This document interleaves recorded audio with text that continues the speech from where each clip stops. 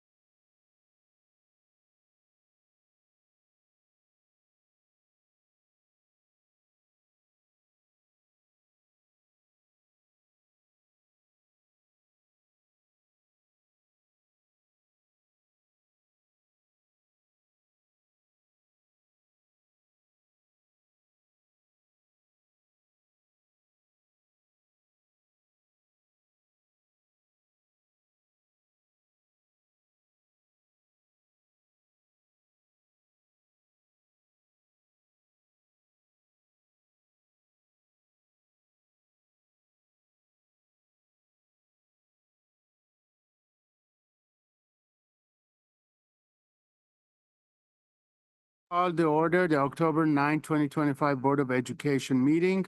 We acknowledge the traditional ancestral unceded territory of Chumash, Tangwa, Fernandina, Tatwan, and the First Nations on which we are learning, educating, and living. Mr. Cho, can you please, Yeah, we 7A. you don't want to do the pledge first? No, this is not that we don't want. Sorry, this is the continuation of 7A. So Thank it's you. like it's 10:01 All right. from Tuesday night. All Okay. right, everyone, so we're continuing from 7A. All For right. those of you who know, this was the board vacancy interviews and selection. Right. This is from our last Tuesday night's meeting as a continuation. Thank you. All right. So, how do we want to move forward with this? Do we want to make one nomination per person and vote on it, or how do you want to do it? Want to talk? Yes. Turn on your mics, everybody. First of all, let's start with that.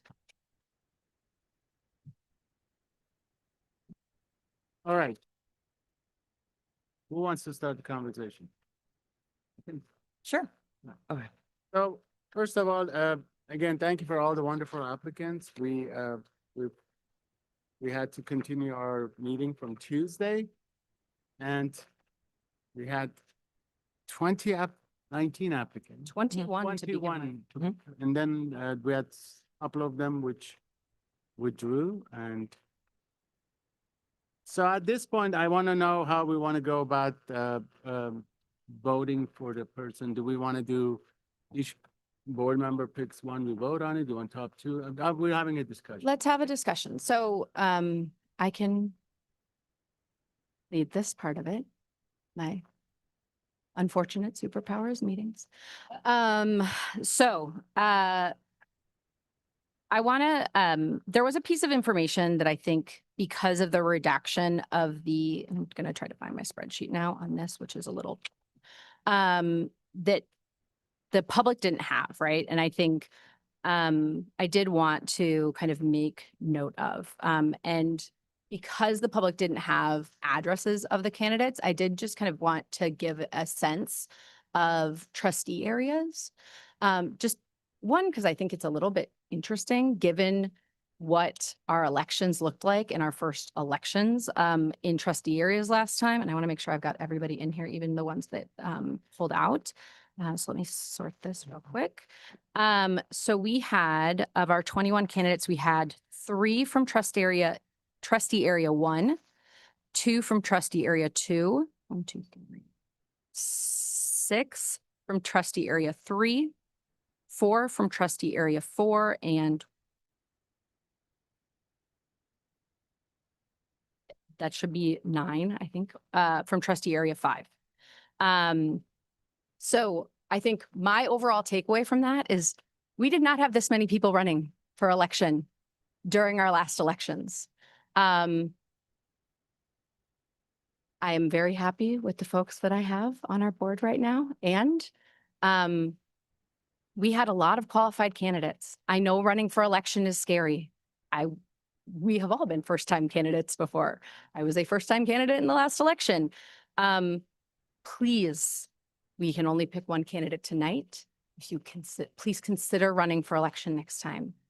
I know that one of the things that worries me is that now that we are in trustee areas, that, you know, I think we all take it very serious, our responsibilities up here very seriously, right? And we want to make sure that whoever comes behind us will be well qualified. And we want to make sure that whoever is in our trustee area is going to be really well qualified, right? And so now I know I've got at least 2 names to reach out to when next year comes around if I decide I don't want to run for reelection. And so I'm keeping this list. But I realized that that was not something that the public was privy to because we got the unredacted versions. And so when I'm talking about candidates, I am going to say what trustee area they're in. I'm not going to dox them. I'm not going to say their addresses, but I did want to bring that point forward. Just for clarification, which seat Which seat is open area? Ms. Tabbitt was, yes, she was slated for trustee area 3. So I think that is one piece of the conversation is whether we would like to seat someone who would, who currently resides in trustee area 3. I think that is potentially a separate area of conversation entirely. So here's how I've been thinking a little bit about, I think conceptually filling this seat. I've been thinking about experience, right? We've heard a lot about experience. I don't think there is only one kind of experience that makes you qualified as a board member. But the kinds of experience that I have kind of a short list here, right? And I think the other kinds of experiences that I looked at were, for example, school site council, I think is actually a very good corollary. These are folks that are looking at budgets, that are looking at data, that are looking at resource allocation, that have to make some hard decisions and work with principals and work with teachers. Folks that are looking at budgeting or program management in other organizations and have had to make some hard decisions there. And I think people who've had some exposures to other school districts or school operating organizations, I think would be able to really kind of step into this role and be able to ask the kinds of questions that would be able to move us forward. So that was one thing that I was really starting to look for as I was building my shortlist. And I feel like I've now talked for a while. And so I would like to hear from my colleagues on things that they were looking for as they were building their list of folks that they thought were qualified. Sure. Right. Yeah, I can talk about my goal or the sort of metrics I was using. So there are a couple, hold on, to find the right thing. Here it is. So for me, one of the big things that I thought a lot about were our academic goals. So we're talking about third grade. This is directly tied to LCAP. So third grade literacy, 2 semesters of Algebra 1 in 8th grade, college and career readiness, which is a big bucket, but important. So when I was reviewing the applications the first time, listening to the interviews, going back through the applications the second time, I really tried to keep our academic goals center for me. We heard a lot of people, a couple of people talk about how, making sure that our students are getting what they need, right? They're academically successful, innately kind of filters, sort of a backwards filter, right? To everybody else. And so that was definitely a lens for me that I looked at really carefully when I went through the interviews and applications again. The priorities that the candidates expressed, and obviously like we heard a lot of similar priorities, which I think are priorities that we share. And again, I looked at it through the lens of experience as well. And I also want to share that something that was a lot harder for me to navigate was, am I thinking a certain way about a candidate because I feel pressured or because I feel like they're the right person for the job in this moment? And that is not, I think, a position I thought I would find myself in, but it is something that like has weighed heavily on me, which is, I always believe like, we know that half the people in any decision we make are going to like our decision, half the people aren't. But if we make the right decisions for the right reasons, and to me, the right reasons are centering our teachers, our staff, our families, and our students, then I can deal with whatever criticism we get. But I realized that as I was going through it, part of me was like worried about some of the repercussions that we had been provided last night or Tuesday night. And I was worried and I really had to stop and think. I wrote this down. Am I considering a candidate based on pressure or input? And am I doing it because it might be easier? And I think that, the answer is making the easy decision isn't always the right decision. The other thing I thought a lot about was agency in relationship to, we've had a core group of people here speaking, and it's been welcome. A lot of people providing insight, very strong opinions, which is great. But we also know that there's a large group of BUSD community members who don't feel the same sense of agency, who either emailed us or didn't and don't feel like they can weigh in or have weighed in different ways. And so again, like I mean, admittedly, there is that feeling for me, and I'm still sifting through it of like, I want to make the right decision. I want to look at it, like I said, through the lens of our academic goals, experiences, priorities, somebody who is, I think, currently engaged with the 2025 experience of BUSD. And I am pushing back against sort of my innate human response of, well, you know, am I going to do the easy thing? Am I leaning one way because it's the easy thing to do? Or am I leaning that way because it's the correct thing to do? And that's definitely something that I have been struggling with, admittedly, since Tuesday and even before Tuesday. So I wanted to just be honest about some of those struggles, but also share, for me, the academic goals are a huge priority because, you know, and we actually heard a couple people talk about what the role of a board member is. And we know that each one of us, you know, we know what the basics are, but we all kind of interpret it differently. Some of us get more involved in certain aspects of the role than others. And that we do have in Dr. Abdul Hamid, a fantastic person at the helm who is helping sort of guide us forward as we, you know, move to apply all of the controls, et cetera, from FCMAT and working in that capacity. And so then I also thought about what do we think we need in this role? I don't think what we need is a new CBO, right? Like that's not what we're looking to fill. So then I had to go back and think about, well, then what do I think we're looking for? And so that brings me back to, again, academic goals, priorities, and like current experience. So those were sort of the most salient points. But I did feel it was important to share that I do feel pretty heavily impacted, and I'm trying to navigate the motivations and make the right choice for the right reasons, and that can be really hard.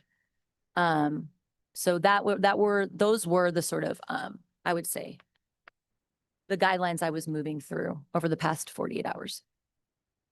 Thank you. Board Member Khanna. I definitely understand what you're saying. And I think I looked, number one, obviously, and saw, first off, is there any education experience?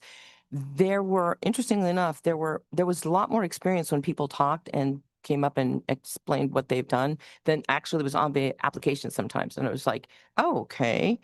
I was really looking to see people's understanding of funding because being on the board, and I'm a teacher, and I know anytime when Robin Anders gets up and he's putting, I'm like, oh, woo. But otherwise, there's the people that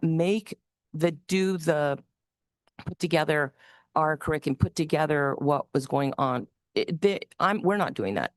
We've got the experts that are doing that. And then we come through, it filters through Oscar and it comes to us, or excuse me, Dr. Macias. So I was looking to see what do they understand, like school site council for sure. So you kind of understand where the money's going, how it's funded, how it's sometimes in one pocket and you can't move it over here. I was also looking and seeing people's experience with business. That idea of having big pots of money to have to play with and sometimes having to make decisions of where you sometimes have to cut money or not have money. And then what do you do when you don't have it? What you were saying, Dr. Weisberg, actually, there was a bit of a distraction with some, you know, things that we got like a lot of emails, and it was, like I said, it was more of a distraction. I wouldn't say it was an annoyance, but it was just a, you know, cling you, okay. So, and I think what I was looking at and seeing is that there is a whole new group of people here who are coming to the forefront. They stepped up. And similar, I think, to what Abby was saying in terms of it was very heartening to see, you know, when the next elections come up, there's a good group of you guys out there that it was very, very exciting to see that. So that's what I'm basically looking at. It's the level of really kind of business experience, because there's just so much of that happens here in this, what you do when you're on the board. Thank you. So first of all, again, thank you for all the individuals who applied. And as I said last time, your honesty and your, questions or concerns or your comments really reminded me why I ran for school board first time. So thank you for doing that. No. For me, I think I'm going to look at this as a holistic approach in terms of where we are situationally right now. Because academia curriculum is important, but when you don't have funding, then that's challenging. And based on what I'm seeing and based on what I have so far experienced, especially lately and what we've been reading, I'm looking for experience. I'm looking for an individual who can come in or understands the system already. I'm looking for someone that can help us. Our teachers are doing a wonderful job, but we have problems in some of the areas, especially when it comes to fiscal concerns, understanding the system itself, not second guessing. As I said last time, I don't like coming to meetings and running to surprises. So for me, if this was a different situation, maybe, but right now, what I'm looking for is experience. The ability to get us through where we are right now with all the concerns that we keep hearing about it. And again, this is not a question of, and I said last time, you have every right to what you want to say when you come here. That's a given right. That's why it's called public comments. And sometimes people get passionate about it. And I'm completely understanding of that. But that does not concern me or bother me in any way or shape. I understand there are friendships here and this community goes deep. Some people know each other, they grew up together, that's fine. But what concerns me as a father of a current student is the ability to come in, understand the system where we don't have to go through this. And once we fix all those other issues, especially when it comes to operations, this is an operation concern I have right now. And I run an institution with employees and operations is important. As I said, rebuilding that kind of the trust. You can quote me on this. I said, it's difficult not to trust people, but also people have jobs. And I think it helps now to have someone experienced who understands how some of these things are done, where you don't have to worry about it. I wish we weren't in that situation, but to me right now, experience matters. That's all I'm looking at right now. Every dollar we can save, that means then we can go back and talk about wonderful programs that we want to bring forward. But we're facing challenging times right now. And again, I always encourage individuals to run for office. But everything I heard, also again, new ideas, some ideas we've been talking about it for a long time. Maybe we can take it a little more, take some of these ideas even further. Communication has been a big concern of ours. And we've been talking about this. Well, I'll tell you what the challenge is, funding, where we can go and hire a person that can do public information or public information officer. A lot of districts have that. And I think that's also important. And I also like the demystification factor of it. Yes. Some people think I'm a congressional member. Some people don't, some people think I run the district, and I think that's also important. But right now, again, where we are, experience what matters. Thank you. So with that said, what do you want to, now what do you want? You're the president. So I have a Show suggestion. some leadership. Well, If you want to lead the meeting, show some leadership. well, I am, but you're the one who said you had an idea at the beginning, so. And I started. Well, I started by suggestion of, do you want to recommend people and vote on it, or do you want to go? So why do we do this? Do you want to start with your top two candidates and vote on that, or? All right, so my first candidate is Debbie Cookta. And then Ani Markarian is my second choice.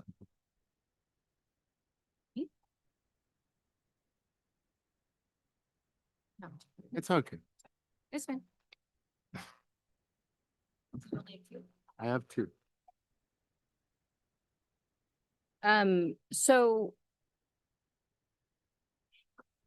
Okay, And the challenges is four of us, so this might, so we're not voting on those. Correct. I mean, we can take notes of the two candidates you recommend, or three. I'm going with two, right?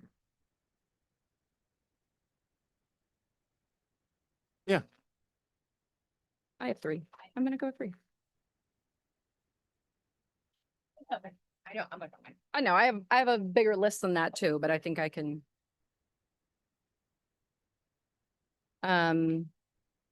Because honestly, what I would like us to get to, though it may be naive,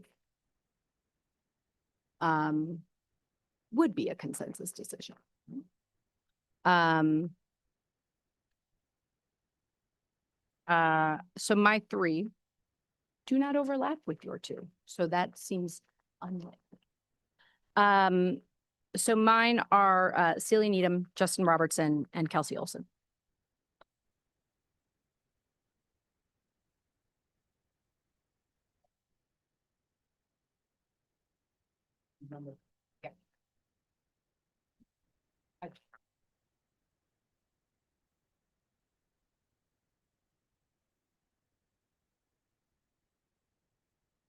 Okay. The first one I had, my first one was Krista Cassany. Kassouny.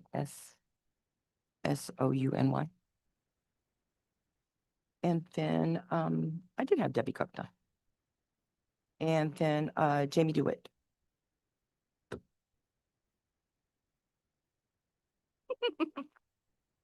You knew it would be hard.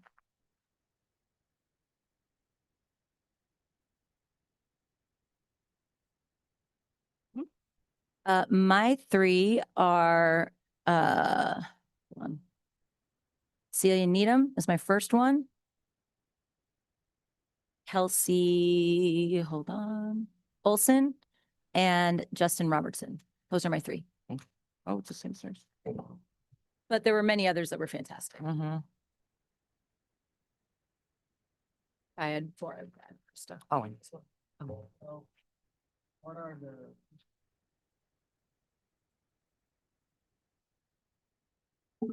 Who has two based on this list would be Miss Kutka, Miss Needham, Mr. Olson. Robertson, Ms. Olson. and Miss Olson. Yes, Yeah. those each have two.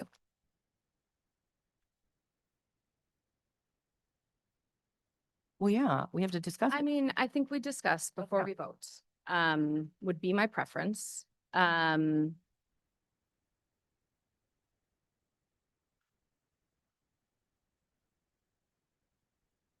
You want me to start? Sure. Or not. I don't know. Sorry, I wasn't looking at everybody else. I was writing the names down. I will tell you why my first choice was Debbie Cook. So I have worked with her in the past, while she was working for the district as well. And not only the way she brought us the reports, those were reports that I've asked the superintendent if we can bring it back, which was the bond reports, where she provided us with picture before and after, very detailed. You know, earlier people were talking about simplifying things. It really simplified the process where people can look at this visually and read about it. We knew about it. And, you know, I also believe that her experience in finance and knowing and doing this for so long, both in the school district, but also in the city itself, and then working as an employee, it's an added bonus. I know some people would like to politicize these things. It's not about that. For someone who runs an operation with similar challenges in a much bigger district, I understand what the layers are and how difficult it is. That's why it's important for individuals to understand how the system works. This is a question of fixing the system that needs fixing, right? And I think that's, to me, it's important. A lot of the individuals had great ideas, but again, if you don't know how the system works, we're gonna be having these conversations over and over again. Because there's a lot of catching up to do right now, based on what you've been seeing and what's been happening in our district. I think it's not an extra set of eyes, it's the ability to come in and really know how this thing works. I think it's gonna be very challenging for someone with no experience to come in, someone who's never been in district, forget the elected official position, knowing the system. Because, you know, again, we've read this stuff, we've done this before, but again, I think it's important when you understand it from not only an operation side. So this person's not only been an elected official in 2 capacities, but also worked for the district. So that's an added bonus for him. And I think that's what we need right now. So that's why she was my first choice. I have some comments. Because I've really struggled with this. Yeah. A lot. Because I've thought a lot about it. I have a lot of respect for the years of service that Ms. Kuka has given to the city of Burbank, to Burbank Unified. And I think she comes to offering her services here from an honest place. But I have really struggled with the advocacy around her candidacy because it's coming from people whose opinions I both respect and trust, but it's also coming from people who I respect, but I don't necessarily trust. It's also coming from people who I neither respect nor trust.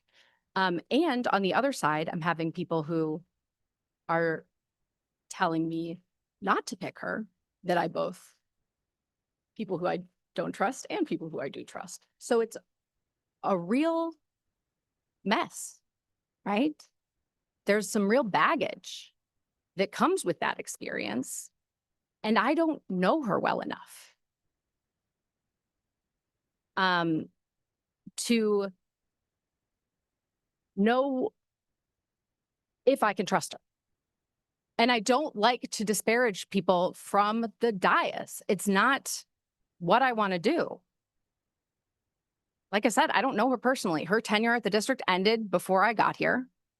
And my impressions of her have mostly come from staff who've since left. And anybody who's left an organization knows that people like to throw people under the bus who've left before them, right? And I took everything that they told me with that in mind of, I am sure not all of this is true, right?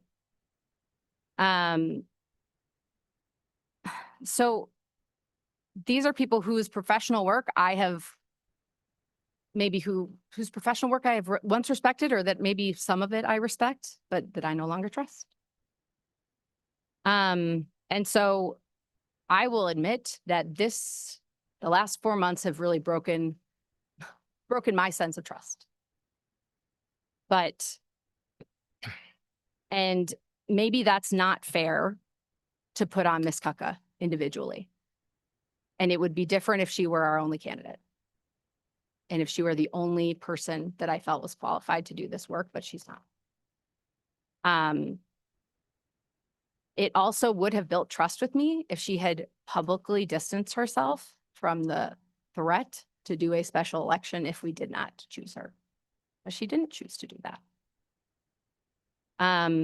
So it's not about, for me, qualifications. I think that any of the people actually that we've mentioned up here could do this job. I don't need them to be CBO because you know what, Dr. Arakanian, if they're not going to solve the problem of you coming to the board meeting and being surprised, that's on staff and that's on you doing the work. I'm not done. yeah. I'm not finished. And so what I have been reflecting on here is that there is a very vocal group telling us to pick her, and I get that. The very vocal group is people who've lived in Burbank for a very long time, and I get that. It's people who start their emails and their public comment with how many years they've lived here, where they went to school, where their kids went to school. And I love that for you, and I want that for my kids. And that's why I moved here 6 years ago, so that my kids can have that sense of place. But there are people who don't have that history, who don't have that history with Miss Cucca, who don't have that history with Burbank. And what they would see is, why are you choosing to go to do things moving forward the same way you've always done things? And again, that is not fair to put on Miss Cucca, but you are kind of asking me to do that. I want, as Dr. Weisberg said, I want to make this decision based on public input rather than public pressure.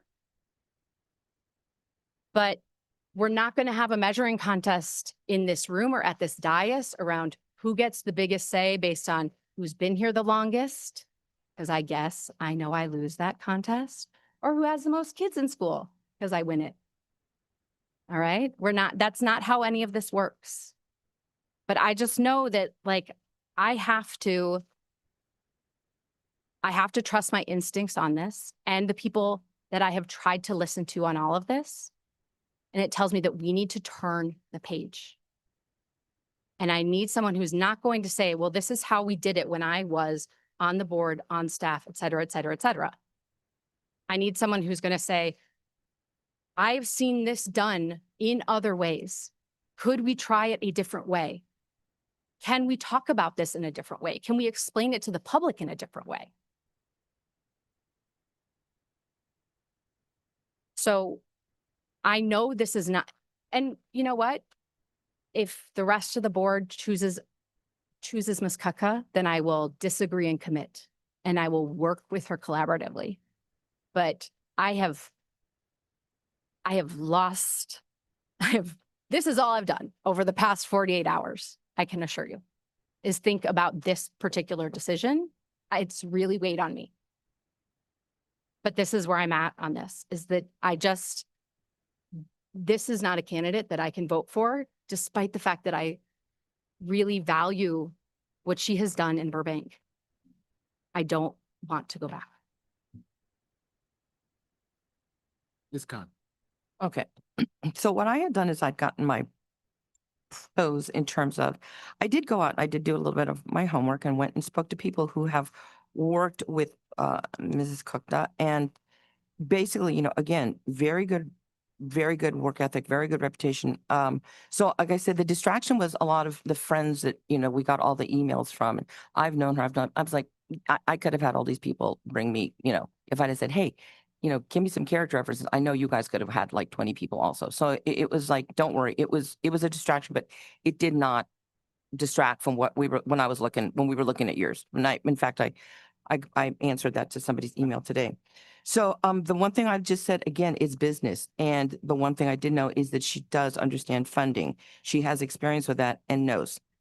The questions I did have, so I'm going to bring up questions up about that too, or is she going to be a team player? Into the fact in terms of something happens when you're over 60, that basically you just kind of go, I need to know that you're going to play. And I know that as when we get over 60, we have a tendency we have so much experience that we kind of want to say, let me tell you how to do it. But that's not what we need right now. We don't need somebody who's, I'm going to come in and fix it, put on my cape, and I'm going to come in and fly in. It's like, no, really. I need to know that it's going to be somebody who's going to be collaborative with us, because there's so much happening that there's a lot of right now quickly thinking on our feet with things that they weren't the same from when this candidate left the district 3 years ago, and definitely not the same as when this candidate was on the board about 16 years ago. So there's just a lot of change that happened. So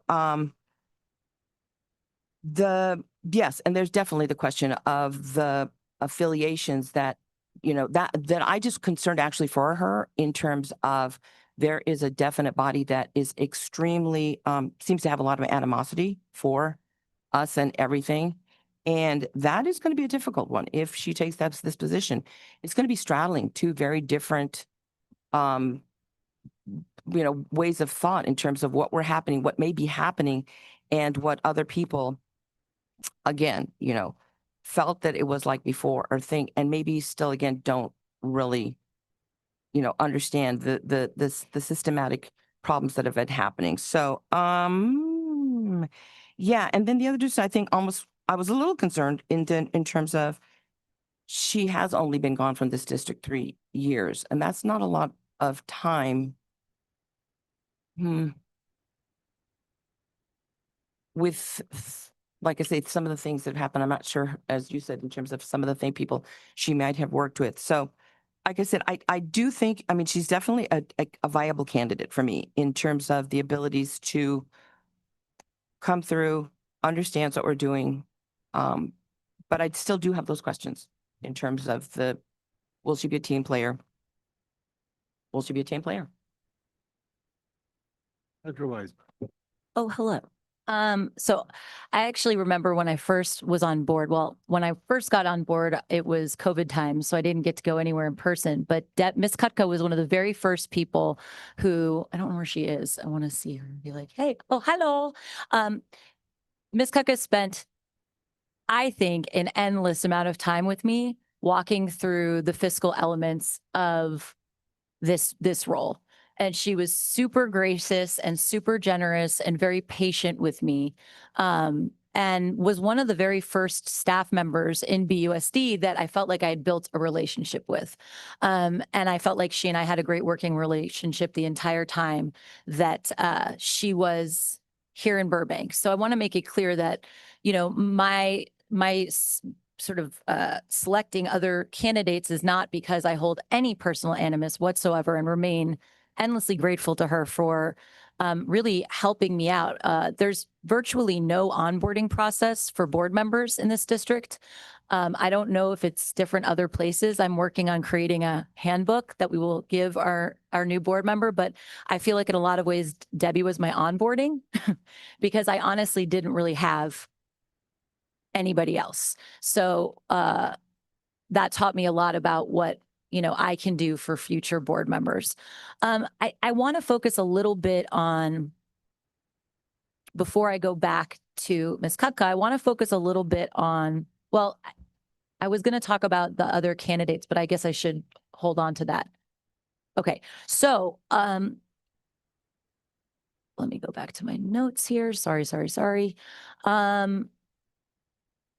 I think I echo a fair amount of what Ms. Ponser-Kamker and Ms. Kano said, and that, well, and also it's interesting because Dr. Aghakhanian, you've spoken a couple times at board meetings about how you've talked about how that, you know, when we talk about some of the fiscal issues that we've been having, well, that's not our job, right? Our job is to oversee staff who make these decisions to make sure that we're providing informed oversight, that we know what we're seeing, we know the contracts that we're signing off on, that we're like, those fundamentals absolutely are our responsibility, right? I would argue that our two biggest responsibilities, right, are fiscal management and the hiring and firing of superintendents, right?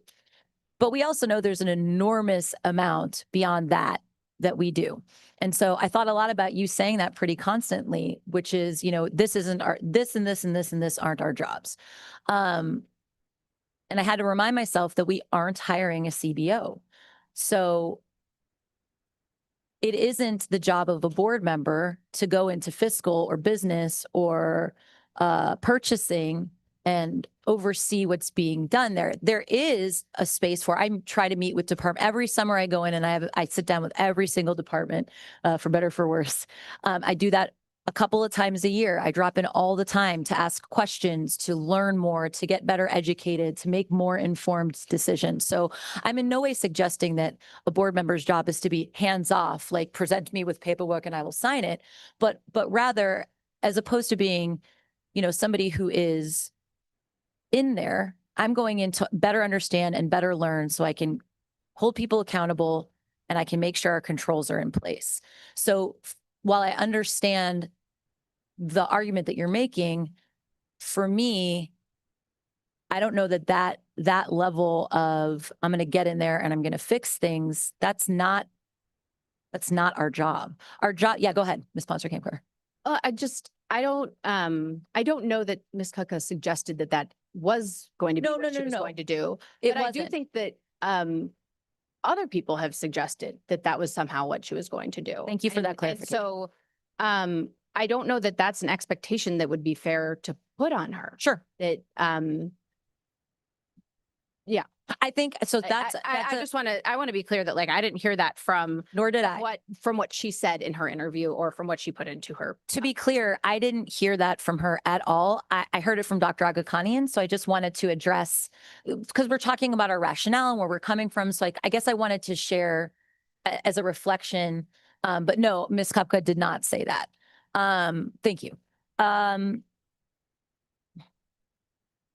know that there was post Ms. Kupka's departure, you know, we went through a really difficult time where, you know, FICMAC came in and they did their audit and it revealed a lot of systems that had been antiquated and we need to work on. Now that is not on Ms. Kupka, right? That's not, plain and simple.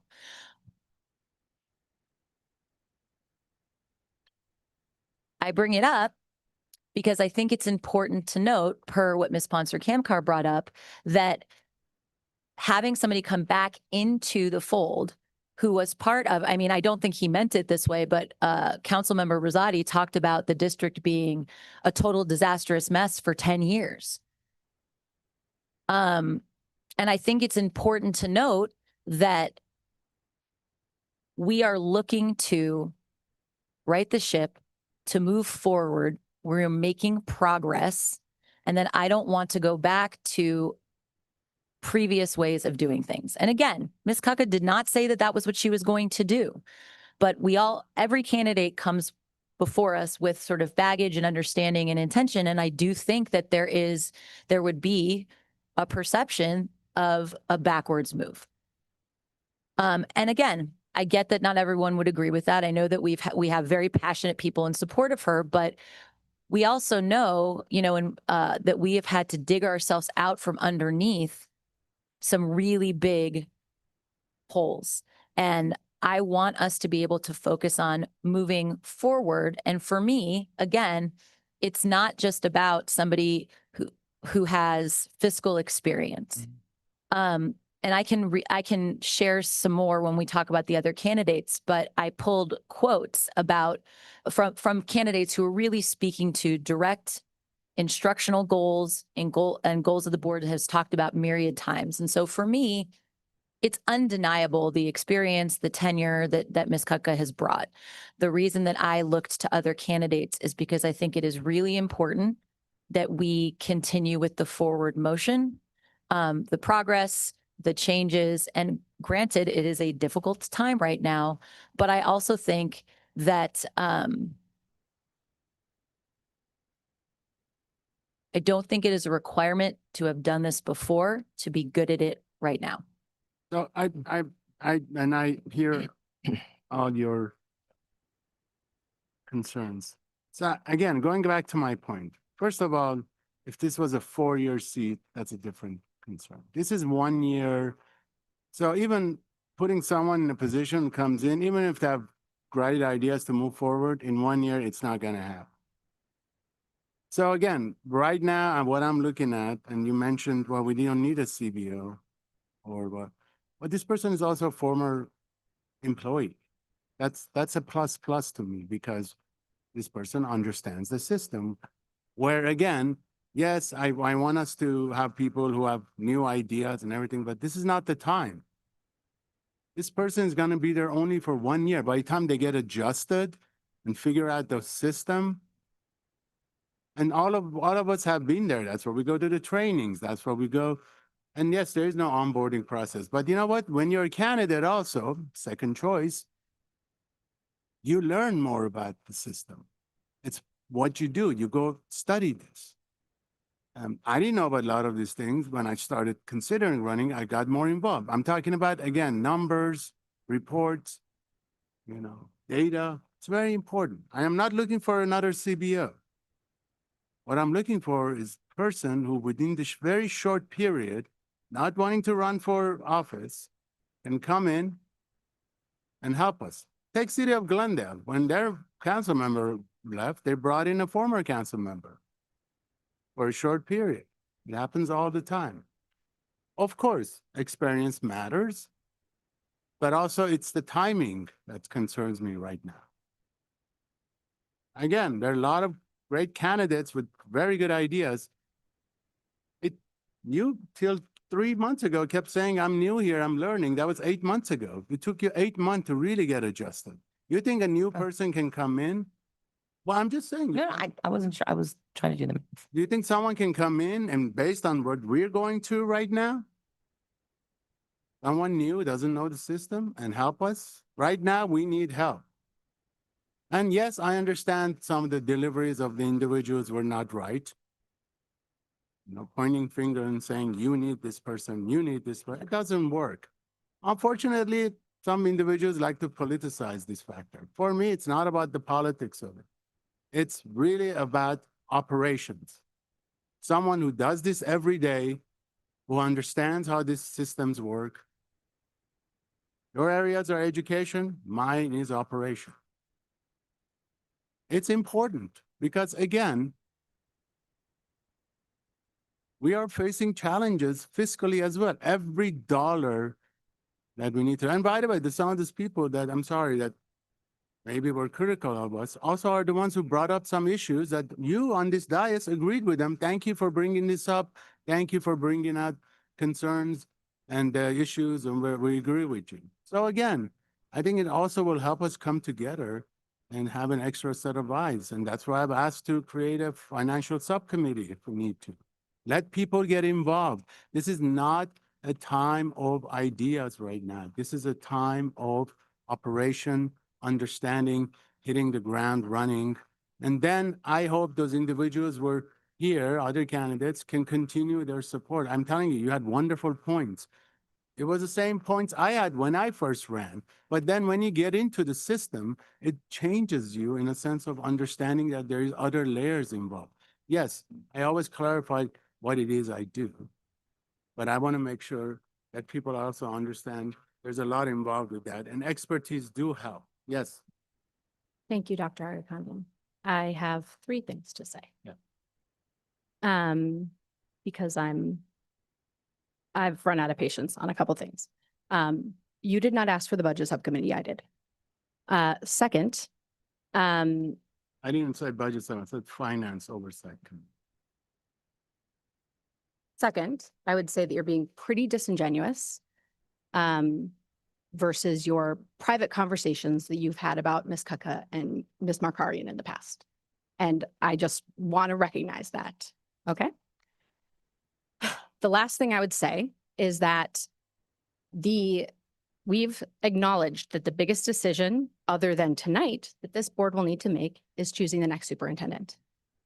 And that when Ms. Kaka was on the board, and this was a long time ago, the superintendents chosen were not seen to be wildly successful, is my understanding. Again, this was a very long time ago. But if we're talking about experience and doing the one thing that we really need to get right over the next year. Yeah, but you also learn from experience and mistakes. Okay, then let's just have a vote then. We want to go to the other candidates? No. Ms. Khanna, you look like you had something you wanted to add? Yeah, no, I was thinking about something that you said, Dr. Weisberg, in terms of with Mrs. Kaka, again, why I kind of still I do go back to going, yes, there's experience and yes, things have changed and things are going on. But I think just my feeling was with the wealth of experience and knowledge she had, I definitely think when I heard the first few answering all the questions, it was kind of like no surprise. But I really felt her kind of come to life in the last one. We said, what exactly, that 1 minute. And I just heard something that to me seemed like she could be a team player. And definitely when you have that much experience, it's kind of like teaching, you know what I mean? All of a sudden I went from 1 year from 8th grade to 6th grade. And I was like, what? Ugh. But you've got so much experience, you got your chops, you know how to do it. So kind of just in thinking in what Dr. Agakanian said in terms of it's a short period of time. And as the newer person, I gotta say it, there's a lot to come to. I mean, unfortunately for me, I started off in my first 5 months of my tenure here, all of a sudden there a lot of drastic things happen that don't usually happen in someone's first year. I Well, had yeah, I almost know. the same Yeah, thing that's what I'm happen in saying. my first 6 months. Right. And I don't think I said, I'm new here after that. Oh, I don't feel new anymore. You've been to a lot of it. Just explain. And I guess I'm also, so, if you're saying that we're going to be picking up, the superintendent she was helped to choose was not wildly successful. Well, our last one, we left, right now, we're not. So I'm saying, so I'm like, that, you can't always, when you choose, they look good on paper and you know how things kind of go. So I don't know if I could use that as a talking point too. Right. Yeah. I mean, I understand Yeah. that argument. We would actually be doing a process and choosing from multiple people. The facts are different. We would hopefully not be being lied to. And have a person who's been charged with a felony on the board. But the facts are different, in my opinion, where we are now than where we were when we chose our last superintendent. Yeah, I mean, I think the last thing that I would that I would add in regards to this is a lot of people, when they wrote into us or when they spoke, talked about wanting wanting someone to be an independent thinker, somebody to come in and be able to make decisions without sort of bringing in biases or thoughts or feelings, or we all have biases, let's be clear, but that coming in with new perspectives and new ideas is important. And I do want to echo that it gave me pause that there was no addressing the sort of, and I guess it didn't bother Dr. Agakanian, but it did bother me, the overt threat that was made and the sort of, you better choose who we like or else. I mean, the fact that people are willing to rip $350,000 out of our classrooms away from our teachers because we don't make the decision they want to make is so deeply troubling to me. And Ms. Kaka didn't address that at all. She didn't say, hey, they're well-meaning, they're here to support me, but that's not something that I would want for our district because I want what's best for our district, which I truly believe she does. So But I do I would like to finish my sentence. So to me, I think it's really important that we have somebody who is able to sit up here and not feel beholden to other people, who comes up here with a different set of eyes. And while I do understand how important and valuable it is to have people who have been in the district for a long time, I've only lived in Burbank for 10 or 11 years, right? But I also think there's great value in people who have come here recently, who have entered into the district recently, who have worked in other districts, who are able to say, I think to Ms. Ponser-Kamkar's point, well, this is how we did things. And I don't think you need a lot of time to be able to do that. So I think that we have candidates here who are intelligent, strong, driven, informed, have backgrounds in education. And yeah, they don't maybe know the inner workings of the Brown Act or parliamentary procedure, but they sure, well, some of them do, but sure as heck know a lot about what's important to them in the world of education. And so again, I think it comes down to sort of what types of experience and expertise we're looking for, and truly having somebody who's going to come in and make decisions independently. And I don't think this is a comment. I mean, I have no doubt that she would come in and be a team player. That doesn't worry me at all. But I do worry about the sort of intense pressure from people to make decisions that, that they want, as opposed to perhaps what is the right decision, the hard decision, the scary decision, the difficult decision for the district. So that's all I wanted to say about that. Well, just to, in terms of, we are a board though. So if one person has, we can always vote, Sure, but against that. And I guess what I'm just, I was gonna say, in terms of the idea that, people that have been around a while are always going to come in and say, well, this is the way. You know, we did." I don't Okay, necessarily yeah, think yeah, that's true. okay. That's what I was just saying. I think we have to be careful. And I know personally. and I want to also, again, She's- I'm sorry, I'm done. I'm sorry. Is it warming? No, I know I think there's too much emphasis of the people who came and spoke. Sometimes people speak for you, but is it on behalf or it's not? I would not use the word on behalf all the time. But again, as I said earlier, that is not my concern, nor is it a concern of mine about how the person will be influenced. So let's say another candidate came who was not here for a long time, she or he had 20 people, would we use the same argument against them? That's sorry, it's not fair, you had all these people coming. that's not what we're saying, Armand. Yeah, but you're emphasizing on it and heavily because you said, well, because of what the person said and the threats they made. If another candidate had people come up to the dais in support of them and threatened the board and they didn't say anything, whoever it was, I would 100% have an issue. And I understand if you've made it clear that you don't really care how people speak to us, and that's fine.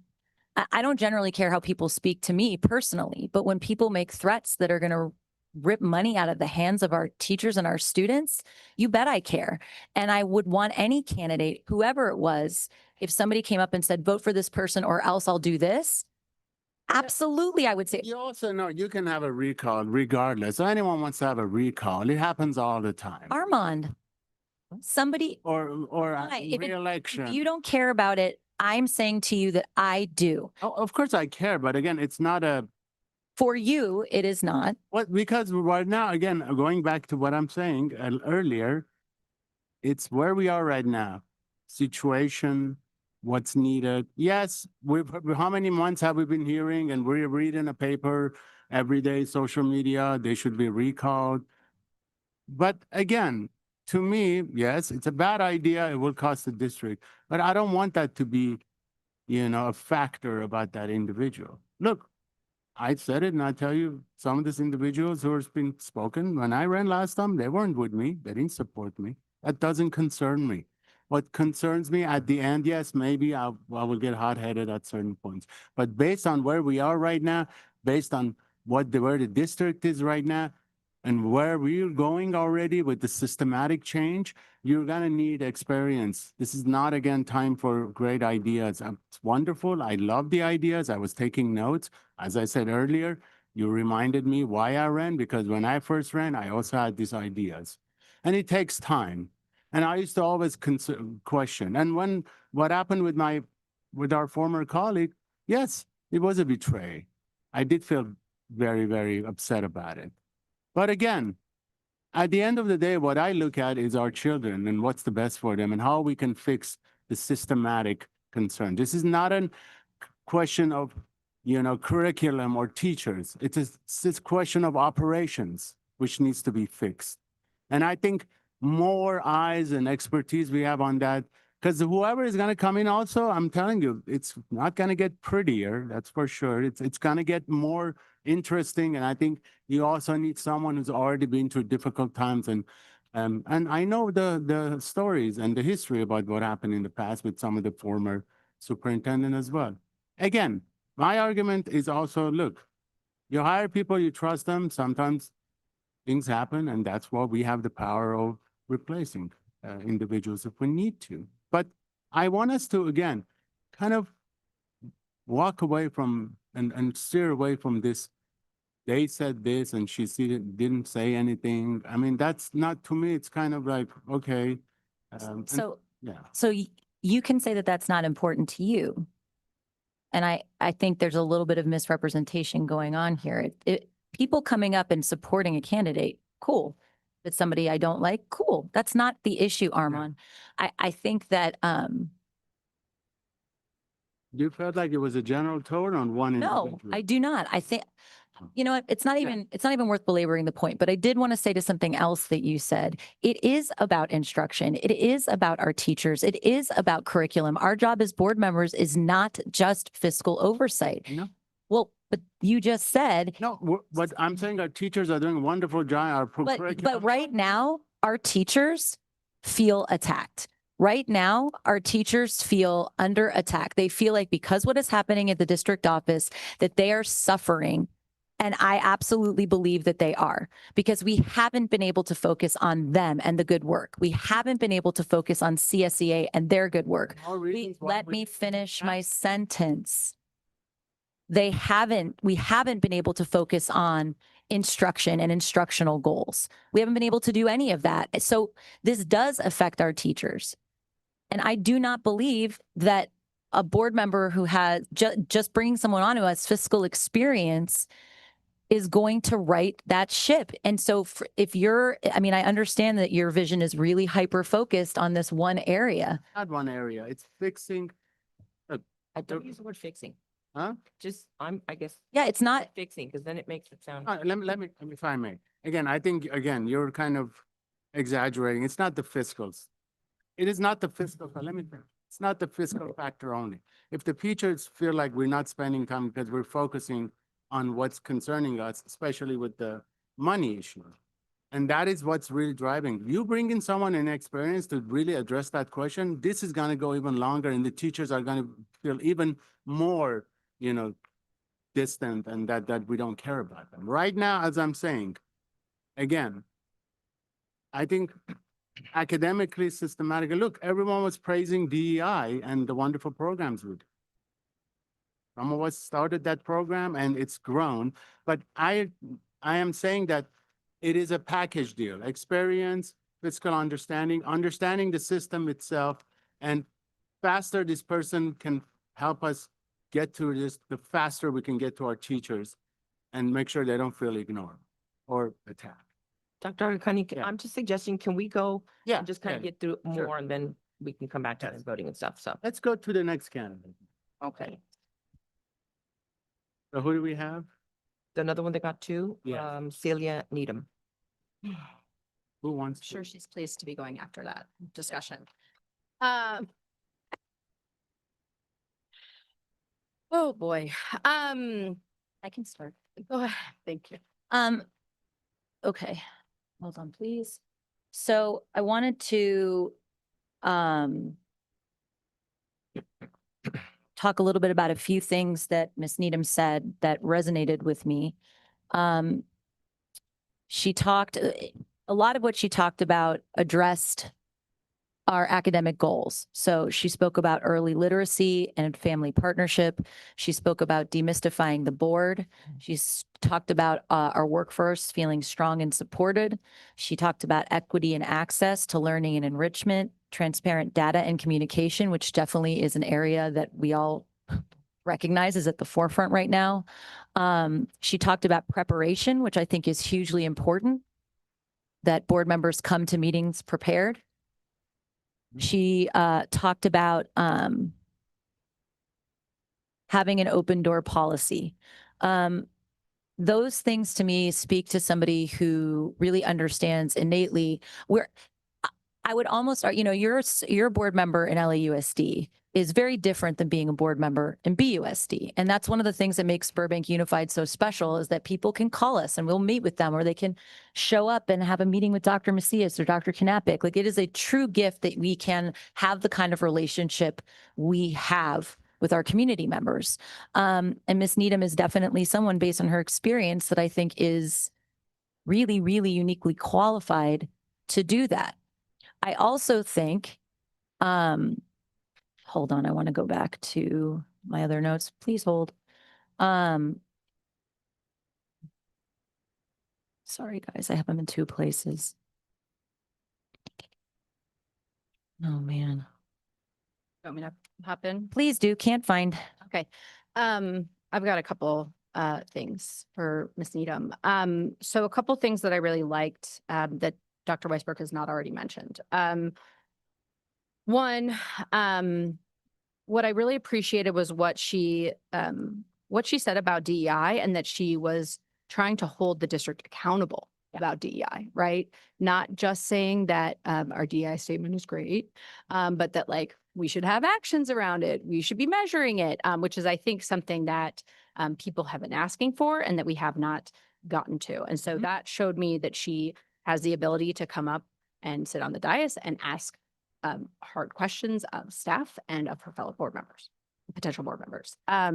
I think one of the other pieces that I heard around this idea of demystifying was this idea of like, how do we build dashboards and really simplify things? I think we've come a really long way in our LCAP presentations, and much to the work of Dr. Knappich and Dr. Anders. I think we can continue to do that with kind of an overall view of our financials, especially down to the site level. I think like our school site councils see some of that, but maybe not to the broader extent. Because I will say, like, one of the pieces that when I was reading through our application over the weekend was like, oh, well, budget cuts to DEI wasn't about the interventionists. Like, how do we make sure that, to Dr.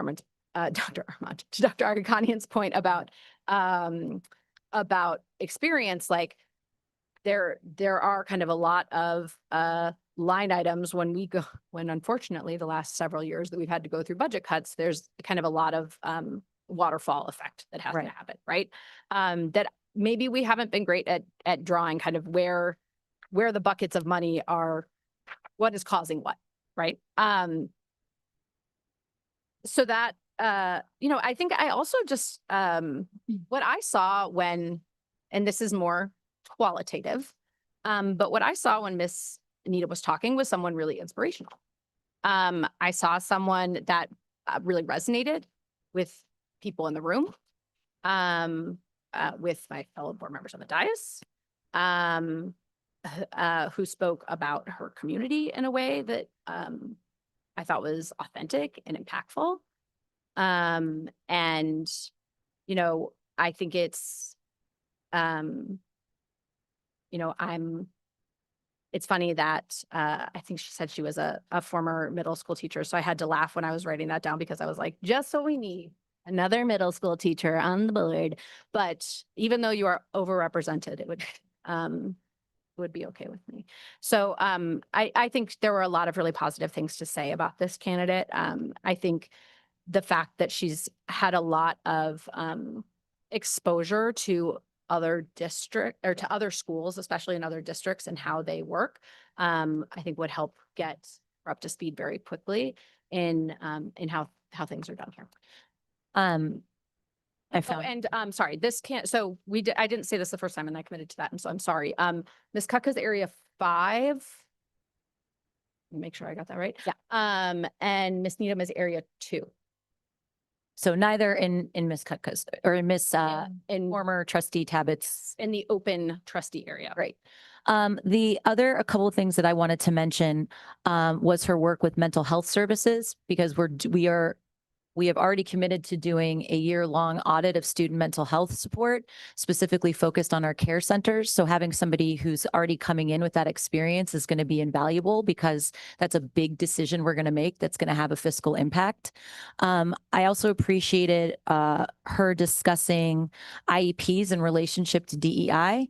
The thing that I think we're trying to do as a district is to make it holistic. I talk a lot about DEI is truly differentiated instruction, like meeting our students where they are and giving them what they need. And often I find that our special education community or neurodiverse community is left out of that conversation. That is a conversation we have a lot. And I think it's really, really important to have somebody who has expertise in that, because it's something we talk about, whether an open or closed session, on an almost meeting, I would argue in every meeting in some capacity. I appreciated that she asked questions about specific metrics, not just for DEI, but in other areas, because I think that's an area that we really need to improve in. A bunch of people spoke about demystification, and I think part of that is, providing those tools that people can look at so they can see, here's what's happening at a district site. Here's how the money is being utilized. Here is literally a description of a board member. Here's what they do. Here's what they don't do. And some of that, it's great to hear, because I hadn't thought about some of those things. I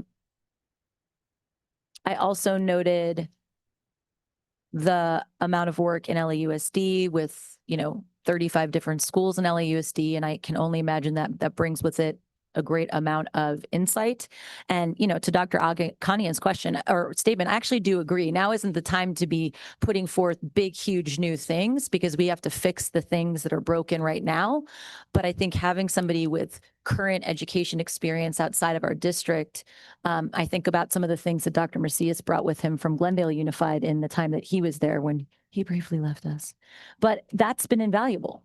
And it isn't about starting something new, but rather looking at something we're already doing in a new way. And I, for one, would find that hugely beneficial. So I think those were the things that to me jumped out. I obviously am always happy when somebody has education experience because I think that is an invaluable tool in navigating the complexity of all the work that we do. But she also made a point about, and this is the last thing, and then anybody else can jump in, but she talked about, I got to find it, working with outside organizations to, oh, wait, no, that wasn't Miss Needham. Retracted. No, I'll stop. Thank you. Ms. Khan. Okay. Yeah, I agree with basically everything that you were saying. The one things that I did have questions about was in terms of basically listening to what the way she was saying is how much does she actually know what we're doing right now and how much did she have, you know, kind of her finger on the pulse of things like the thing that you talked about dashboards. And I thought, well, but there is a dashboard and her son's, you know, she's familiar now with the middle school. So the good thing is she doesn't just know elementary, she knows middle school also. But the middle school students, you know, they have a dashboard. The CASP has dashboards in terms I of think being she was able- talking about fiscal dashboards, not Well, instructional. that's what I was to say in terms of just I don't know, some of that I thought, oh, that sounds so nice. But right now we're just trying to work so many things out. The idea of getting there, that's a great thing for the future. But right now, hitting the ground running, I don't know. And things like Judge said a lot of things that I was thinking, some of those things of, you know, letting the people know this. And I thought that's the BUSD e-news that Dr. Macias has put out that's going out now that principals are sending out then too, in terms of what we're doing, what is happening. And so I think we do have some things in place that I wasn't sure if, you know, knowing what's kind of currently happening right now. The one thing I did question, yes, a lot of experience, just I actually wanted to know, did she understand that? She said, you know, bringing her company. Right. And I thought you do realize that's called a conflict of interest. You would either have to, Well, you and can't that's have your company here or. That's where demystifying the board and helping people understand the limits of what we can and can't do are really important. I think to your point, one of the things that those comments told me is that we're not doing a good job of communicating where those dashboards are. We also have community members who don't get e-news. So how are we communicating with people who are invested in our schools or who voted for the bond but don't get e-news? How are we letting them know what we're doing? So I think your point is valid because I really do not believe we're in a place right now where we should be starting brand new things. But I do think and she wasn't the only one who brought up some of those areas, but you know, something that I'll bring up later on in the meeting is like our website is a hot mess. We are missing a lot of really important information. So having somebody who is, as a parent or a current, somebody who is looking at a school's website or looking at our website saying, well, I don't see a dashboard. And then you say, well, there is one. That tells us we're not doing a good job of letting people know where that is. So that's not a new idea. Rather, it's taking the hard work that's already been done and making sure people know about it. So I think that's a great point, Ms. Cano, because it reframed it for me. Love the energy. Again,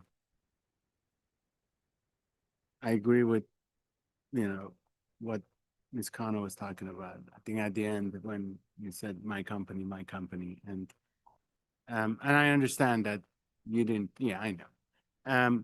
But I think, again, early literacy, family partnering is very important. And when you were talking, I was thinking about, you know, where have you been, right? Like great partner, building the coalitions. But again, right now, I believe that that's needed, but at the same time, I believe that what we're facing just in terms of operation, just as my colleague said earlier, but also understanding the community. You know, you wrote you've been here for 4 years. I think Burbank, again, some people like it, some people don't. I used to be kind of a critic of it, but now that I've lived here for so long, I understand what it is they're talking about. It's that small town, everyone knows each other, big town mentality. Now, it's not a condition or a requirement, but I think, you know, when you have not a dedicated person where their job is to do the communication, when you don't have a public information, that history in a community kind of, it's neat because you know the people, you can travel the news if not. And look, you can all go back and look at videos from when I first got on the board. I've been talking about this for so many years. And I'm not saying we're not talking about it continuously, but I hope that now that we've heard with so many people and candidates, at least in public comments, that it's a concern of theirs, that we can address that. And I know we've been talking to Dr. Mencia. He started off beautifully with those newsletters and stuff. But there's concern about people with different languages, right? Translations. But I think that's something that we can easily fix. That as long as we, you know. So I wonder then about our huge community of parents with new kids who haven't lived in Burbank for a really long time. No, I understand. You don't though. So you just said that somebody who's been here for 4 years doesn't really understand the Burbank community. How long have you been here for 4 years? Then I said, I used to be like that, but I think there is a value of living here for a long time. There's no denying there's a value. Yeah. There's no there's no question that there's a value to living here for a long time. But I also think there's an enormous value in people, a great proportion of the people who have their kids in BUSD are relatively new to BUSD. Yeah. And I bring that up not to denigrate people who've been here for a long time. That is one of the things that makes Burbank so special. But I do think it's important to have people for whom this is a new experience and don't come in with the sort of preconceptions or ideas of what Burbank should be, but are in fact imagining what Burbank could be and what BUSD could be. I completely agree with you. I was one of those people. When I ran, I hadn't been here for that many years. What I'm saying is, based on these years of not really doing communications, having these, there's a reason you have a public information officer in most of the districts. I think it also helps at the same time for people who've been here long enough to help to get the message through. But it's something we need to address so we can have this conversation. Because I have a lot of parents who are new and they come to me and ask me for the same things that should be available to them. And the dashboard questions you had here you are talking about them. But what does that have to do with Ms. Needham? Yeah. Nothing, you brought up the 4-year thing. So. Okay. Any other discussion on Ms. Needham? Okay.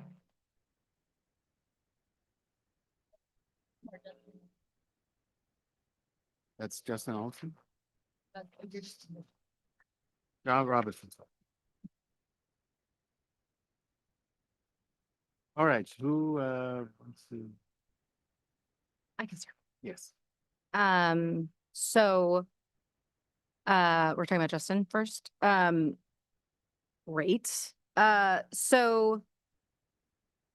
small disclosure on my part, which is that our kids went to preschool together. So we go back a whole 3 years. But that's kind of it. Justin applied for the 7-Eleven committee last year without me knowing, and was pleased to see his application there, but that's kind of how I've gotten to know him a little bit better. And applied to the board position without reaching out, because I think he understands how seriously I take any sort of perception of a conflict of interest, and so does he. But there isn't one here, but I do want to make it clear that we have like a personal friendly relationship. Mostly with kids, but they'll still get along no matter what happens.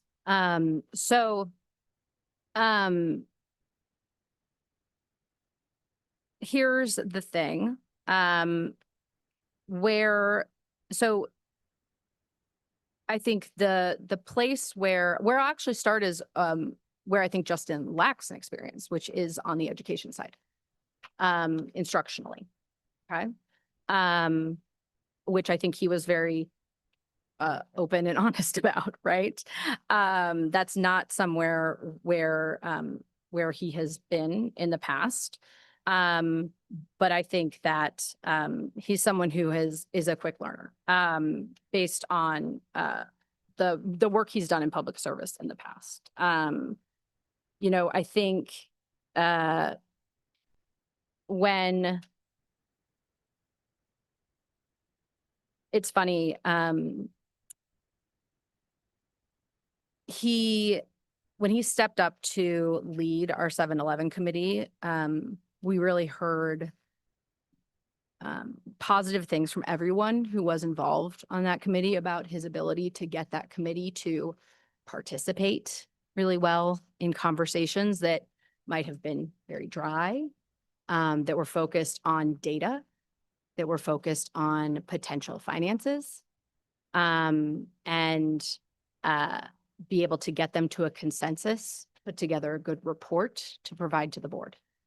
That was a project that took a number of months, that he, you know, was pretty thankless work for that group, right? That was not something, I mean, and frankly, they had to deliver a report when we were in the middle of June.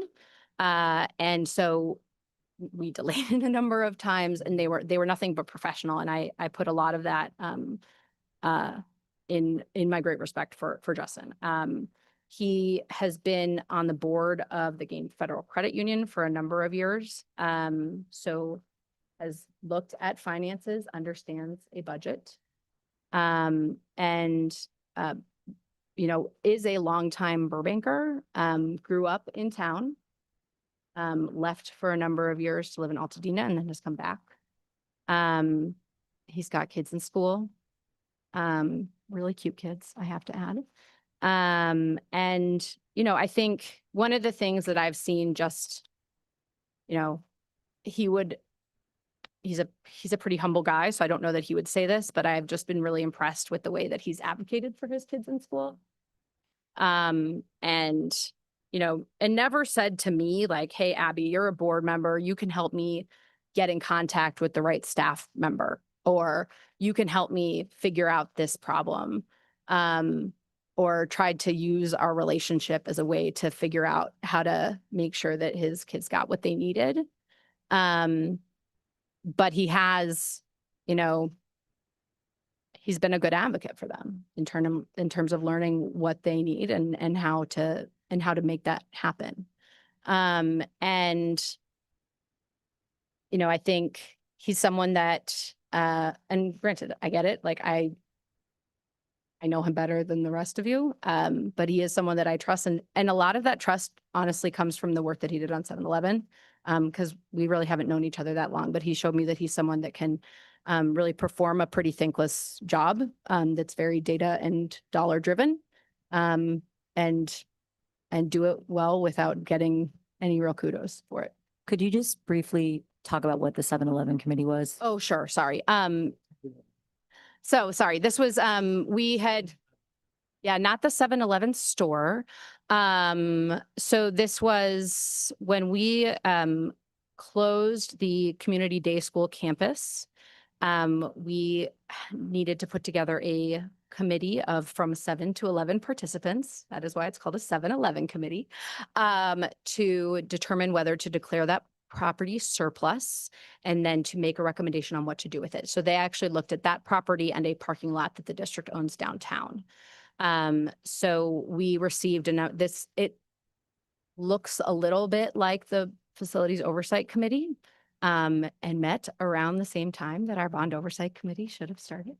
But started meeting kind of early this year, that though it feels like a really long time ago. and met maybe 5 times over the course of the spring to go over enrollment data, to really understand how to use enrollment data and various kind of other pieces of use for those properties to determine kind of what the highest and best use of that land was for the district and whether or not to declare it surplus property. So working with staff to do that. So Mr. Robertson was the chair of that committee, and then there were, I think we had 9 folks total on it. But, from members of the public, and then I think we had members from each of our bargaining units on it as well. So our administrators, classified union, and our teachers union. Okay, questions I have then I can ask you.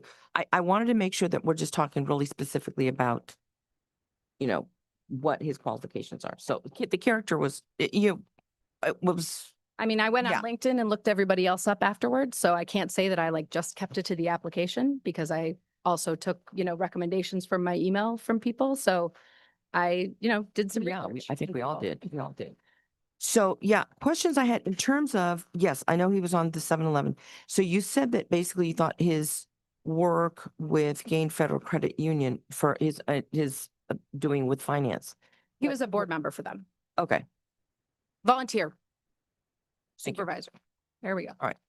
And then the other question I'd had in terms of just was in his application, she said, that the graduation rates are high. All state standards here appear to be met. And I was like, oh, I'm not sure if we're all there. So I'm just kind of going, okay, have you really looked and seen what we're doing and how we're, aware of what we're doing in all areas? Because that's a big one. That's a big deal, knowing how exactly we're doing. I can't answer to that. Okay. Um, Do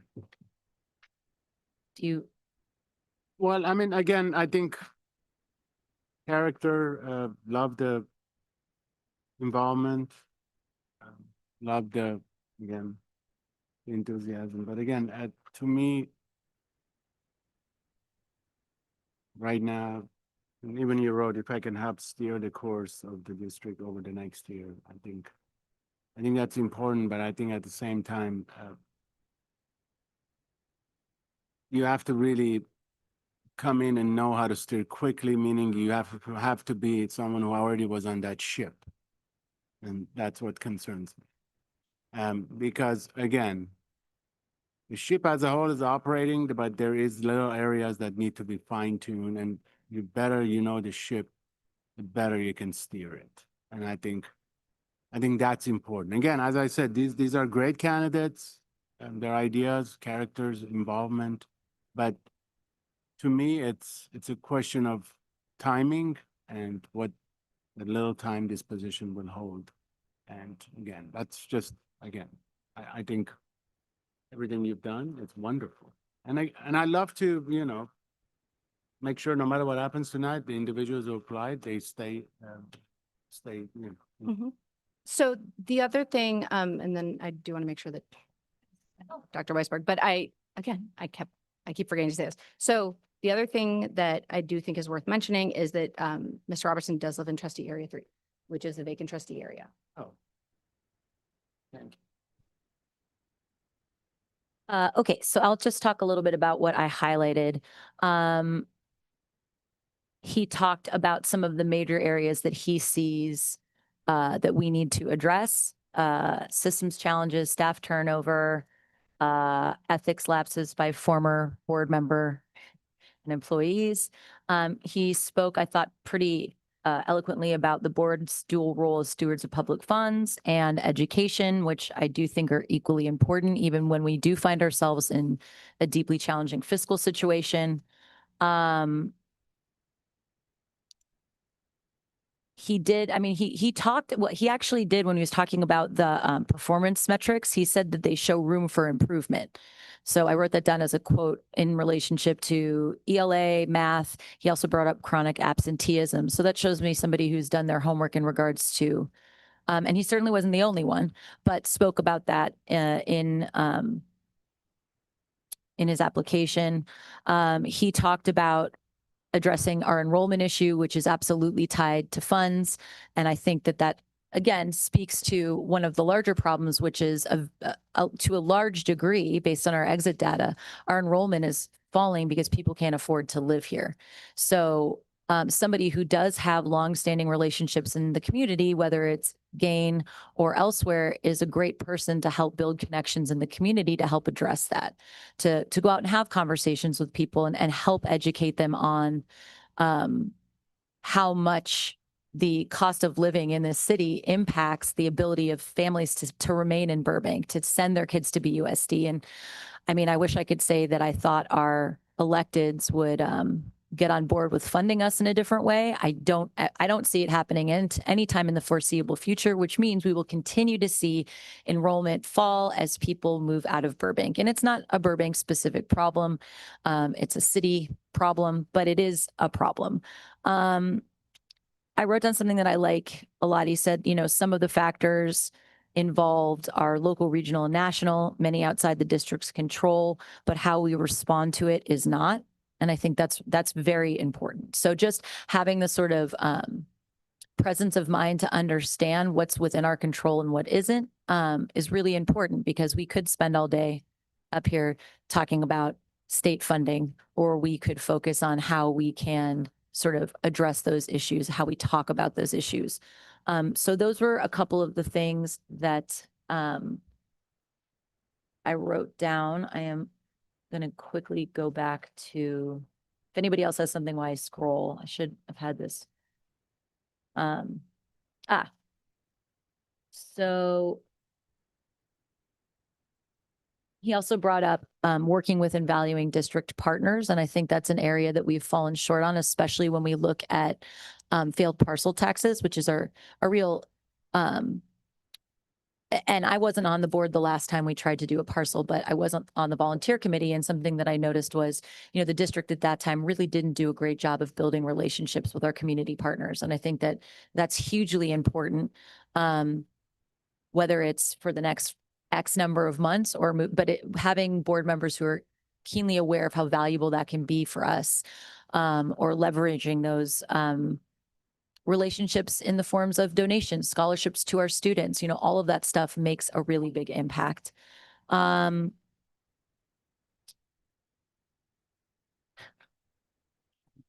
you're scrolling, I do want to. Oh, sorry. I do believe we had actually a lot of community partners in the last parcel tag. We had a very big committee actually, and there were a lot of people involved. So, you know, it was difficult. Oh, it was kind of, the last one, not sorry. I'll go I'm talking about my understanding is during the last time we tried to do a parcel. last. Yeah. Yeah, okay. No. All right. Sorry. Okay, last, and the last one? We had four, yeah, that was the one also got two, right? Yeah. Elsie Olson. Okay, who wants to go first on that? Who, Kelsey? But did we get two on Kelsey? Yes. Yeah, and I said Yeah, it let's basically go. was kind of Let's go. 2.5 because I had to have 3, but she was my 4.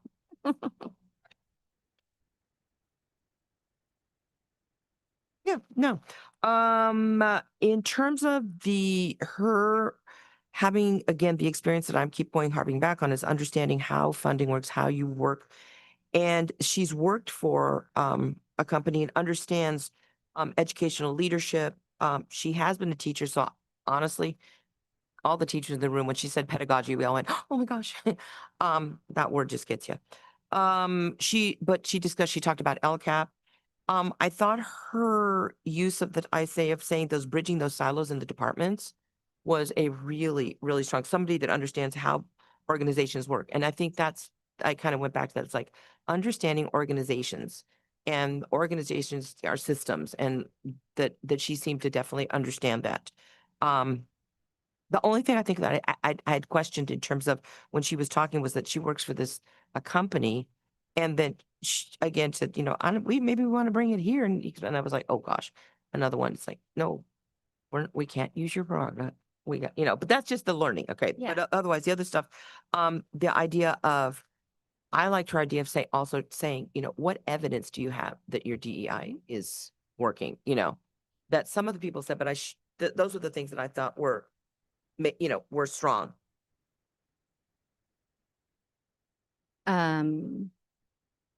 Yeah, I agree with that. I think it was funny because when she answered the possible or perceived conflict of interest, she's like, I have no connection to K-12 sales or any equity in educational software company, but if I'm offered the position, I'm willing to explore other employment opportunities in order to effectively use my expertise.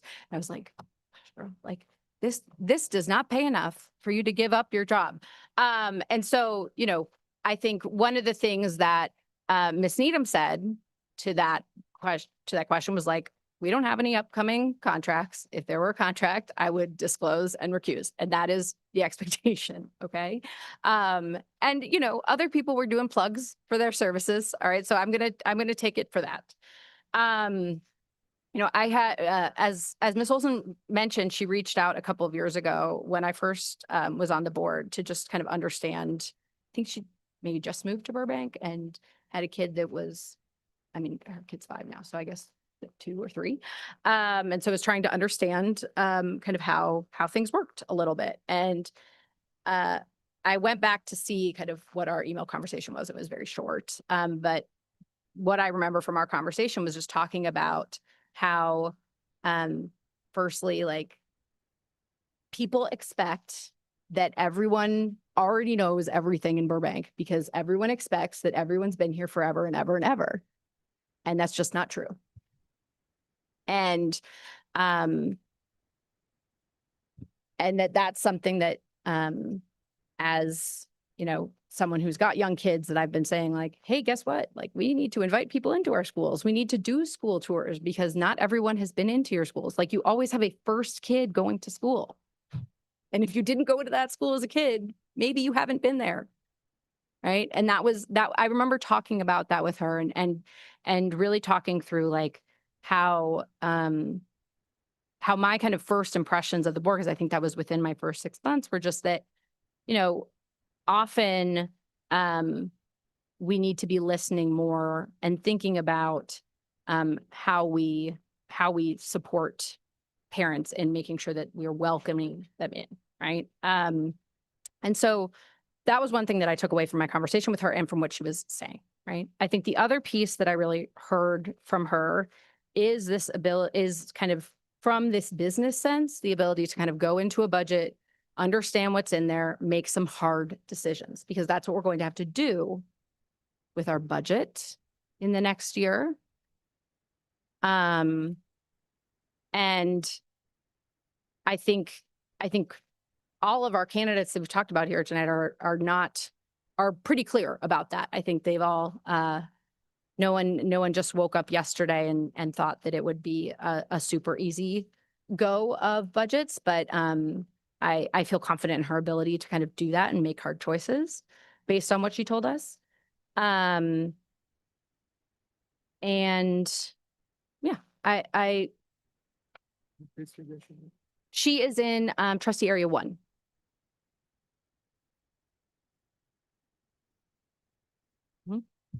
All right, any? Yes. Okay. So, the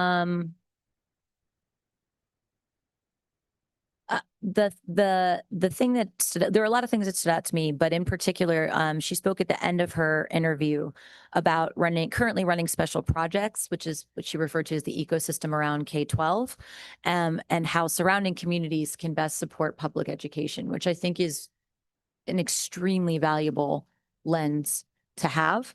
Go back to my other thingy. Her experience with learning technology, strategic pedagogy, learning sciences, that she does have a lot of experience in management and working with policymakers, I thought was important. I thought it was interesting, her sort of sharing briefly her story of working up from a very basic level all the way through to being that COO position for the time that she was. And it makes me think about, when I think about successful educational administration, or I think about a Dr. Macias, for example, and that similar amount of experience where you are a teacher and then you are an assistant principal and then you are a principal and then you are, you know, whatever, you guys get director and on, but that affords you a really important lens through which to view the work that we do, which is really understanding how the decisions we make impact everybody at various levels of our district, whether that's fiscally, educationally, or otherwise. I think the silo conversation is really important. It's one that we've talked a lot about in the district office, how to make our different departments less siloed, to come together and really understand what the other one is doing.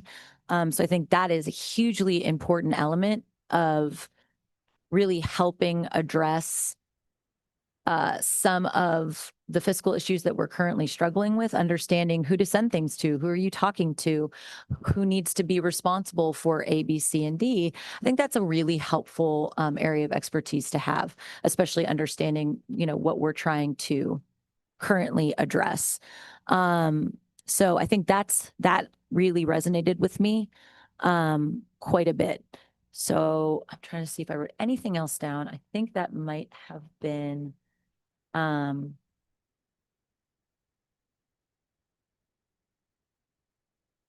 yeah, she also spoke about distilling and demystifying the message and being thoughtful about where and how we share information. And I think that goes back also to something that Ms. Needham said and other applicants as well, which is it's helpful to have somebody be able to look at the information that we're putting out.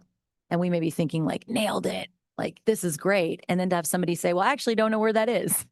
Or I didn't even know that email went out. Like that's really important feedback because we are focusing so much on how we're communicating out the work that we're doing.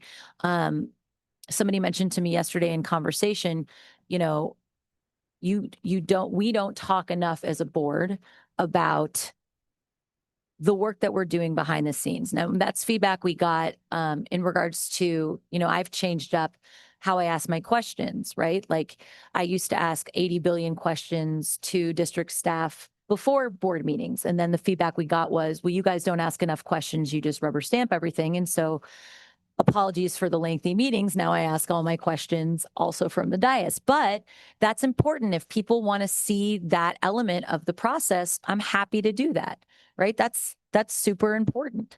So how we share our information, being able, maybe we do carve out a period of time in public comment, or not public comment, but in the board agenda where we talk about ongoing projects. You know, we've talked a lot about providing more up-to-date information on where we are within the FCMAT process or making sure that the website has more recent updates. So I think that's the kind of perspective and important information that, yeah. So I think, again, suggestions that were brought up, I think that's really helpful. And I'm sharing the things that resonated with me. Yeah.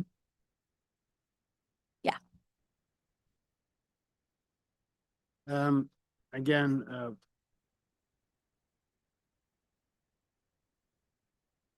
think I'm going to address the silo concern. Silo is an operation question. It's really up to the superintendent and the staff to break the silos.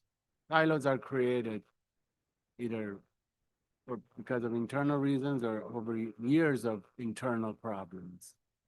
You know, so, I mean, yes, a lot of institutions have issues with silos, but we're talking about people coming in and changing the culture of the entire district, including the operation.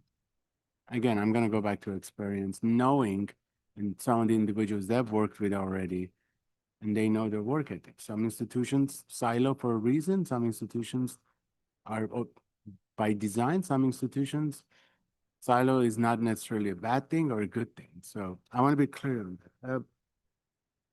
So I understand again the suggestion.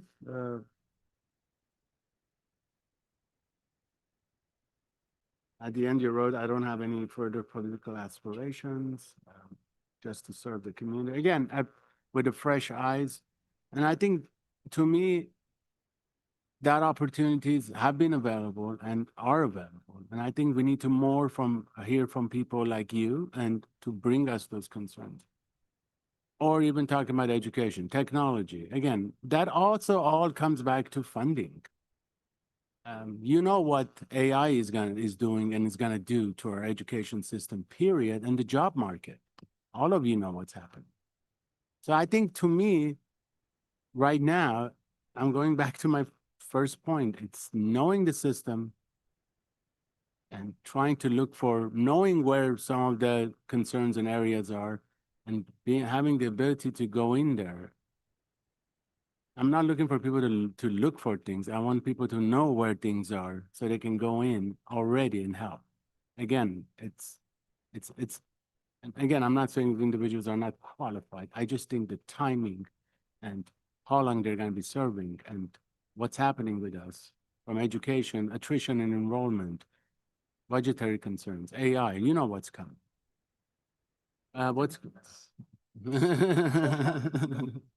No. But anyways, that's just my two cents. Okay, any other comments? No, Next one? I think All right. All right, you want to take a little break or you want to vote?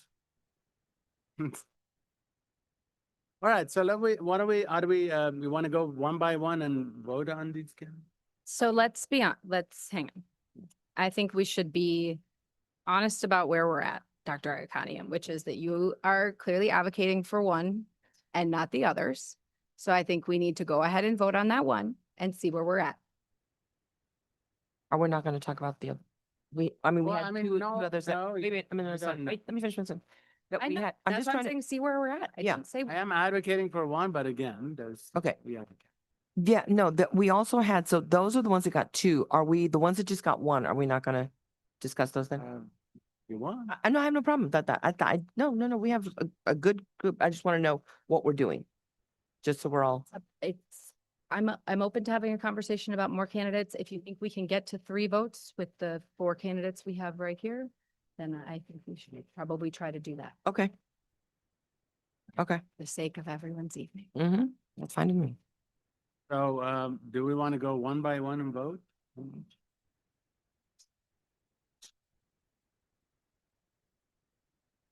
Wait, hold on. Do Excuse me, you can't, I know. Next time you have you interrupt the meeting, I'm gonna have to ask you to leave. Everyone is here, everyone's patient, everyone is being professional and polite, so please respect the rules. Thank you. Let's go. Make a motion, Dr. Iaconian. So I make a motion to, vote for, Appoint appoint Debbie Cocktail to be the new board member. I don't know if you want to.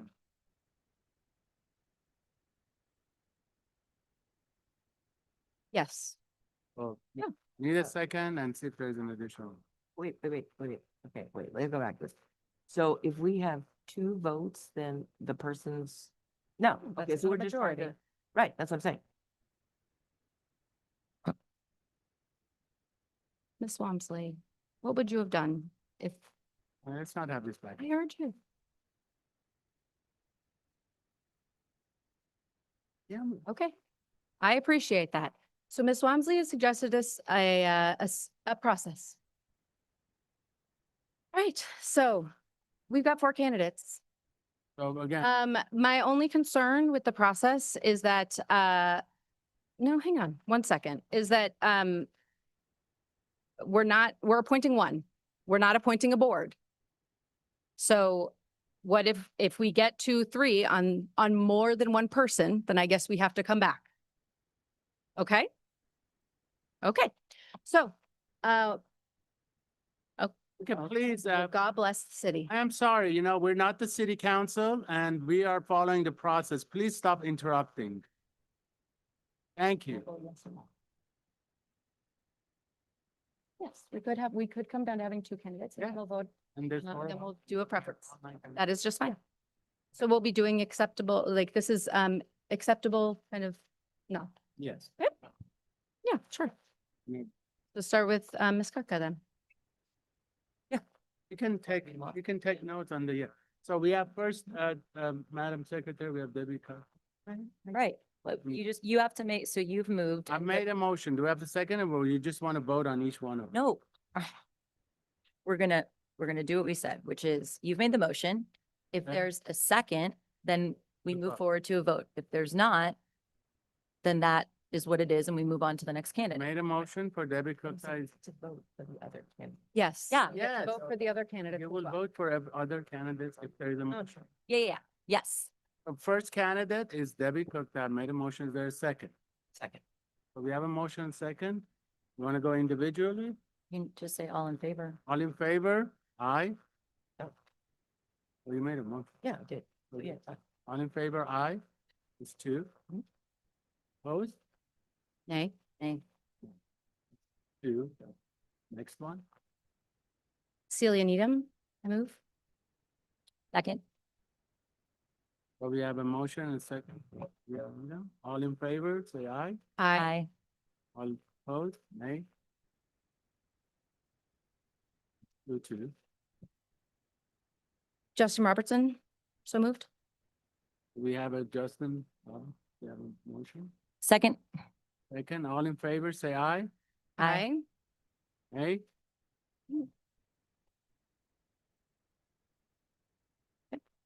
Kelsey Olson, so moved. Second. Have a motion and second for Kelsey Olson. All in favor, say aye. Aye. Opposed? So that's the only 3-1. Hot damn. So congratulations. Congratulations, Ms. Olson. Kelsey Olson. 3-1. And pardon my French. All right, let's take a little break now.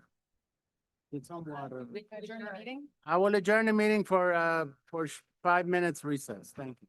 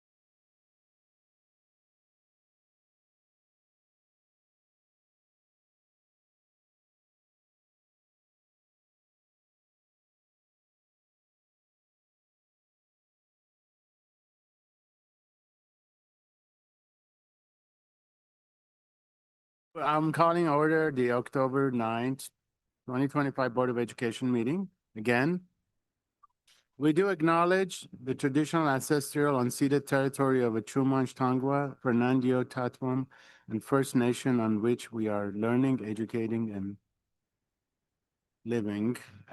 Is he still here?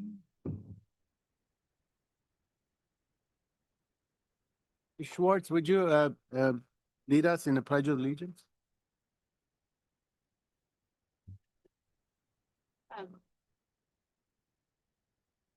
Made it. Stand, place your right hand over your heart, ready, begin.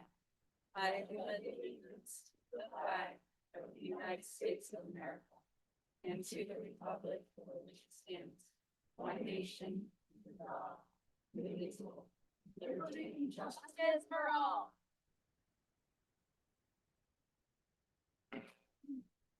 Thank you very much.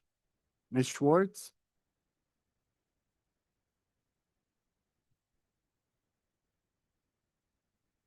Ms. Kitura, please take the roll call at this time.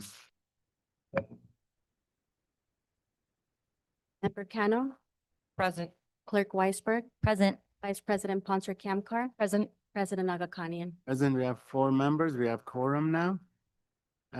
Reporting on the closed session, there were 2 items. First one was on the motion, it was on the matter of expulsion of student number 9600266727. Based on a board's review and closed session, we did accept the recommendation of the administrative hearing panel of the suspended enforcement expulsion of student number 9600266727. Motion was made by Vice President Kamkar, seconded by Dr. Weisberg, and the votes for 4-0. The second item was acceptance of written determination and decision. This was met in closed session, and this was to approve the acceptance of written determination and decision regarding employee number CT 190.25. Motion was made by Vice President Kamkar, seconded by me. And we had 3 eyes on it. Board Member Kamkar, myself, and Ms. Kano, and then knows Dr. Weisberg. Item 6, any adjustment to the agenda?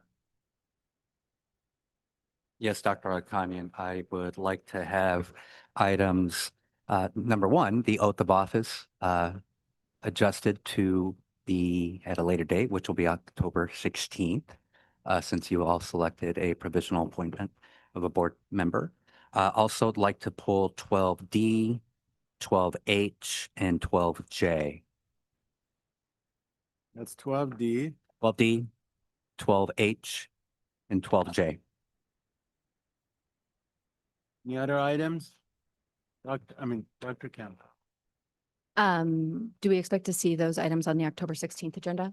Thank you for the, yes, the clarifying bit is they will be moved to October 16th agenda for sure. Thank you. Also, we already put the item. You already talked. Anything else? All right, so we are pulling item 8 and then moving it to October 16th, 12D and 12H and 12J. Can I get a motion on? I don't think I don't think we we need You to. need don't have do to that. make much less.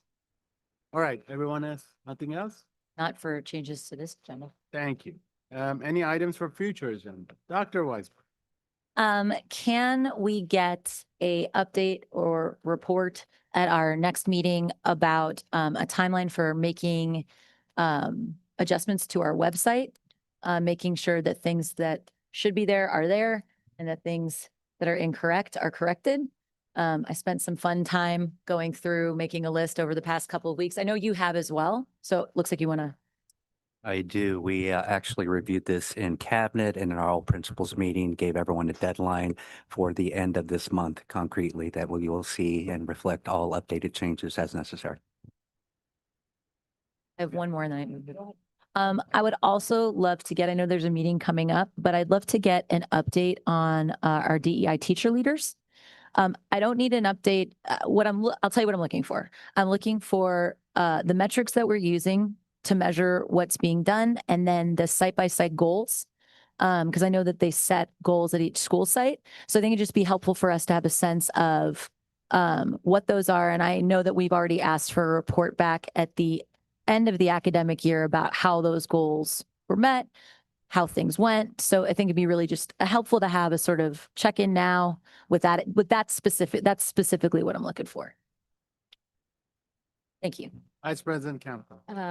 Couple things, and this is potentially for closed session, but because we talked about our 7-Eleven committee, I think it's worth getting an update on our surplus property status at our next closed session or open session, if it makes sense, but I think it's probably closed. I would like for us, going along with Dr. Weisberg's conversation about the website,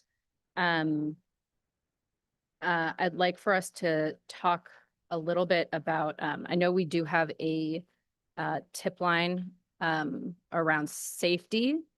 I'd like to understand a little bit more about whether that is also able to be used for fraud, waste, and abuse. I believe there used to be a hotline number that could be called.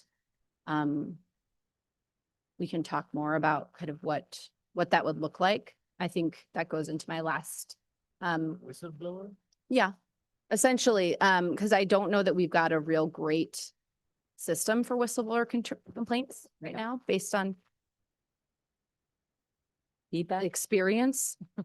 Real great is a euphemism. So would like to know kind of what we are doing there. And I think that could be part of, I think, a larger report back to the community on just kind of narratively where we are with what has happened since January 5th. And there may be things that we cannot give updates on. But I think there probably are some things that we can give updates on. Because there are certain things that we've asked for example, like we've put certain things on the website. We've asked to create a repository of the Public Records Act requests, things like that. And so there may be things that are in progress, but I think keeping track of all of those things and kind of noting kind of at least what things we are working on as part of our response to this, I think would be helpful to have kind of in one place as part of one report to the board, please. Thank you. Thank you. And also, Dr. Messia, so I know everyone was talking tonight about, communications, and I would love to see maybe, you reaching out maybe to some of our schools and talking to some of their media programs and teachers. Try to see if there's opportunities for, either paid or unpaid internship for our students to work on our social media or even website. And what are I know there's some requirements and prerequisites, but just personal experience, I have right now 2 of my interns who literally do the video on the website as interns. Doesn't require much time. Kids nowadays can go on an app and edit a video. They can do it as fast as I've seen it in 1 hour. Some of you might be getting those videos from my work. And last one was on the Husky Closet. But anyways, it's doable because I see it happen every day at my work, and these are students who do this. So maybe that's something that we can talk about, talk to some of the clubs, talk to some of the instructors. I'm talking about interviewing teachers, highlighting some of these accomplishments. I think tactically, those are great suggestions. Maybe what that looks like is a report back from Dr. Macias on what he's doing differently from a communications point of view. Does that sound Fantastic. fair? That's fair. All right. Anything else? All right. Next, we have reports from the board and staff. Students representatives. Haley Hahn, how are you? From John Burroughs. No, we went a little late tonight, but thank you for being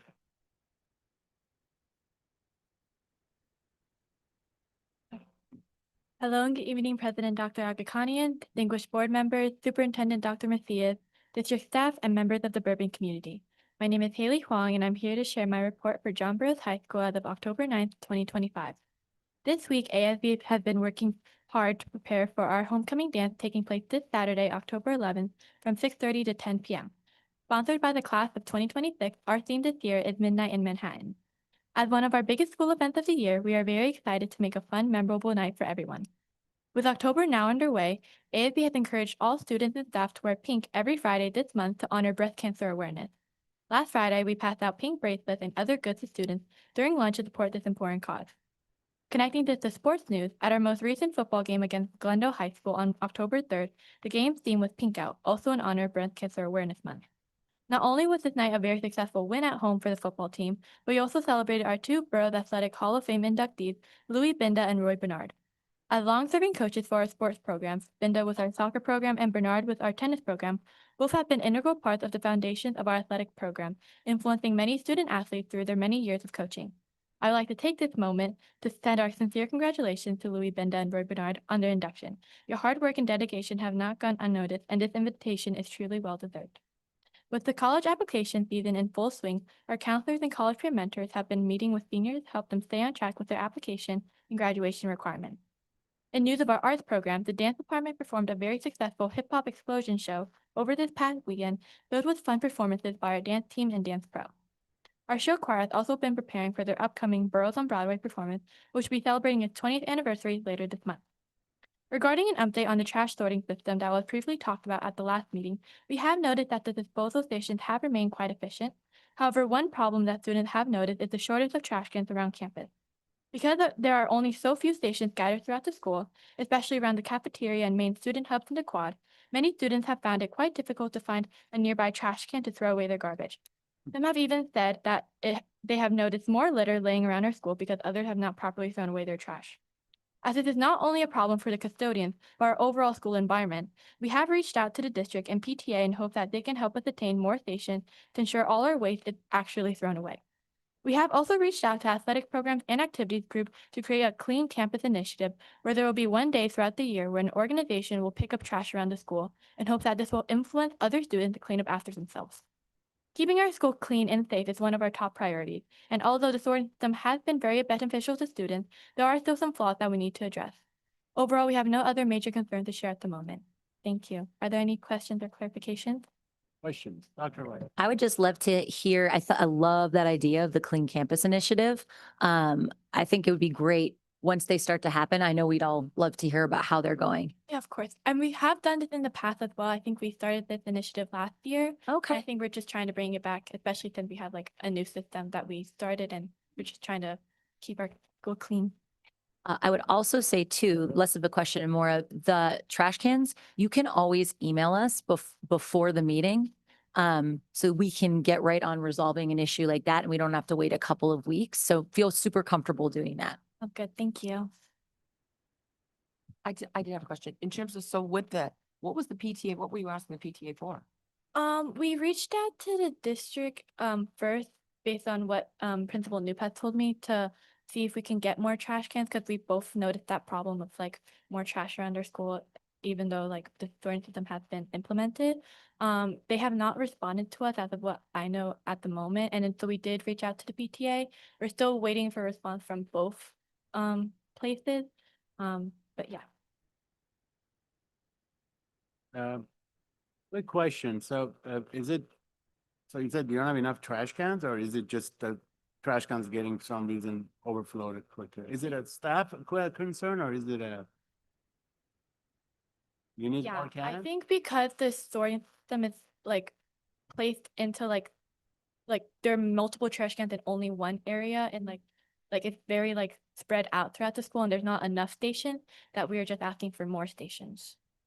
I am like looking at Dennis Maxwell Dennis and my Maxwell, guess is no, that there sorry. will be trash cans there before I am home from this meeting. I will see Karen. someone there opening the gates as I am coming home. Let us know in advance when the clean initiative thing's gonna happen so we can all come and help. Okay. Thank you very much. Any questions? Thank you. Thank you. Yes, let's hear it.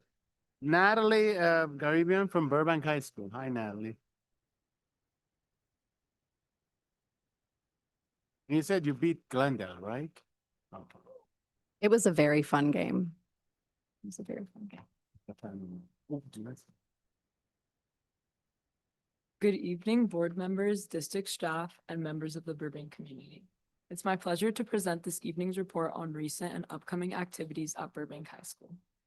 We closed out September with the Spirit Week full of lunchtime activities, music, and plenty of Bulldog pride. The week wrapped up with our USA-themed game on Friday, September 26th, which brought out an enthusiastic crowd of students and staff to cheer on our team. Our drama department kicked off October with their fall production, The Play That Goes Wrong, which runs from October 3rd to 11th in the Wolfson Auditorium. Later this month, our IMA will host its annual Candlelight Masquerade concert on Friday, October 24th, also in the Wolfson Auditorium. The evening will feature performances from our concert bands, orchestras, and jazz band. We encourage everyone in the community to come out and support our talented performers. Homecoming season is officially in full swing. The theme Starry Night was revealed in the quad on October 6th, and excitement has been building up ever since. The homecoming dance will take place on Saturday, October 25th, with tickets currently on sale. Homecoming court nominations are open through October 15th, and ASB is adding to the fun with activities like homecoming date matching for $3 and a homecoming proposal contest where students can submit videos for a chance to win free tickets. ASB is working hard planning the Homecoming Spirit Week, which will take place the week of the 27th. Our fall sports rally falls on Thursday of that week, followed up with the homecoming game that same day. In athletics, this Friday, October 10th, so tomorrow, we'll host our neon-themed football game against Pasadena at 7. The following Friday, the 17th, we'll recognize Breast Cancer Awareness Month with our annual Pink Out game versus Hoover. And that's also our senior night for our football players, cheer team, Palm Squad, color guard, and marching band. To continue celebrating diversity and culture, BHS has been honoring Hispanic Heritage Month with performances by cultural dancers in the quad, vibrant decorations throughout campus, and an upcoming performance by student singers on October 15th to close out the celebration. In more exciting news, we're thrilled to share that a comedian and actress made a surprise visit to our show choir. Retta, who grew up singing in choir, selected the BHS Vocal Music Association as her nonprofit beneficiary on Celebrity Wheel of Fortune, helping raise over $170,000 for our students' competition season. An incredible moment for our program. Furthermore, since 2017, Miss Miller, newly Mrs. Johns, has nominated senior students to participate in the Student Visionaries of the Year campaign, a philanthropic initiative dedicated to supporting blood cancer research and treatment. Over the past 7 years, our participants have collectively raised over $1 million to advance this vital cause.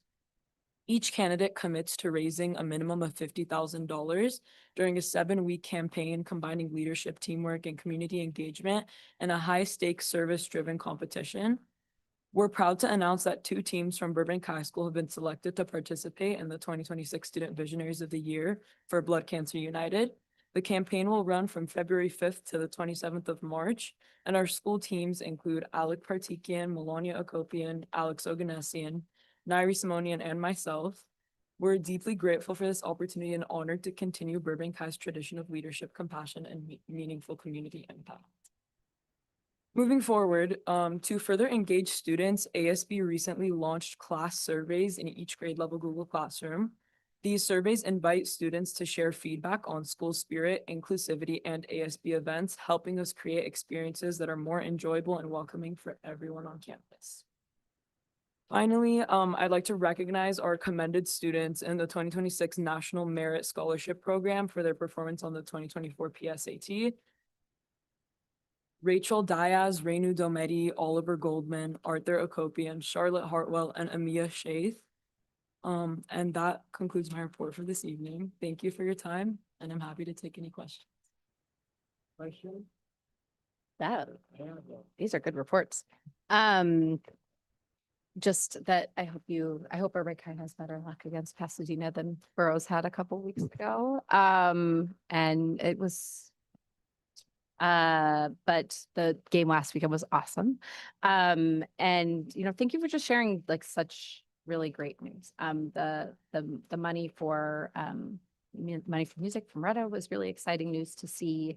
And it's really awesome to see how engaged your ASB is keeping everyone with all of the homecoming plans. It sounds like really creative ideas that you guys are coming up with to get to raise money, but also to keep everybody excited. Thank you. I have a question. Ms. Khan. Just in terms of the survey of it with inclusivity, is that, I mean, who designed that? Is that just at Burbank High School and or who put it together? Yeah, our class presidents made the survey like based off of their like individual grade. And then we posted them in our like grade level Google Classrooms and we got like, so next time I'll tell you guys what we will report back what we got. They have, you guys beat Glendale too? Or no? So, tell me about this three match. Why'd you pick the number $3 first? I'm just curious. Who came up with that now? I don't know. We wanted to make it, it's just like it's like a personality survey. One of like my ASB students came up with it. It's like a personality survey and then like we make like a list of like the people, like I guess someone in ASB will like pair them up based on the compatibility. And we wanted a price that's like not crazy high to the point where people won't participate, but $3, we fell on $3, so. I like the neon one. Maybe it's time some of us to bring out our 80s clothes. When is that happening? Oh, it's Friday, tomorrow. And what, everyone's gonna wear neon colors? Yeah, it's the football game theme. Right, we hear that, Peter? It's time to- All right, thank you very much. Thank you. I'm about to whip out that Duran shirt. All right, next, we have our Burbank Teachers Association, Ms. Schwartz. Okay.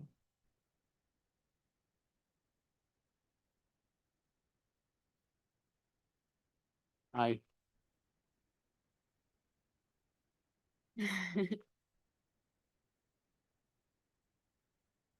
Good evening, community members, members of the Board of Education, and fellow BUSD staff.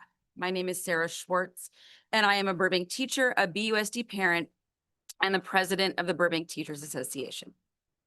On behalf of the Burbank Teachers Association, I would like to welcome Ms. Olson to the Board of Education. We look forward to working with you. As you prepare for this role, I want to make sure the expectations of our educators are clear. So I'm going to reiterate the expectations of BTA and our hundreds of members. First, the trustee needs to be prepared to engage with the community. We need to continue to reduce the separation between the people on this dais and the public. I've seen many of you at back to school nights and school events, and that is critical. But after the events of the summer, we need to turbocharge these efforts at community engagement. We need a trustee who will spend the next year being a loud and proud advocate for our neighborhood public schools, and who will join with educators and parents to defend school funding. The community deserves someone who is accessible and prepared to work with all of the district's existing partners, while also helping bring in voices we haven't traditionally heard from. Second, we need a trustee who shares our community's values. We all believe that our students should have the freedom to learn and grow at school, no matter their race, gender, or background. Unfortunately, in our current national political climate, where a handful of politicians seek to divide us for their own gain, we need a trustee ready to work with educators to support and respect all district students and families. Finally, we need a trustee who views educators, school employees, and their unions as valuable contributors and partners in our school's district success, alongside parents and students. As I've said 2 times before, we can accomplish so much good for BUSD and Burbank by working together. We expect each of you and your new colleague you appointed to embrace this motto. Thank you. I don't see our bus or CSEL representative. Next, we're going to 9C, reports from the superintendent, Dr. Macia. Thank you, Dr. Arakanian. I first want to congratulate Ms. Olson on her appointment and very much look forward to connecting with her and do what I can and we can as a district leadership team to get her caught up to speed as soon as possible. There's a lot of work to be done and a lot of background and context that is needed. And I share with the board and the community. I'm taking that on personally and right away. So that's an important feat and aspect that we have to take on. To you, Dr. Agakanian, and the rest of the board, because this concern was shared at a recent board meeting about the use of bond dollars for Mr. Cantwell's salary. salary, excuse me. We did dig and made a determination that there was insufficient documentation and no clear justification for that allocation. And in the spirit of recognizing that we need fiscal transparency and public trust, immediate action was taken. So I want to be firm and clear with that and repeat that. Immediate corrective action was taken. Under the direction and leadership of Dr. Abdelhamid, Fiscal Services team has reversed all salary charges previously attributed to Measure ABC.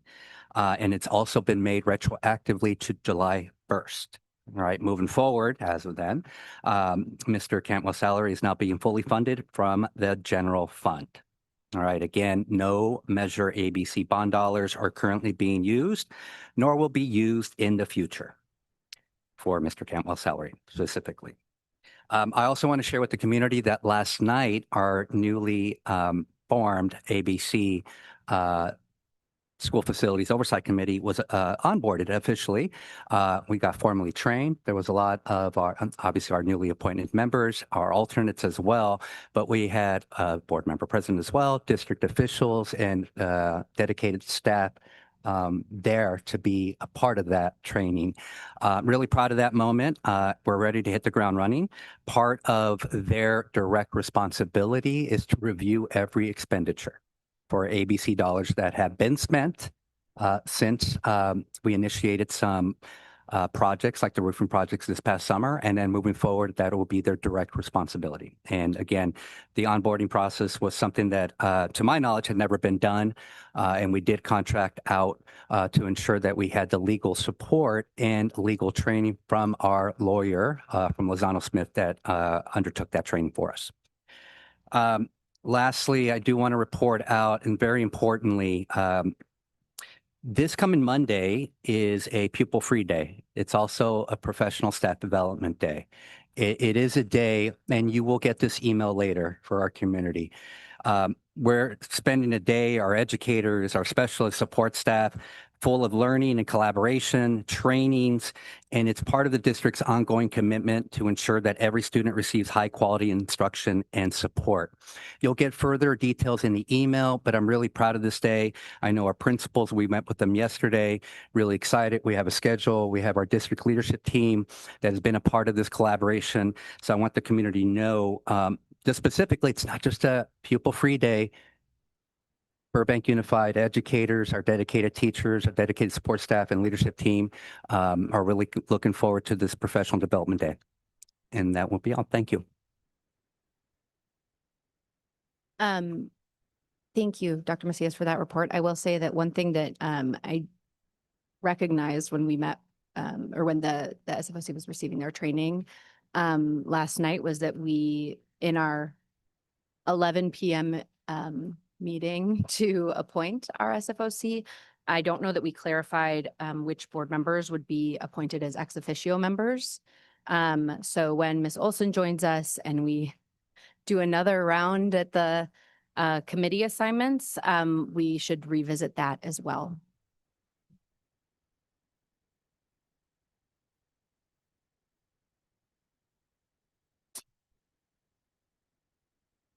An individual or group representative present this evening may address the Board of Education on any agenda item or any subject within the jurisdiction of the school board by completing a white request card and turning it to Ms. Quetera. Speakers are requested to state their name prior to speaking to the board. Not more than 5 minutes may be allotted to each speaker except by the unanimous consent of the Board of Education. The superintendent may refer the matter to the proper department for review. The district is providing alternatives to in-person attendance for viewing and participation. Ms. Quetera, do we still have our virtual speaker? Okay. We have Max, right? Max, are you there? Yes, I'm here. Hi. Please state your first and last name and welcome. Good evening, everyone. My name is Max Meserve, class of 24, Go Bears. As a part of my academic journey beyond BUSD, I have discovered many things that make me a more effective learner, and I figured I would pay it forward and recommend something that I think would benefit everyone at BUSD. I would like to preface my statement with the fact that I am no expert in IT or California privacy law or AI, but I do think something major needs to be reckoned with regarding AI in our schools and in this district in particular. So I do want to keep this focused. I have a very small, narrow recommendation. Google Chrome, the web browser that I know all the BUSD students use, has this AI overview and AI search mode features, and I consider them to be extremely detrimental to the student experience. As everyone on this board knows, K-12 education is much more about the how we find answers as opposed to the answers themselves. And we all know that there are numerous flaws to AI-generated answers, and frankly few, if any, benefits to them. As Dr. Weisberg said earlier, the easiest decision is not always the right decision. So, at the expense of some student convenience, I propose that BUSD block AI search functions on Google Chrome. There are a few ways to do this, but by far the easiest is to just use a Chrome extension. Chrome extensions, which can be downloaded for free from the Chrome Web Store, can modify your browser in unique ways. They can change the color of your browser. They can allow you to play 2048 in the corner of each web page. They can do many things, and there's a specific extension that I personally use, which is free to download and specifically designed to block AI overviews and AI search tabs. And that just allows me to use the internet like it was 4 years ago, before all this AI stuff keeps popping up. The extension is entirely effective, and it's open source, which means that the code is publicly viewable, and it doesn't contain any malware or anything. It also doesn't have any noticeable performance impact on computers. I personally believe that an extension like this one should be installed on every BUSD-owned device as soon as possible, because I really think that young developing minds should not grow to trust the first thing that Google AI tells them. They should learn to check sources and use their critical thinking. I want to be a teacher in the future. This is very important to me. I don't want to pretend like my suggestion is a complete solution, but this district will need to reckon with the harmful effects of AI, and I think I can give you a small step forward. You may contact me with the email I provided on my digital white card, and I yield the remainder of my time to questions from the board, if there are any.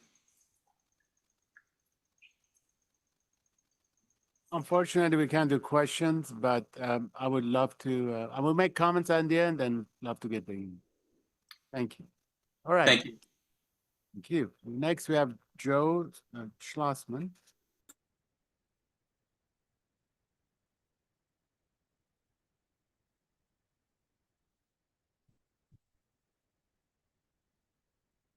Good evening, everybody. Mr. Agakanian, thank you for your support of Ms. Gupta. I've found her to be the gold standard of public servants, really the gold standard of human beings. And I think that you should contrast the appointment that the other three made and take a look at your newest appointee's work ethic. She went home. What does that say? It's, you just don't want things to improve around here. You want somebody who's simple, somebody's going to go along, somebody's not going to cause waves for the superintendent. And that's what you're going to get. That's my prediction. I don't know this person, Miss Holstein. But what I did hear tonight from Miss Cano was very troubling. It really made my stomach, a pit in my stomach, because she was talking about Miss Gupta and she talked about being over the age of 60. And that's discrimination right there. I think it's a violation of state and federal laws. And I think the words that she said should be carefully analyzed to determine if her rights were violated. And I think Ms. Cano should probably resign. Ms. Weisberg too, but we'll get to that in a minute. I wonder if any of you know what DEI stands for. I know you know the words, but it's deeper than that. And to discriminate against somebody over their age, it's just wrong. It's not inclusive. And that's what I heard Ms. Cano say, and she should be ashamed of herself. It's shameful. Miss Weisberg too, I'll get to her in a minute, over the words that she said. Okay. At the last meeting, or 2 meetings ago, Miss Weisberg was very rude to one of our speakers here. She interrupted when she was giving a report.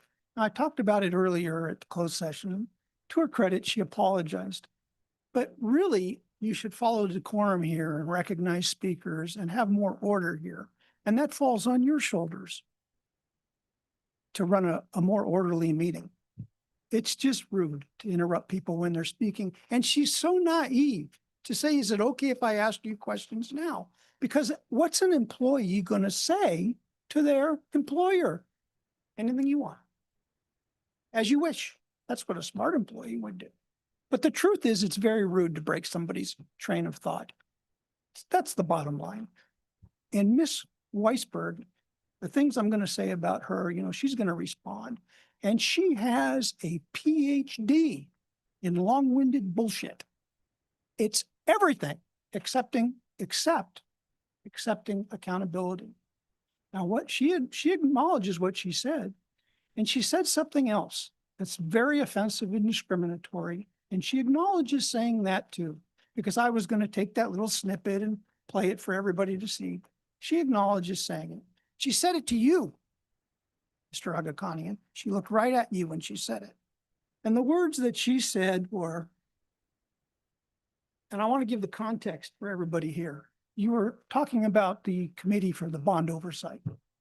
And she said, quote, normally, I do not trust people with 2 first names, unquote. And that's normal for her. And words matter around here. Do my words matter? Bet they do. Do her words matter? Yes, they do.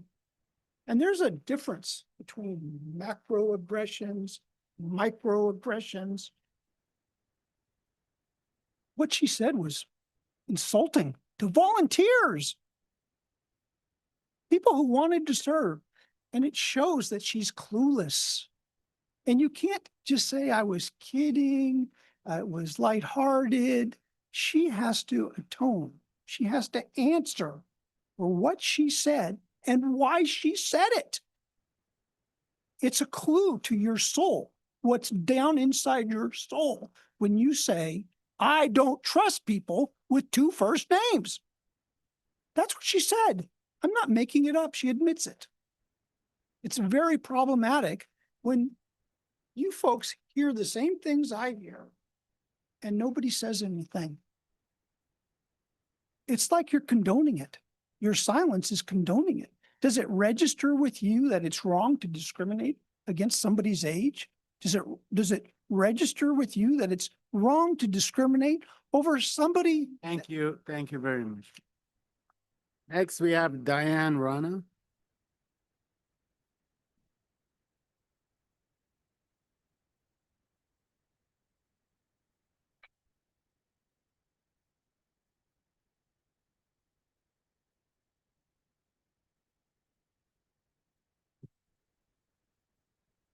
Good evening, board members, superintendent, staff, and members of the community.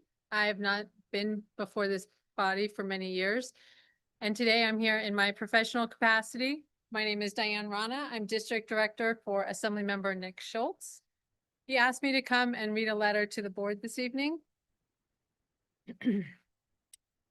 Dear Burbank Unified School District Board of Education and Interim Superintendent Dr. Macias.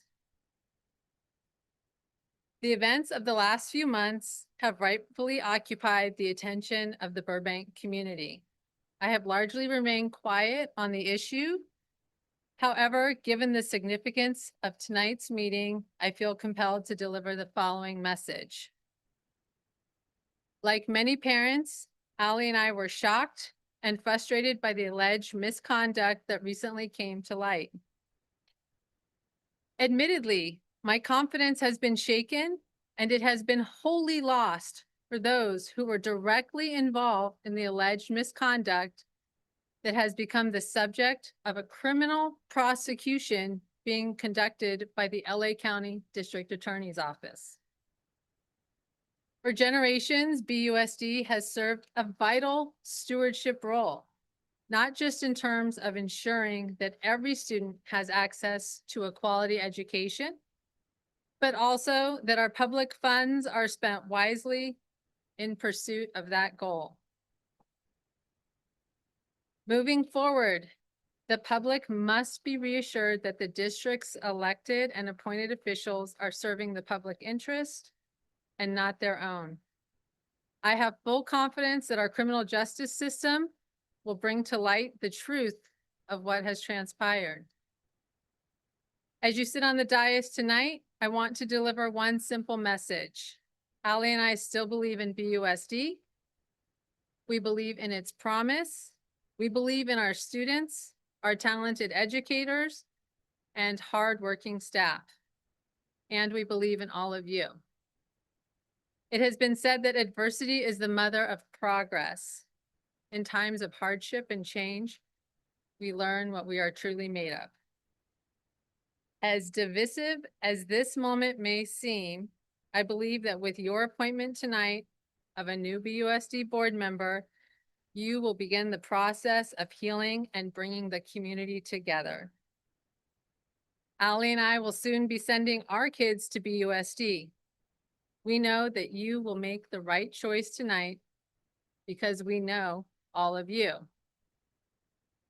Once the selection has been made, I implore the community to embrace our new BUSD board member. The road to healing and restored faith will be long and arduous, but I do not doubt that we can do it together. I wish you all the best of luck this evening, and I stand ready to work with you in the rebuilding process.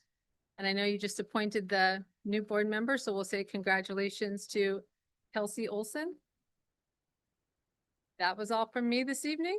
And that's letter signed Assemblymember Nick Schultz, 44th Assembly District. Thank you. Next, we have Linda Walmsley.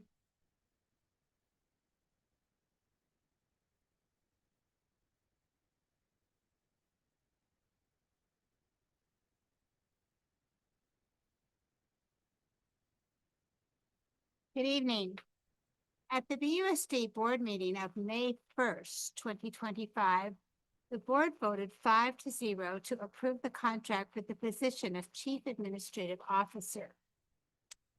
In the board report, it states that, quote, "It is imperative to employ a new role that will oversee Measure ABC, enhance administrative efficiency, and strengthen the commitment in education and support services," end quote.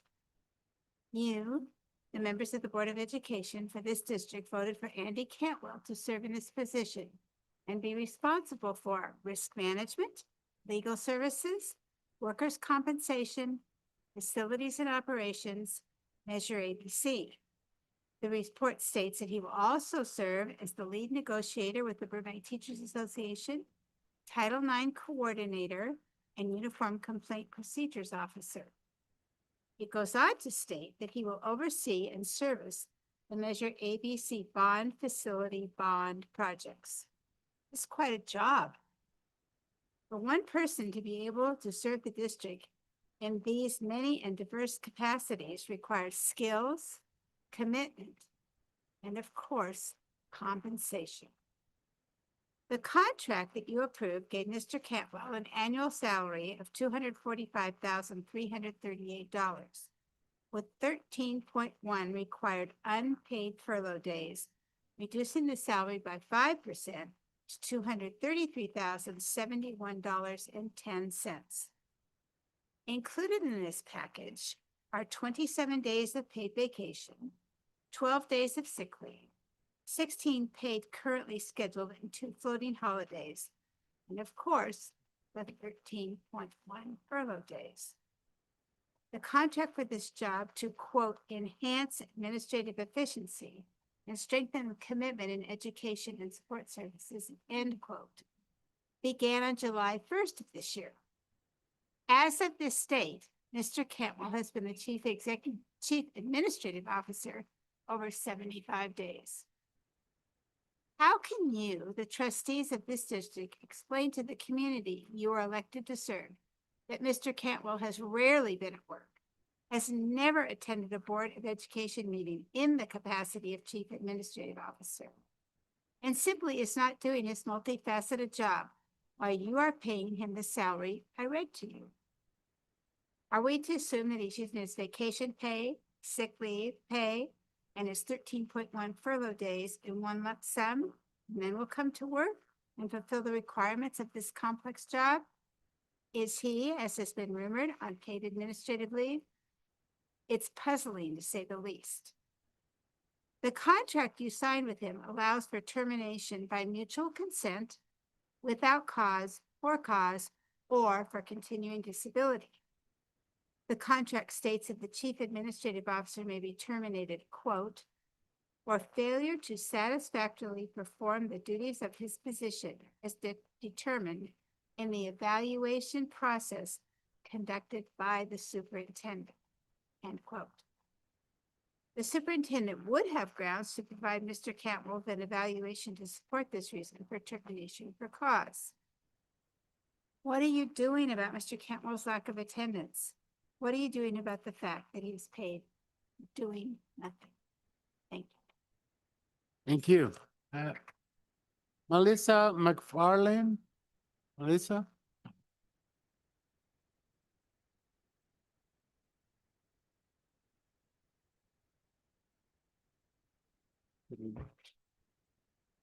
Good evening, board members, Superintendent Dr. Macias, and community members. I am Melissa McFarland, and I'm here to speak to item 12B. Dr. Macias reminded the community that School Administrators Week begins in a few days. He said from principals and assistant principals to district leaders and support staff, these individuals play a critical role in fostering student success, supporting educators, guiding our schools with vision and care. I'm here this evening to share a grave concern about the ongoing district leadership deficit in BUSD and to ask a few questions. So it's come to the attention of the community that both Chief Administrator Officer Andrew Cantwell and now Assistant Superintendent of Human Resources Sarah Rodchenko are on paid administrative leave, as our previous speaker mentioned. That means that neither of them are working for BUSD currently. However, they are receiving full pay for the time off. It's a lot. Each of them was hired to fulfill key leadership roles. And in fact, they represent leadership for every single aspect of the operations for the school district, other than instructional services, of course. According to the BUSD organizational chart, that's more than 50% of staff and operations. Under the umbrella of the Assistant Superintendent of Human Resources, we can see the responsibility for hiring and termination of staff, health services, employee health and wellness benefits, and teachers' assignments. Chief Administrative Officer Mr. Cantwell was tasked with overseeing all the elements of the $500 million bond, the bond managers, employee injury and illness prevention, all aspects of BUSD facilities, trades, grounds, and custodial services. He was also tasked with oversight for all elements of business and financial services, including budgets and accounting, finance, food services, purchasing, reprographics, and print center, payroll, information technology, education support, not noted on the district flow chart, but mentioned in Dr. Rodchenko's report to the board on May 1st, 2025. When presenting his contract for your approval, he was tasked with risk management, legal services, and workers' compensation. She said he will also serve as the lead negotiator with the Teachers Association, ETA, the Title IX coordinator, Uniform Complaint Procedure, UCP officer. Wow. That is such a super big job. And she explained that it is imperative to employ a new role that will cover Measure ABC, enhance administrative efficiency, and strengthen the commitment to the in education and support services. And now, here we are without either of them. So while I'm really relieved that instructional leadership is in place, and at least until the end of December 2025, and I hope that our students and teachers have the support they need to educate our children, I am left with a serious concern about how long that will be the case, and without essential structural support needed in all areas, right? Please note, I'm not asking why these critical positions have been, put on leave. In this spirit of transparency and candor, I'm here tonight to ask how the trustees and Superintendent Macias can manage without them. So how are you going to do it all, is my question. Who is picking up the slack for these critical gaps in leadership?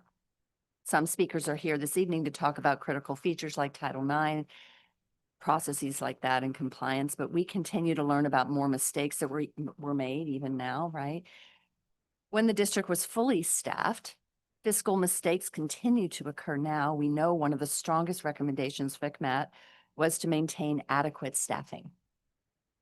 So this leadership gap is likely going to lead to more problems, possibly more mistakes. So what's your plan to ensure the financial, legal, operational, facilities, and human resources stability of BUSD? How can BUSD afford to keep 2 of the highest paid staff members on paid leave? At a potential annual wasted expense of close to $500,000. Thank you, Ms. Thank you. Next, if I pronounce your last name wrong, please correct me. Elizabeth, is it Tigney? Tigney. Welcome.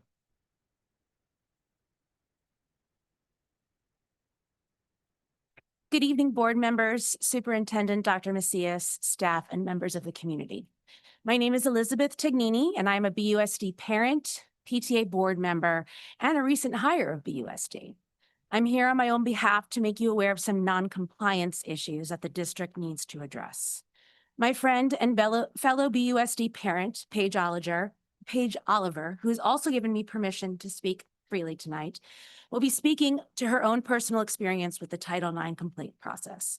But I would like to direct the board's attention to the specific places I have seen concerns for liability for the district. Title IX is a federal law that prohibits any educational institution receiving federal money from discriminating on the basis of sex. While many are most familiar with this in regards to athletics, the definition was broadened in the 1990s to include sexual harassment to ensure equal access to education. Non-compliance with Title IX leaves the district open to civil lawsuits and the loss of federal funding. More personally, failure to comply with Title IX means that not all BUSD students currently feel safe at school. I am a former Title IX coordinator, and during my recent onboarding process with the district, I was asked to complete additional training on Title IX. I would like to highlight tonight areas in which the district has failed and need immediate correction. Number 1, the district is required to have a Title IX coordinator who facilitates the implementation and administration of the procedures for resolving Title IX complaints, and highly qualified investigators are required to take reports. On the BUSD website, the Title IX coordinator is listed as Mr. Andy Cantwell. It is my understanding that Mr. Cantwell hasn't been in office for the last 4 months. Who is acting as the coordinator? The coordinator cannot also be the investigator. So who are the named investigators, and what kind of training do they have to become highly qualified investigators? 2, upon receiving notification of a Title IX incident, either from a responsible party, a victim, or a witness, parents are supposed to be given the option for formal and informal action and told what the school's responsibilities are. Additionally, after the Title IX coordinator receives a complaint, he or she should explain the grievance process to all key stakeholders, including parents if the complainant is a minor. In my friend Paige's situation, a sexual assault was committed against her middle school student, and a Title IX investigation should have been opened. None of the required notifications were given to either family involved, and an investigation was not opened. Who was assigned to do this in Mr. Cantwell's absence? Because it is not being done in a timely manner. When a school is made aware of an incident, immediate action must be taken. Actions, this is point 3. Actions must include ending the current misconduct and preventing further misconduct. While the school took immediate action once it was made aware of the initial assault and a stay-away order was put into place, the boy who committed this assault had violated the stay-away order 7 times. And yet the district has failed to address the incidents in a timely manner. The final incident included the boy yelling in my friend's daughter's face in front of witnesses. No immediate response was offered. Her daughter does not feel safe at school and has been at home for 12 school days awaiting such action. 4, failure to act or demonstrate a deliberate indifference to harassment, meaning a response that is clearly unreasonable in the light of known circumstances, is a civil liability for the district and could be investigated by the Federal Office of Civil Rights. The district is aware of the initial sexual assault and aware of all 7 violations of the stay-away order. It was suggested that her daughter try a new school. Would you think that that is deliberately indifferent or clearly unreasonable if that was your daughter? Yet the district has failed to complete a Title IX investigation that adequately examines the situation. 5, the district is required to offer free supportive measures, including individualized services to restore or preserve equal access to education, protect the student safely, and deter further harassment. My friend's child has been at home for 12 school days. Every service received has been provided by her mother and no offers from BUSD has been given. I fully recognize the district is going through a difficult time and focus has been on remedying a myriad of issues. However, Title IX is an essential federal law that deserves adequate BUSD resources and training. The failure here clearly exposes the district to further scandal, liability, and revocation of funding. If the mission of the district is to provide a caring and equitable learning environment for all students, it seems that equity has been extended only to the boy and not his victim. I urge you to look at your policies and procedures so that you can comply and truly provide all students with a safe place to educate. Thank you very much. Next, we have Paige Oliver.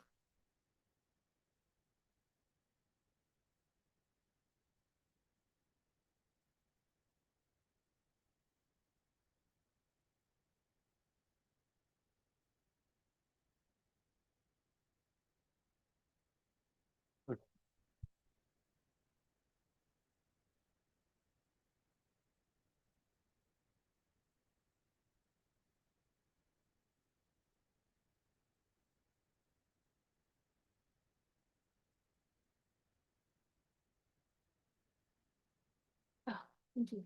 Okay. I have visual aids because I'm a visual learner. I have leave behinds because I do agendas and I put things in writing. These are things that I've asked of the district. If I go over my 5 minutes, I'm going to ask for another 60 seconds. Okay. My name is Paige Oliver. I've had a student in the Burbank Unified School District since TK, now in 8th. I actively support our community through fundraising, volunteering, and civic engagement. Fact, after spending 30 days pursuing a Title IX escalation, I was notified only today at noon that my investigation was assigned to Peter. Before that, there was no identified coordinator or investigator in the district, which leads me to what I want to speak about today. Title IX and the district's failure to uphold its legal responsibilities. This circumstance dealt with a documented case of peer-to-peer harassment assault. We went through all appropriate channels and determined that a Title IX complaint was called for. Under federal law, when a school is made aware of a situation, it must initiate a formal process with strict timelines. If the administration fails to act, parents have the right to formally request one. But in BUSD, parents are not informed of this right. I will say that there is a document in the data confirmation that is dated 2022, and it has Paramo's name on it. The case was realized September 9th. The Burbank Police Department, the Director of Secondary Education, Ms. Markison, and our principal were in attendance for the full meetings. After 4 continued violations of stay-away orders that were put in place, I insisted on meeting with additional members of the district and met with Assistant Superintendent Peter Knapik, Director of Secondary Education, Julie Markison, and Director of Student Services, Narne Barzagar. Yes. To request a Title IX investigation verbally on September 19th at the district offices. Then followed up again, but this time in writing on the September 26th. I initiated numerous calls and visits to the school in between those dates. As I tried to process the Title IX request correctly, I discovered a series of violations of BUSD. First, the Title IX request correct, or first, the Title IX webpage listed Andy Catwell as coordinator in multiple places, despite his long accents. There is no one else listed. Attempts to reach him were at a dead end. This was, right now, this is on the front of your website. He's listed right here as the Title IX. Additionally,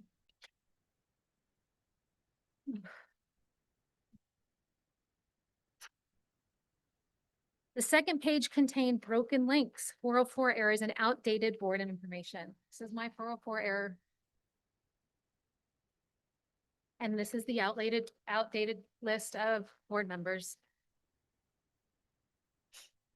Third, there was no form for parents to submit a Title IX complaint. I had to reference LAUSD's complaint process to proceed. Despite submitting a formal request via email on September 26 and outlining these issues, I have received no written updates. Every meeting and email has required my persistent follow-up. The district has not reached out proactively with the exception of today. As of today, the website remains outdated. My formal request submitted, as I said, separately, I want to raise concerns about the stay away orders, which I first encountered when my child was in middle school. These are akin to peer restraining orders, are issued in cases of bullying, harassment, assault, or sexual assault. They lack defined consequences. I've asked what happens when 2, 4, and now 7 violations occur. I have never received answers on the consequences of what happens because no consequences were given until the 7th violation. When I asked Dr. Macias for clarity on consequences, I was given references to an education code, which is in the 65-page deck that was in our data confirmation. I printed it out. I read through it. This is also in our data confirmation that I signed. It's also outdated. It also has Cantwell. It also has Paramo. You need to take a look. The ambiguity leaves students unprotected, in harm's way, and undermines accountability. The district has been consumed by headlines about budget, mismanagement, and a lack of administration staff and support has caused student safety and compliance to be neglected. Here are my immediate requests. Send an email to all parents explaining Title IX, how to request an investigation with updated links and coordinator contact. You don't even have to write it down. I have leave behinds with this on it, and we have transcripts. You're not using AI, but if you were, you'd be able to push a button. Retrain all administrators and district staff on Title IX procedures. I just need 60 more seconds. Do I have a unanimous? Thank you. Retrain all administrators and district staff on Title IX procedures with updates shared at the next board meeting. Immediately upon the website, update the website with correct Title IX coordinator, the complaint form, accurate board member names and contacts info on all website pages and in schools. There are pictures of people who haven't been here for a year, not just the main org chart. A copy of the stay away order template on the website, tiered levels of stay away orders for severe cases, because if a teacher receives a stay away order, they don't know if it's a pantsing situation or if it's a sexual assault. And while we have to protect our students and their rights, we also need to indicate to our teachers when something is more extreme. Clear step-by-step consequences for violations. Again, up to this point, I've been given no information or instructions in writing around my Title IX request. The district's negligence risks federal funding and exposes its litigation. In March of 23, dozens of students protested saying the district failed to protect victims of sexual assault, yet they made Paramo superintendent, and it continues after his resignation. My daughter has been out of school for 12 days because of the district's lack of urgency to ensure a safe place for her to resume her education. I expect a call from each of you. My contact information is in the email I sent all of you a week ago. I only heard from Emily today. Thank you.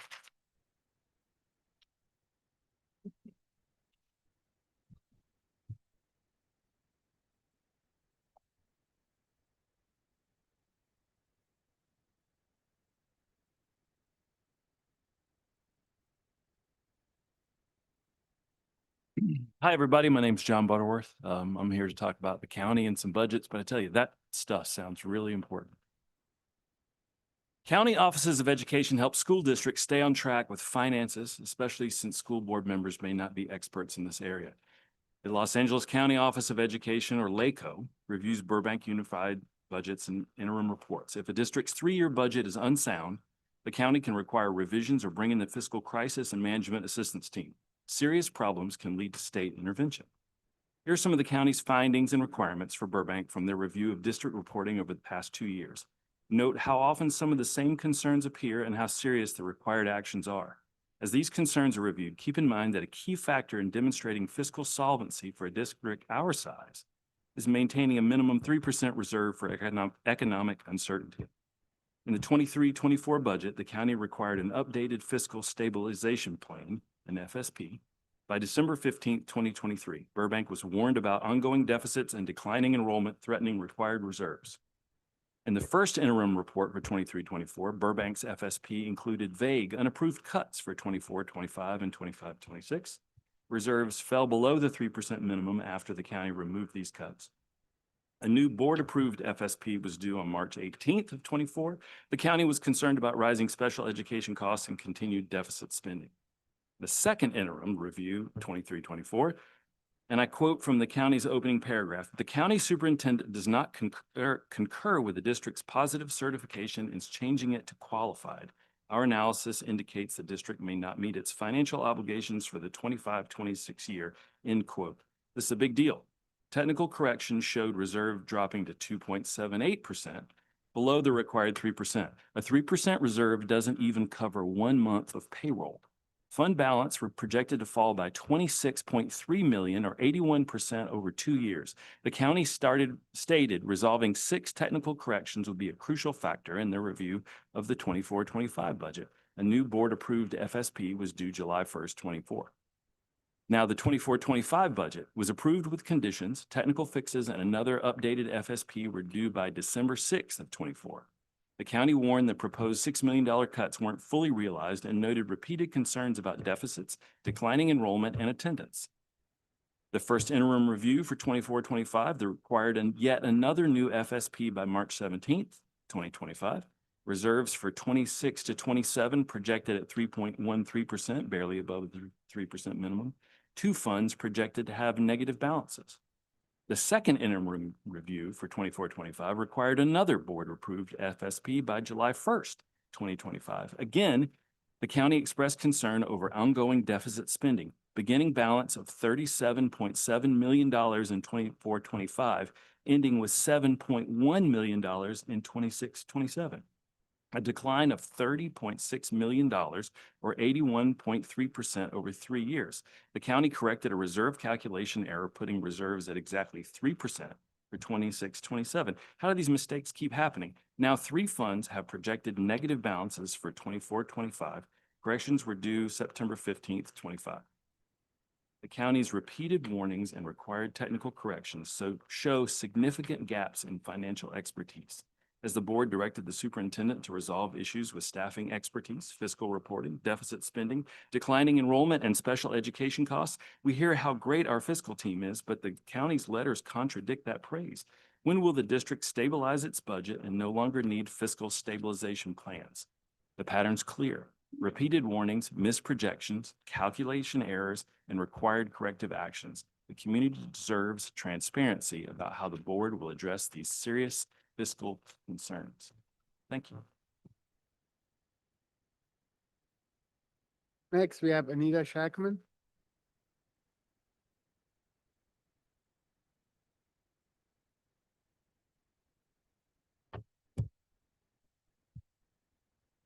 Good evening, Board. I'm Anita Shackman, a Burbank resident, also Dr. Macias. I didn't mean to exclude you. Each year, every California school district is required to submit several key financial reports. Each school district self-certifies whether they are one of 3 certifications: positive, qualified, or negative. Positive, the district can meet its financial obligations this year and for the next 2. Qualified, there's uncertainty about meeting obligations in one of those years. and negative, the district is projected to be unable to meet its obligations. The county reviews district's financial submissions and confirms or adjusts the self-certification level. A shift from positive to qualified raises concern about a district to maintain financial stability and requires an immediate plan to address the issues. In April 2024, the Los Angeles County Superintendent of Schools sent a letter to then Board President Dr. Weisberg after reviewing the district's second interim report. The letter stated, "The LA County Superintendent of Schools' second interim has been reviewed. The county superintendent does not concur with the district's positive certification and is therefore changing the district certification to qualified. Our analysis indicates the district may not meet its financial obligations for 2025-2026 school year," where we are. The letter also included several observations and recommendations meant to guide corrective planning using the fiscal stabilization plan. At the May 18th, 2024 meeting, Assistant Superintendent Andy Cantwell presented the report titled "Approval of the Fiscal Stabilization Plan Required by LACO." In that presentation, Mr. Cantwell referenced a positive certification from almost 11 months prior, 11 months old, rather than acknowledging the downgrade that the county office had sent 1 month earlier to Dr. Weisberg. That letter, reviewed by Dr. Weisberg, stated plainly that LACO did not concur with the district's positive certification. Yet no mention was made in Mr. Cantwell's report or in that meeting that the fiscal stabilization plan being presented was in direct response to the downgrade and required by the county. By omitting the county's findings and referring instead to a previous positive status from almost a year old is leading the impression that the district's fiscal standing remained unchanged. That omission misled the community about the seriousness of the county's assessment and undermined public confidence. Nobody on the board, I assume you all saw the letter that that the certification had gone to qualified. Nobody on the board said anything a month later in that meeting like, yeah, we're doing this because we got a qualified certification. We're making these cuts and they're directly related to the downgrade in financial certification. Transparency requires that when a report is prompted by county action, the underlying communication, the downgrade letter itself, be included and explained. Doing otherwise deprives both the board and the public of the context. They need to understand why fiscal stabilization steps are being taken. The cuts that Mr. Cantwell brought forward that evening were in direct response to the downgrade just a few weeks earlier. Under Ed Code 42131, these interim certifications and county comments are public records that must be presented by the governing board and reported in open session. The county notification letter sent to Dr. Weisberg has never been posted on the district website and has never been presented to the board. As we move forward to hopefully rebuild trust and transparency, the community expects to be made aware of important notifications from the Los Angeles County Office of Education. And I'll leave you with the copy of Mr. Cantwell's board agenda item from May of 2024, where he references a positive certification from almost a year earlier. Yet Dr. Weisberg received this letter a few weeks before. So we have to have transparency. When our certification drops, that's cuts, that's furlough days, that's all the things that we have to do. And some of it was not the district's issue. The governor's budget in January cut an additional 5 million from each year. But that's when you need to come to the community and say, this is where we are. You're welcome.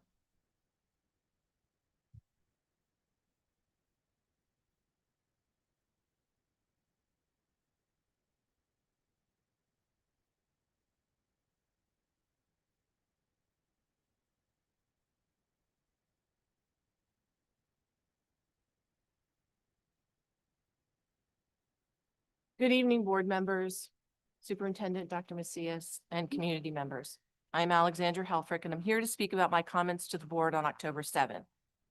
I'd like to share the email I sent to each member of the board earlier. I have regrets about the hasty cuts made to accommodate the last-minute change to public comment from 5 minutes to 2 minutes, as I cobbled together parts of partial speeches in an attempt to share critical information. With so little time to carefully consider my words, points were clumsily made and lacked support from more than one uniquely qualified candidate. I am genuinely sorry about that.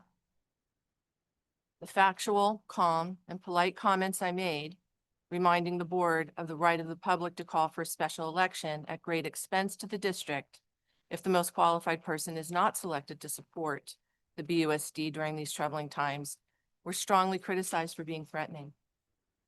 That was not my intention. My intention was to remind the public of the alternative option of a special election to fill the vacant board seat. Please accept my apology for any appearance of an ultimatum. Thank you.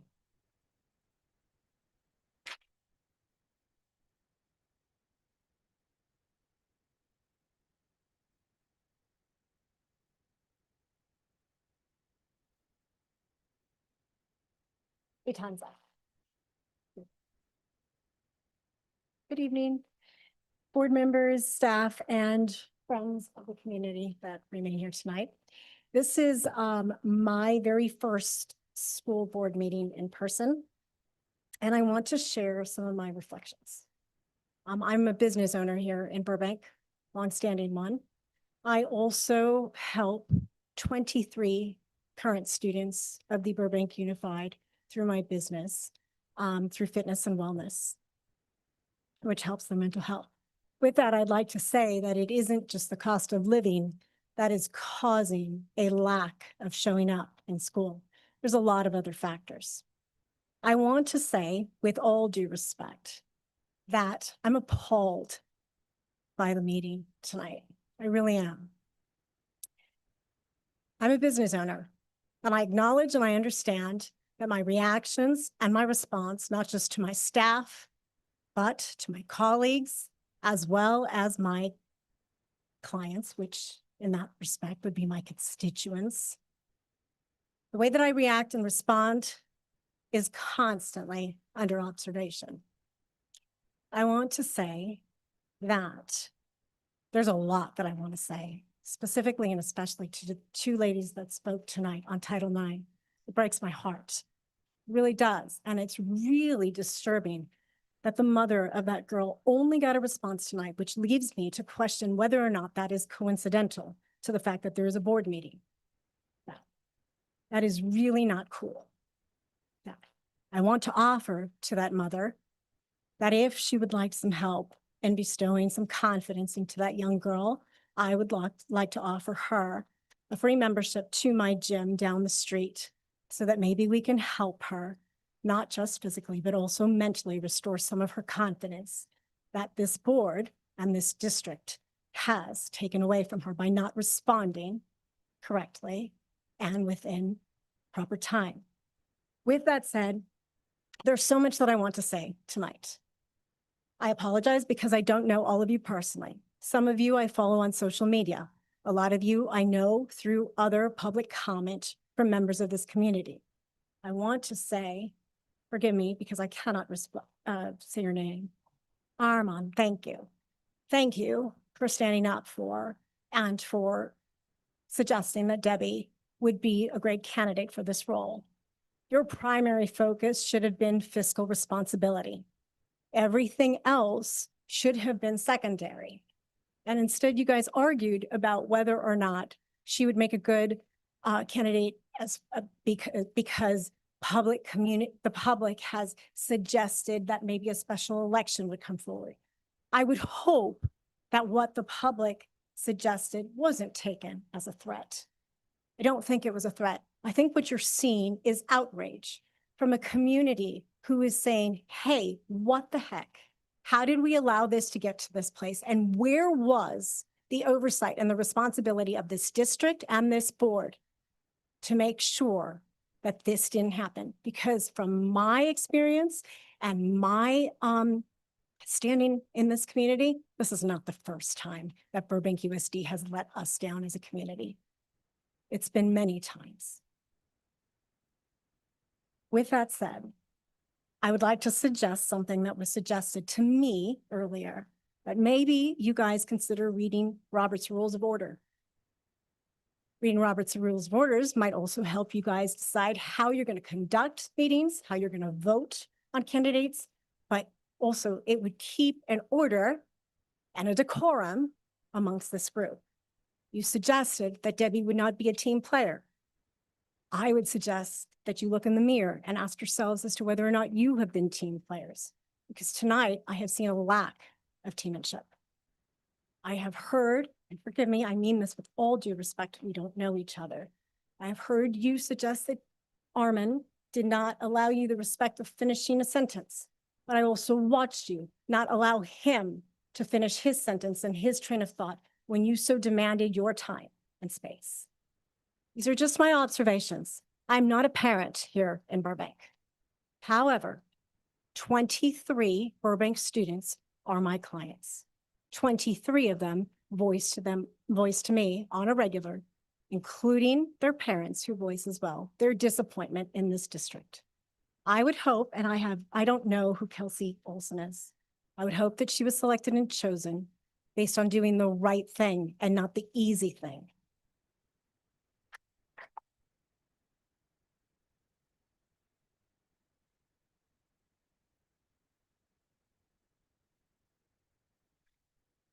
Good evening, board, superintendent, and members of the community and employees. I'm new to the district, not new to Burbank. We have a daughter in TK, goes to Providencia. My question's been about around the bell. I've sent repeated emails to the district that get bounced back. We've called to speak to Laura, who's supposedly in charge of it. No response. We spoke to her office. They said she'd call us back, and still no response for the last 9 to 10 weeks.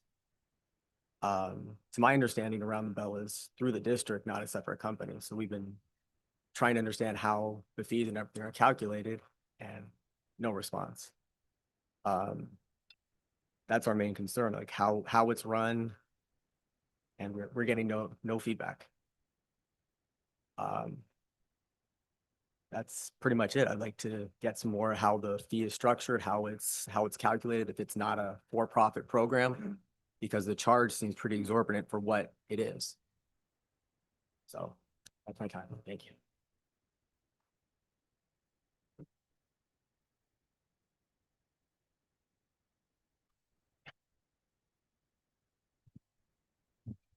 Good evening, everyone. Good evening, Dr. Agakanian, Ms. Kamkar. I wasn't going to give a speech. It's just I want to recall the messages, the issues that I think his name was Max that talked about the AI overview. But first of all, I would like to recall the AI, the video editing tools that you mentioned with Dr. Macias. Dr. Macias, you said you've mentioned you're ready to cooperate with clubs. We as Global Unity, our club are ready, always ready to engage with the district and find ways to cooperate with you. What I want also to say, we are currently working on a navigational sign project, which is a project where we will set up signs around our school, and so students can have more easier navigation through the school. The freshmen, the newcomers to the school, they can find their classrooms. It will also it will also benefit us a lot in emergency situations where we need to find classrooms, right? Because currently we don't have any navigational tools yet. And also it will ease the logistical process for ASB, Student Association. I'm ASB secretary.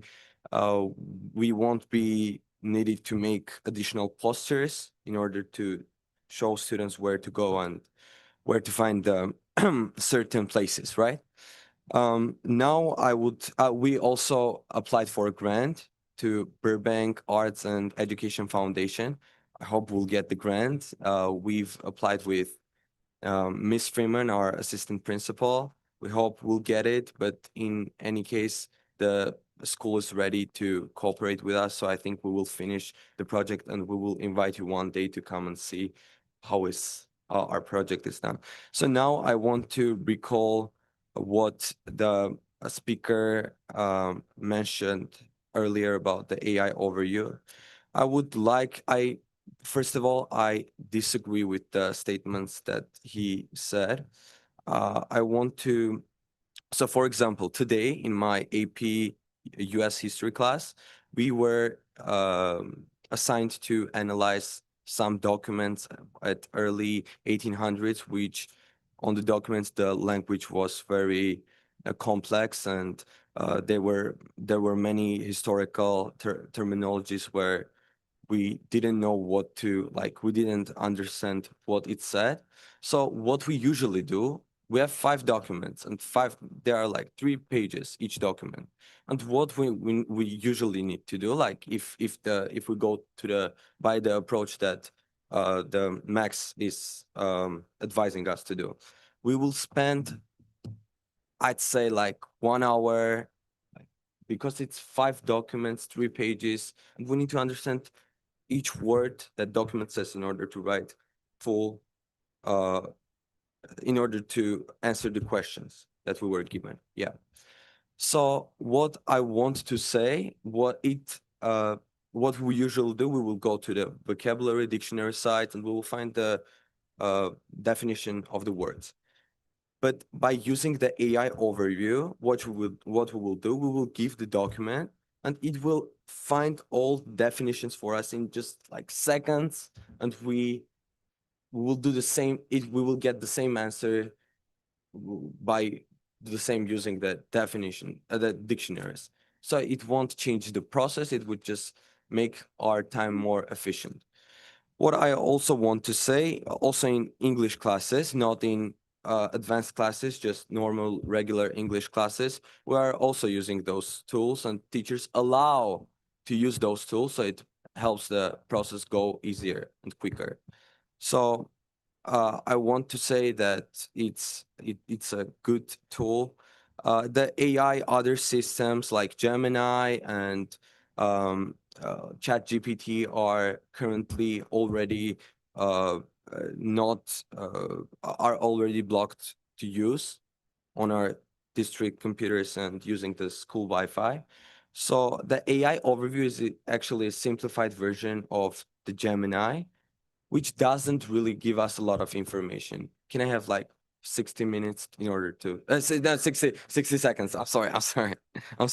60 hours. AI overview. So it helps our process. It makes our time more efficient. We can analyze the documents more quickly and learn and benefit from it. So what I say in conclusion, as students who are ready to adapt to the technologies, yeah, I understand AI can have some risks, but we need to start adapting to those technologies because we can't just get rid of this. It's not right approach, I think, in order to implement. And what I'll say, we are ready to adapt, to learn, and work together with educators and using those technologies to create a stronger, more creative, good community. Thank you so much. Thank you all. Thank you. Superintendent Macias. Thank you, Dr. Arkanyan. I'm going to do my best to cover as much as I can, but don't want to lose focus on the most important thing, and I'll get to that. So thank you to all our speakers. First and foremost, I do want to make sure that we openly address with the community in terms of personnel and district operations and what was noted tonight. We have people in place and we have a team that understands the gravity and the sensitivity to all the work that needs to be done. We are working very diligently, as hard as we can. We're here to support each other. Yes, definitely. Week of the School Administrators, we are not in the most ideal place from a leadership perspective, and that's noted. Going back to midsummer, and that's been a real thing and noted thing, and we acknowledge that every step of the way. So I still think there is definite room to celebrate our site administrators, and I don't want them. Well, we had our all principals meeting yesterday. We started our celebration with them. But I do want to acknowledge what you have said. It is taken to heart. We do reflect quite often with this team, and they do that with me, whether it be on a formal weekly basis when we have our cabinet teams or executive cabinet, but virtually all day long, we're trying to check in with each other as much as possible.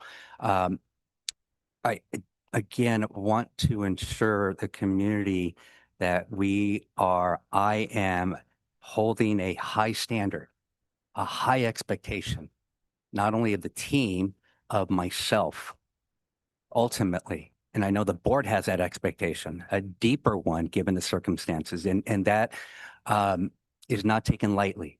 That is, and I'm not here trying to defend myself or defend the team. I just want to acknowledge, and let me get a little further. So thank you, Ms. McFarland, for speaking to that. In terms of budget concerns, I think what I can say to that, Mr. Butterworth, I was not as involved, but here's what I can say. I think this is exactly why I'm excited that we have the fifth board member coming on, because what I anticipate, what I hope is the reason why it was suggested is to have a budget advisory committee for that exact reason, to really dig into everything that we're doing. We have gotten news with our unaudited actuals. There are some numbers we deeply need to look at and analyze. So that advisory committee will be formed. It is something that the community, I want their participation. I want your insight. I know the board does as well too. And then we task our internal team to do the same thing. So that's an important thing, and please expect that sooner than later. I think I tried to fast track that one a little while ago, but I acknowledge that we needed the fifth board member, and we're there, and we're going to get that set forth. And then lastly, Mr. Barnes, Dr. Knappich will connect with you about your questions. I want to ensure that he and I have spoken that real quickly. The last of my time, I really want to dedicate to Ms. Oliver, and we'll not get into the details, but here's what I want to say, and to you, and to most importantly, your daughter. And I've said this before, and it's not okay, because I have two daughters, and they both went through the school system here, and had very good experiences. But I've said this as a teacher, I've said this as an administrator, whether it be a principal, district administrator, and at this level right now too. It does not sit well with me ever if a child is made to feel not good, uncomfortable. This is going to get addressed. I'm not going to get into the specifics. That is something that you will get the attention and the complaint investigation. That'll be done thoroughly. The team is already aware of that. You're right. The contact names, absolutely, on the website. Forms, you name it, that is on us. The parent data confirmation, that was done early in the summer, and then we had a really awful summer, but that doesn't matter. Because when I stepped into this role, and then when I was named acting in interim, I assume everything. And that's the accountability to have. And like I said, I have high standards of myself. This will get situated the correct way. Dr. Knappich, for official record for everyone to know, and this will be updated immediately, is our Title IX official for Burbank Unified. And your recommendations, I started reading them, already started making notes. Thank you for sharing those. Thank you for voicing your concerns. But please know that this will be directly attended to, and you have a dedicated team that will focus all our energy and attention to that. So thank you.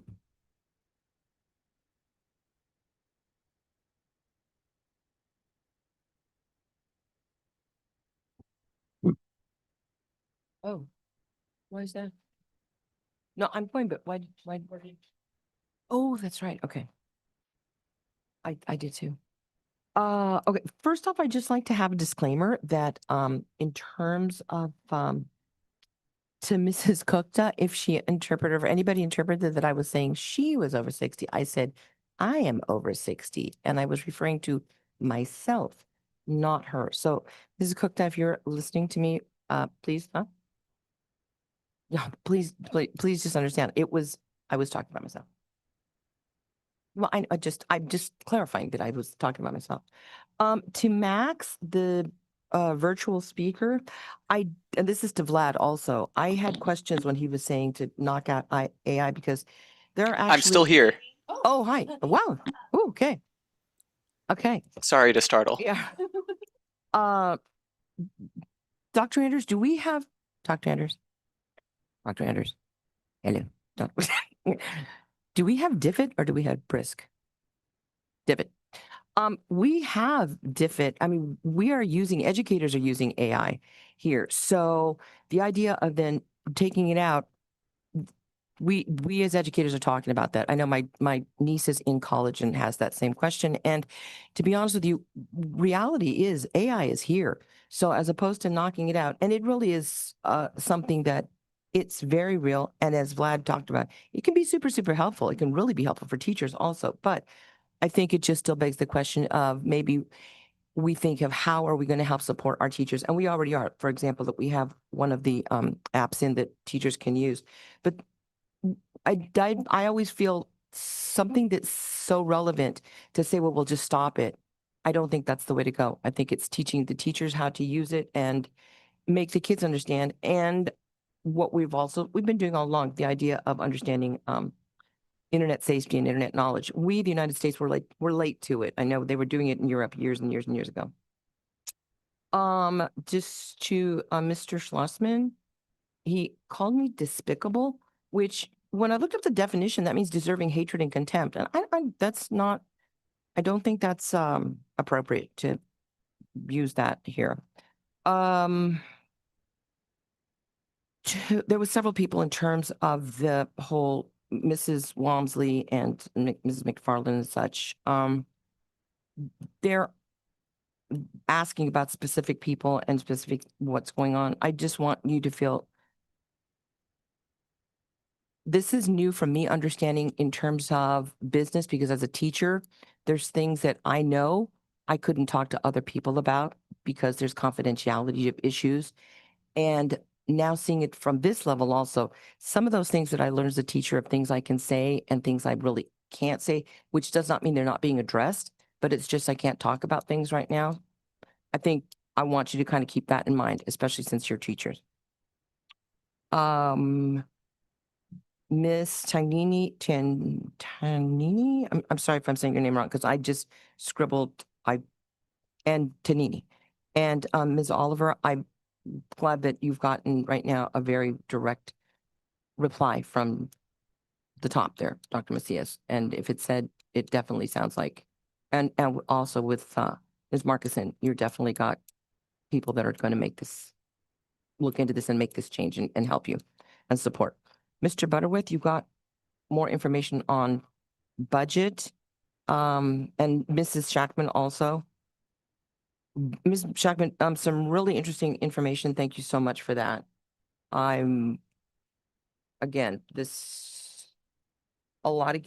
Changing a lot, being focused on.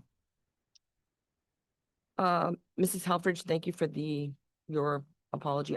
I did actually get emails in terms of people very concerned about what was said. So I think that was really great. And I think that will have a much better people understanding a lot more of what's going on. Let's see. Ms. Vitanza, thank you for being a concerned citizen. Mr. Bonds, you've gotten your And then to Mr. Hovhannissian, Vlad, definitely agree with him on what we're doing with internet and apps and all that.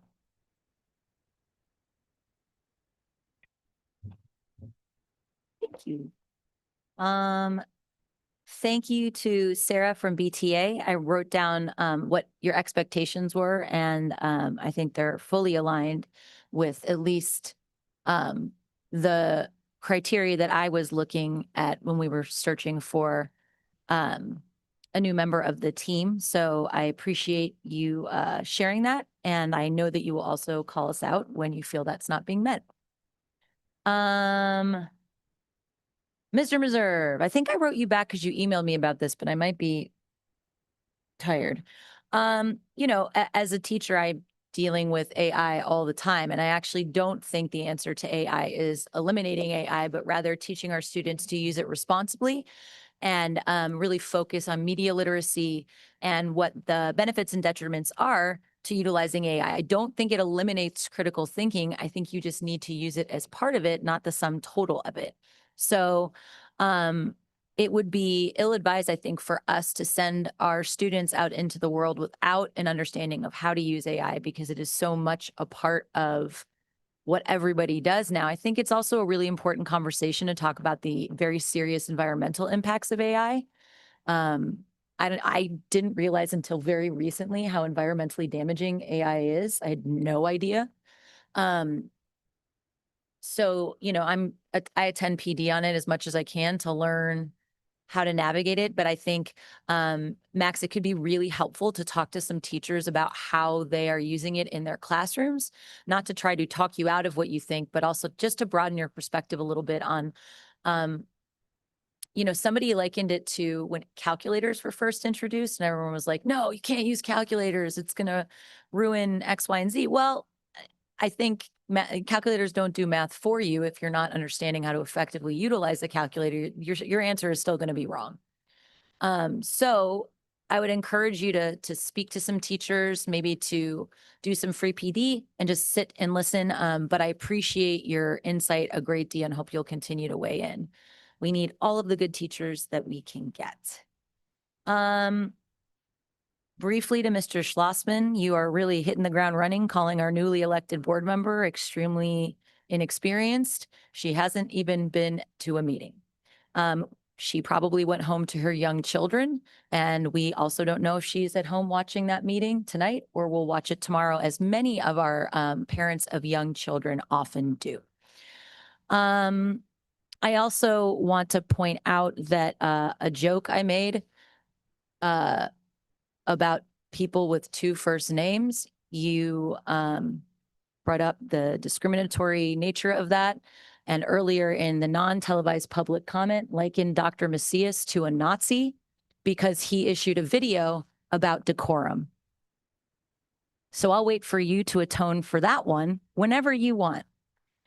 In relationship to Ms. Barzagar's amazing report, in my enthusiasm, I did ask if she wanted me to start my questions then or wait until the end. And she actually said, wait until the end. And I did. So when you build relationships with the people that you work with, they get to know you, they get to know your enthusiasms, they get to know your excitement to ask questions.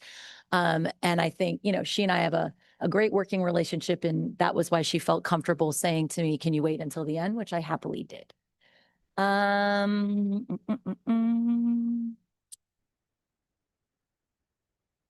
To Miss Tignini and Miss Oliver, believe it or not, my email to you. So I come straight from school, and I usually get to board meetings about an hour and a half before board meetings. And that's often when I get the opportunity to send emails that are all flagged in my inbox. So the email today was sent to you because this is my time that was carved out, not because I was like, oh no, they might show up to a board meeting and I hope that so just so you know, I sent other emails to other families too that I had flagged. I apologize if how it felt was, oh, she just did this because there was a board meeting.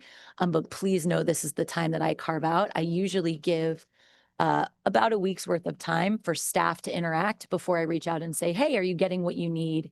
What can I do to support you? So I just wanted to frame that for you as not as me scrambling, but rather like that's my practice. And it's helpful because that's something I could have included in the email to explain perhaps why you got it when you did. I will absolutely give you a call. I also have been in contact with district admin about this and gotten updates regularly from Ms. Markison and Ms. Barzagard, checked in with Dr. Macias about it because it was a concern. Spoke to Principal Hatch as well, because I wanted to make sure that we were moving in a way that everybody felt was responsive. It's clear that we have work to do. So I don't know if you were here right at the beginning. I think you were when I asked for a report back on our website and how much is missing. That is on my list. So I know. And that is, I would say, one of the more egregious errors. Some of them are kind of, we'll get to them, but that is a huge error. So that is being worked on. I think you were here when Dr. Macias talked about there being a deadline for that. None of this solves the problem, right? But I do want you to hear that it is important. It is being worked on. I'm following up on it, and I would gladly, and I will reach out to you. And whenever you'd like to schedule a call, I am inexplicably still going to Washington, D.C. with my 8th graders next week, despite the government shutdown, to stare at things we're not allowed into. So next week might not work, but I will, as soon as I can, I'd love to connect with you one-on-one. Hold on, getting there. Some of the speakers who asked us about specific personnel issues know that we can't talk about those specific personnel issues. Wish we could. It would make our lives a lot easier, but we can't. Ms. Shackman, I absolutely remember the letter that we got, and I remember the conversations that I had with Dr. Paramo and Mr. Cantwell about the adjustments that were made. I know that Dr. Abdelhamid is going to address more specifically because she can speak to it with an expertise that I don't have, but absolutely recall that conversation, how deeply concerned we were about the downgrade. I know that at the time, Dr. Paramo spoke with the county superintendent, long conversations about what we needed to do to adjust, and that it was done quickly. I can't speak to the choices Mr. Cantwell made during the meeting, but I know that Dr. Abdelhamid can talk to you a little bit more about those specifics, and they're important, and I'm glad you brought them up. Mr. Barnes, thank you. You should always get a response from us all the time. Understaffed, overstaffed, our first priority is our families and our students. And thanks to Mr. Hovhannissian for his perspective about AI from a student perspective. I thought that was really helpful. That's what I got. Thank you to everybody.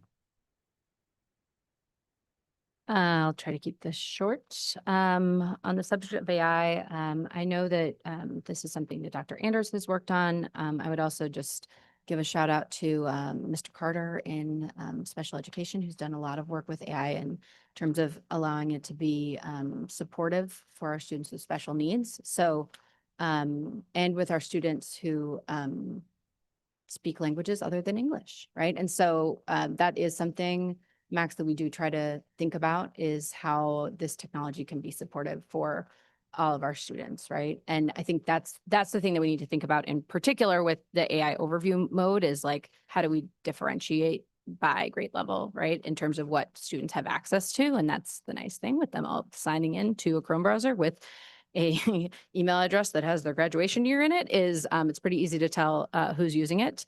Because you're right.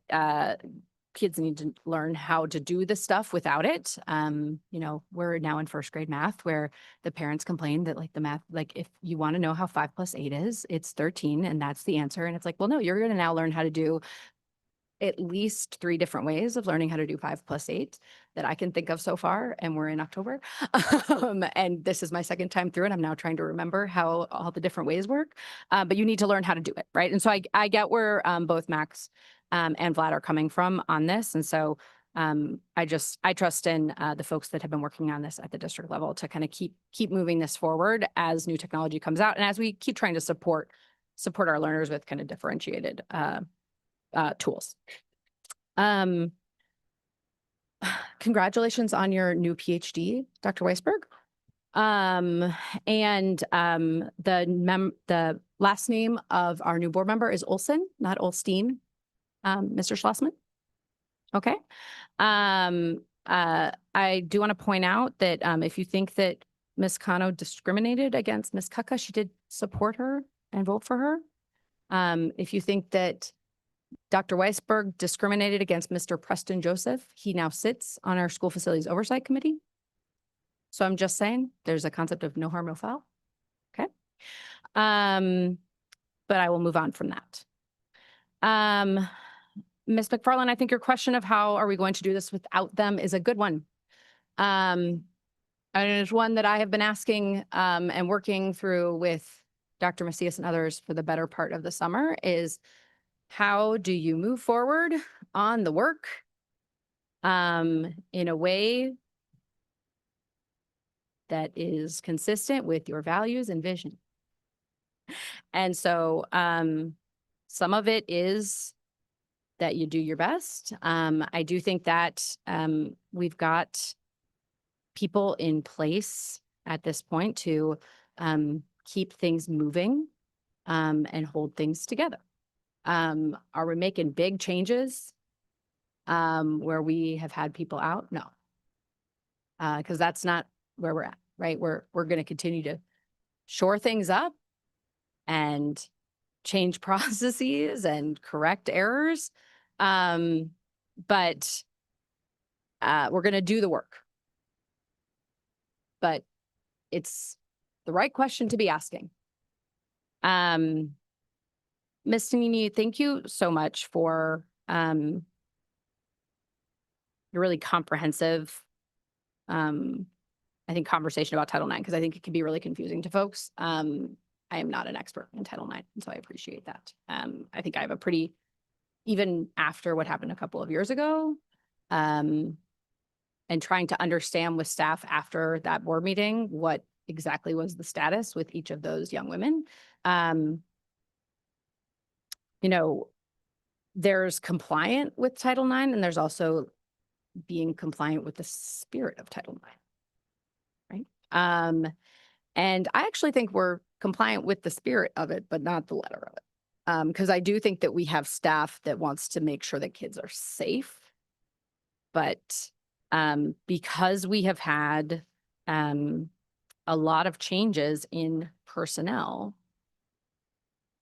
that I pointed out to Dr. Macias when I was doing my own parent data confirmation, just FYI, Dr. Prama's name is still in here a couple times. Not a great look, you know, but by then it was already out. You know, there are places to update. And so, you know, Ms. Oliver, thank you for the visuals, because that will be easy for, I think, us to change. What will not be easy to change is the trust that we've broken with you and your family. You know, when your email came through, before I even saw it, I had heard from Dr. Macias that he was aware of the issue and was working with staff on the issue. And so I was kind of checking in with him throughout the week, to Dr. Weisberg's point, to try to give staff a chance to work through some things before I kind of put my foot in my mouth, not knowing the full story. And so I don't want that, you know, reading your email broke my heart. And I don't know the full story. And I want you to know that I want to support your daughter in feeling safe at school.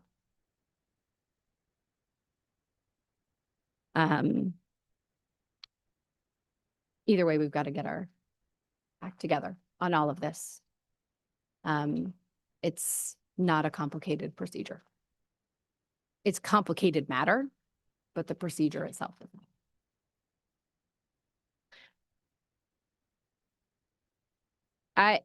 You know what I actually really appreciate as I was thinking about this is, what was really clear to me is that I could tell that like felt really hard for you to come and say like, here are all of the things that I see as wrong in a public forum, right? Because you want to really support our schools. And that can be hard. That can be really hard. And so I want to thank you for that. Because it's important to hold us accountable there. Because that's the only way we get better. Mr. Butterworth, Ms. Shackman, thank you for the information on the qualified certifications. Fiscal stabilization plans are not ideal.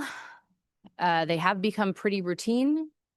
We are receiving, we have reached out to LACO over the course of the summer for some assistance. And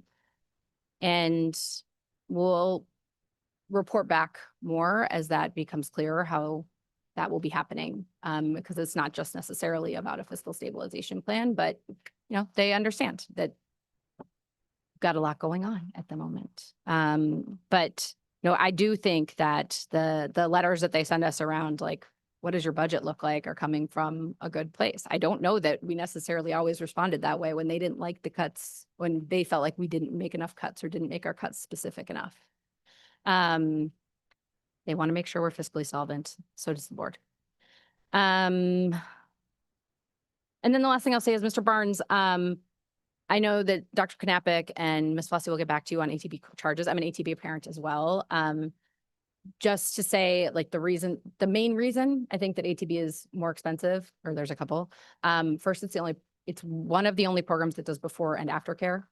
If you need that, right? We're a family that tends to need that, which is one of the reasons that we choose it. Another is that those teachers are, they're not credentialed classroom teachers, but they do have a certificate. And so they are certificated teachers, meaning that they are part of our Burbank Teachers Association, meaning that they get really good benefits. They are part of they're part of CalSTRS, yes. They're part of they will receive retirement benefits through the California Teachers Retirement System. All of that to say, all of that makes it more expensive because we pay them as certificated employees. It does, for our experience has been that it's been a very high quality childcare program. Yeah. And so, I think it's very expensive for the district to run for that reason. I think we have gotten in the past year or two to a point where it's break even, which has involved price increases for families. But what I always tell my friends when they're asking about, well, should we do ASD or ACEs or Boys and Girls Club? I always say all of these are great options. For us, the calculus is one, like, what is offered at our school? Because not all of them are offered at each school. What kind of care do we need in terms of before and after care? And some of it is just logistics. Like, where are your friends' kids going? Like, do your kids like the teacher? That kind of stuff. I think all of our childcare programs are very high quality. I'm I think a little biased because we're an ATB family and I love our ATB teachers. So just all that to say, I really hope that Dr. Knappich and Ms. Flossie get back to you with your questions really quickly. Okay. Thank you. So first, I want to thank Diana Rana and our Assembly Member Nick Schultz for her to be here in the letter of support. We will be talking to him more about, state budget and maybe even talk about some new legislation if necessary. Ms. Oliver, thank you for coming tonight and being persistent about this issue, because I can imagine how many parents are out there that might have had similar issues but are not as persistent as you are. And then what are we doing? We're failing our kids, right? So thank you for doing this. I want to make sure that we will follow up with this, but at the same time, I think if anyone is watching this, same thing, because again, last thing we want is one person calling and not getting the return call and then just giving up on it, right? So thank you for doing this. Really appreciate it. and we will follow up on it. Sorry. So, Mr. Barnett, thank you. Did I say it right, Barnett? Barnes, sorry, long night, Mr. Barnes. Thank you again. Also, we will follow up with this our son went to this program, but again, it's challenging because I don't know if you know, districts are not even obligated to provide this. This is something Burbank does, but it's challenging, and more than ever, we need those programs, right? Working families, it's tough. So I appreciate the follow-up, and thank you, and thank you for being here tonight and sitting through this interesting meeting. But I think it's important for some of the conversations we had earlier and some of my colleagues. I know we bring up some issues and concerns, but as one of them said, we would love to talk about this, but we can't, unfortunately. No, not ATV. No, I'm talking about some of the issues with some of the staff. Yeah, I moved on, sorry. So as I said earlier, we're addressing these concerns, and you'll either hear about it or maybe read it in the paper. I don't know. But I think what's important for everyone to know is that it's been difficult, but at the same time, as I said it earlier, as far as I'm looking at this, it's been positive because now we're getting to the root of some of these issues. And I think more than ever, we need the community's input. More than ever, we need people to come forward and talk about some of the concerns. We might not like sometimes what they're saying or what they're delivering or the way it's delivered, but to me, as far as I'm concerned, the information that's being shared, it's something that we should, talk about more often, but also really address it. And I know we'll talk more about the financials and some of the other concerns. But thank you for coming and staying this late. I know you have your families to go to, but obviously you care about these issues if you're staying till almost 10 o'clock, right? So let us know, but I always have said it, as my colleague always says, you can email us, but you can also call us. Some of us are better on text or cell phones versus email because of the way we travel. Sometimes we're on the road. So, and all that information is accessible to you. But I think what I want us to, at this point, what we look at in terms of what's happening, especially I brought these fiscal concerns over and over again.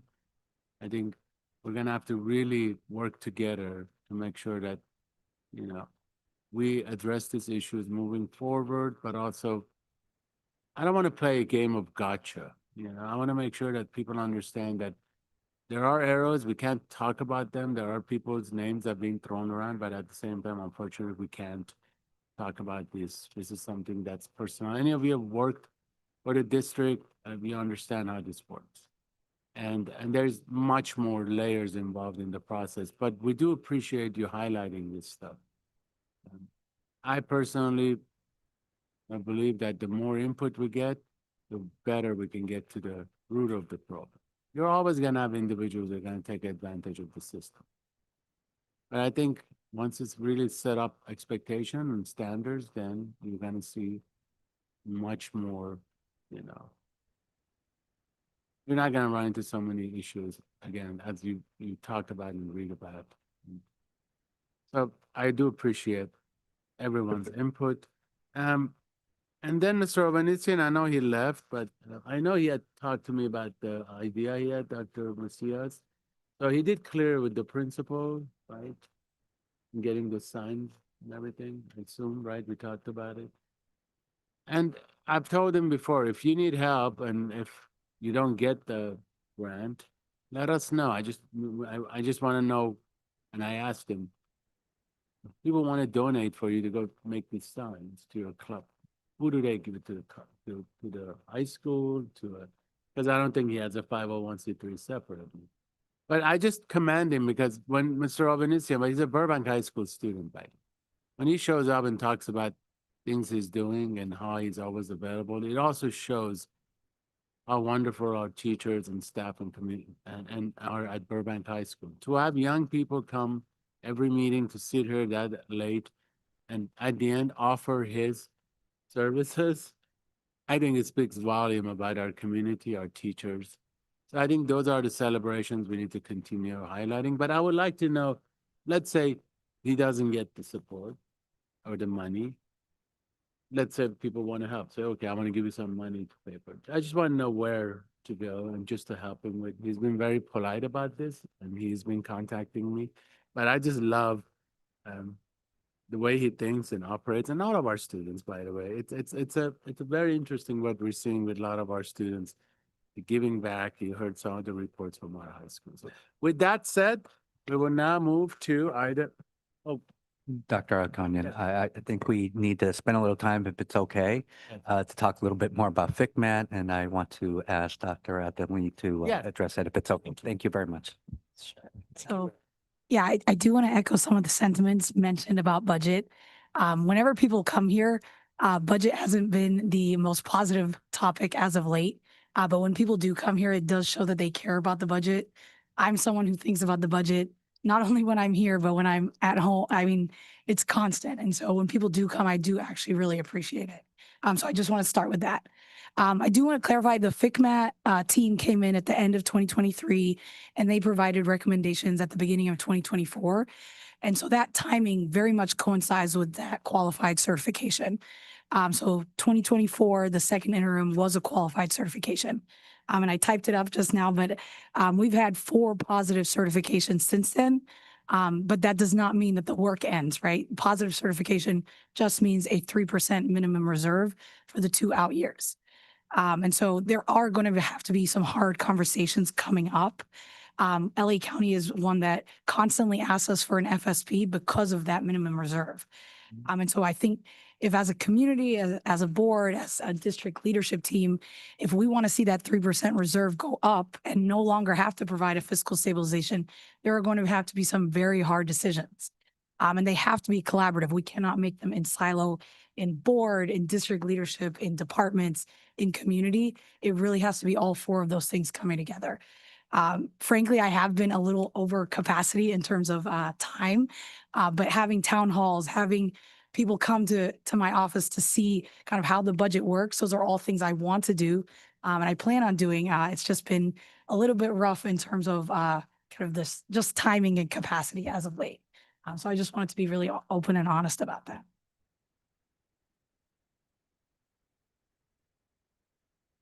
Dr. Macias. Thank you. No, that's it. We're done. Okay, thank you. Now we're going to, 11A. So now, yes, at 7:30. Now I will open the public hearing and ask if there are any public speakers for 11A. None? Closed? Now, boy, I have to do. So, so Dr. Macias, we're talking about 11A, right? Matter of determining sufficiency of pupil textbook. Who's gonna be? Yeah. All right, now we're going to new unfinished business since there was no public comments. New unfinished business, we have, sorry, lost my page. 12A, ratification of resolution 8, proclaiming October as Burbank Unified School District's Filipino American History. Dr. Knappich.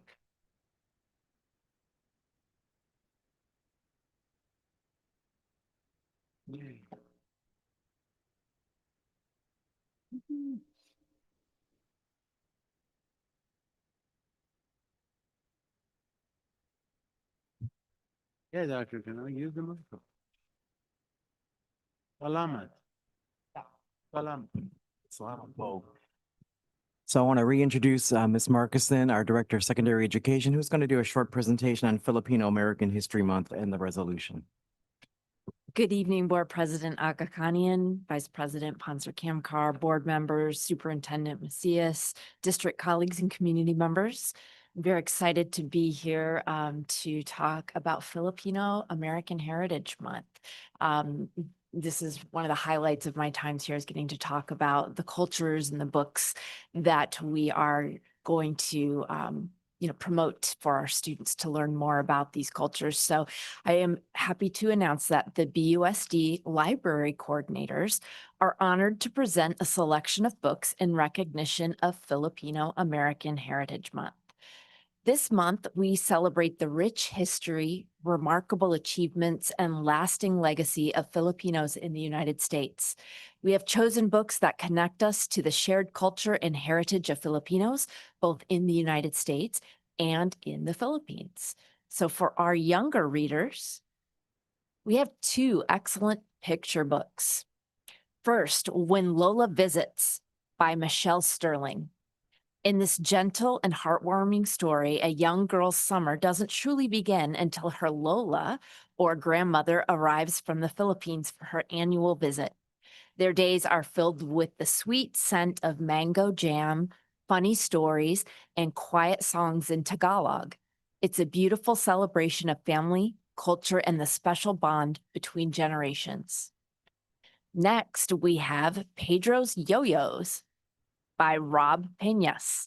This is the true story of Pedro Flores, a Filipino immigrant who took a traditional toy from his homeland and turned it into a global sensation. The book highlights Pedro's entrepreneurial spirit and determination as he built a successful business, showcasing how one man's creativity and pride in his roots helped him achieve the American dream. For middle schoolers, we recommend We Belong by Cookie Hipania Everman. This stunning novel in verse tells two stories at once: a mother's childhood as an immigrant from the Philippines and the tale of a mythical goddess. These narratives beautifully weave together themes of sisterhood, motherhood, and the challenges of finding one's place in a new culture. It is a powerful story of family, resilience, and the strength of a mother's love. And for our high school students, we present Patron Saints of Nothing by Randy Rebay.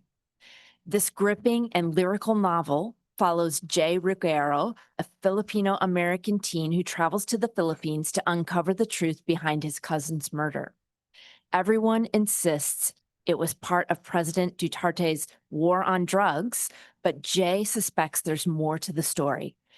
As he digs deeper, he confronts difficult truths about his cousin and his own identity. This book is a powerful exploration of faith, family, and what it means to be an immigrant. Thank you. Weisberg. I'd just like to move that we approve the ratification of Resolution 8, proclaiming October as Burbank Unified School District's Filipino American Heritage Month. I have a motion. Can I get a second? Second, as a, I don't think this was a, no, No, I heard the word, did you say ratification? it said adoption. Adoption, sorry, long, That's, I take it back. We have a motion and second, all in favor? Aye. Motion passes unanimously. I'd like to read the resolution. Whereas the Filipino American community is the second largest Asian American group in the United States with a population of approximately 4 million people.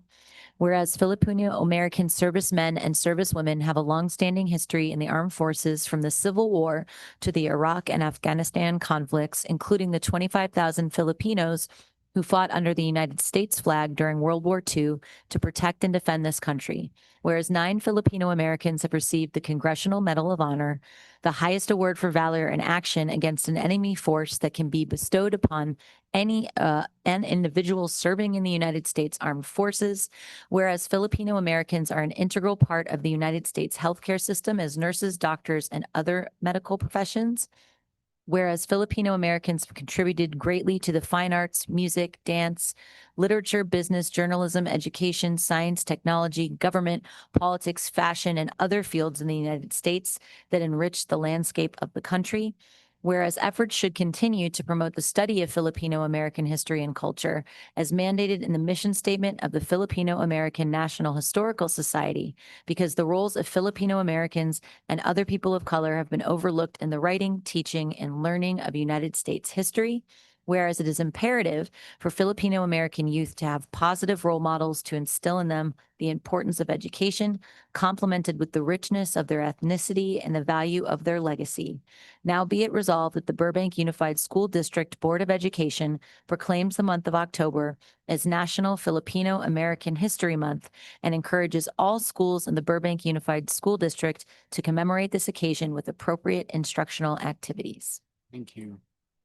To all my Filipino friends, salamat for all you do. Thank you. And very- mabuhay. Ms. Marcus, I do have a question with all the, Ms. Marcus. Oh, sorry. I didn't, all the books that we have, do we have them listed somewhere? Because literally, when you come on, I always go on, if I'm looking down, I'm on Amazon, always going, oh, I gotta get this one. So I'm just ordered the yo-yo one. But where do we have that list? So that we have easy access to it?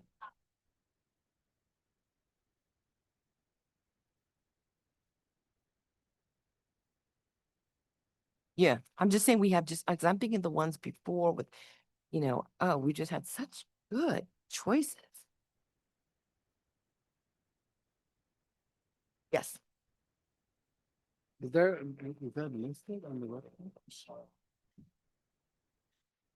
And again, just for the record for everyone, this is part of the overall modification, updating that we have a hard deadline by the end of this month. Yes. And we also need a Jolly Beans restaurant in Burbank. Thank you. Second, that pass a resolution for that one too. For the chicken's really good. Oh, okay. We'll come back to that.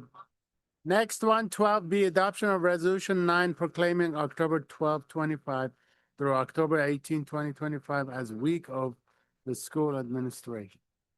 Administrative. Dr. Alkanian, I'd like to present this one if it's okay. I am especially proud of this week as well, being a former site administrator here in Burbank Unified and also in my role as president, several terms as the president of BASA. This week is important to highlight and celebrate and acknowledge the hard work that's not only done at our school sites with our administrators, but I also want to not forget that we have district administrators here at the district office who are doing amazing work. So I strongly recommend that we adopt this resolution. We started celebrating our principals yesterday, and we have other plans to make sure that we carry on that celebration. And again, I duly noted, it was mentioned earlier, the work continues. There's a high standard. I know our principals have high standards for their communities, and they're doing a great job, and want to celebrate them. Thank you. Thank you, Dr. Macias. We appreciate that. Can I get a motion in a second? So moved. Second. We have a motion and a second. All in favor, say aye. Aye. Aye. Would you like to read it? I would love to. Thank you. It would be my pleasure. Resolution 9 proclaiming the week of October 12th through the 18th, 2025 as Week of the School Administrator. Whereas school administrators are passionate, lifelong learners who believe in the value of quality public education. And whereas the title school administrator is a broad term used to define many education leadership posts, superintendents, assistant superintendents, directors, principals, assistant principals, special education and adult education leaders, curriculum and assessment leaders, school business officials, classified educational leaders, and other school district employees are considered administrators. And whereas school leaders provide quality service for student success is paramount for the profession, and whereas most school administrators began their careers as teachers. The average administrator has served in public education for more than a decade. Most of California's superintendents have served in education for more than 20 years. Such experience is beneficial in their work to effectively and efficiently lead public education and improve student achievement. And whereas school leaders depend on a network of support from school communities, fellow administrators, teachers, parents, students, businesses, community members, board trustees, colleges and universities, community and faith-based organizations, elected officials, and district and county staff and resources to promote ongoing student achievement and school success. And whereas research shows great schools are led by great principals and great districts are led by great superintendents. These site leaders are supported by extensive administrative networks throughout the state. And whereas Burbank Unified School District has distinguished, passionate, and quality site and district administrators supporting the teachers, staff, and students who deserve to be recognized for their service and dedication. And whereas the future of California's public education system depends upon the quality of its leadership, now therefore be it resolved by the Board of the Burbank Unified School District that all school leaders be commended for the contribution they make to successful student achievement. Thank you to our administrators.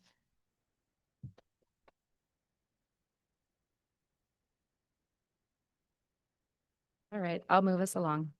Just tell me what are we 12C? Okay. 12C is adoption of resolution 10 in the matter of determining, no. Oh, sorry. Okay. Sorry, we have a motion from me and a second from Dr. Weisberg on resolution 9, proclaiming the week of October 12th through the 18th as the week of the school administrator. All those in favor? Aye. Aye. Any opposed? Okay, motion passes. Then we'll move to 12C. Is that adoption of resolution 10 in the matter of determining sufficiency of pupil textbooks and instructional materials? Dr. Knappich?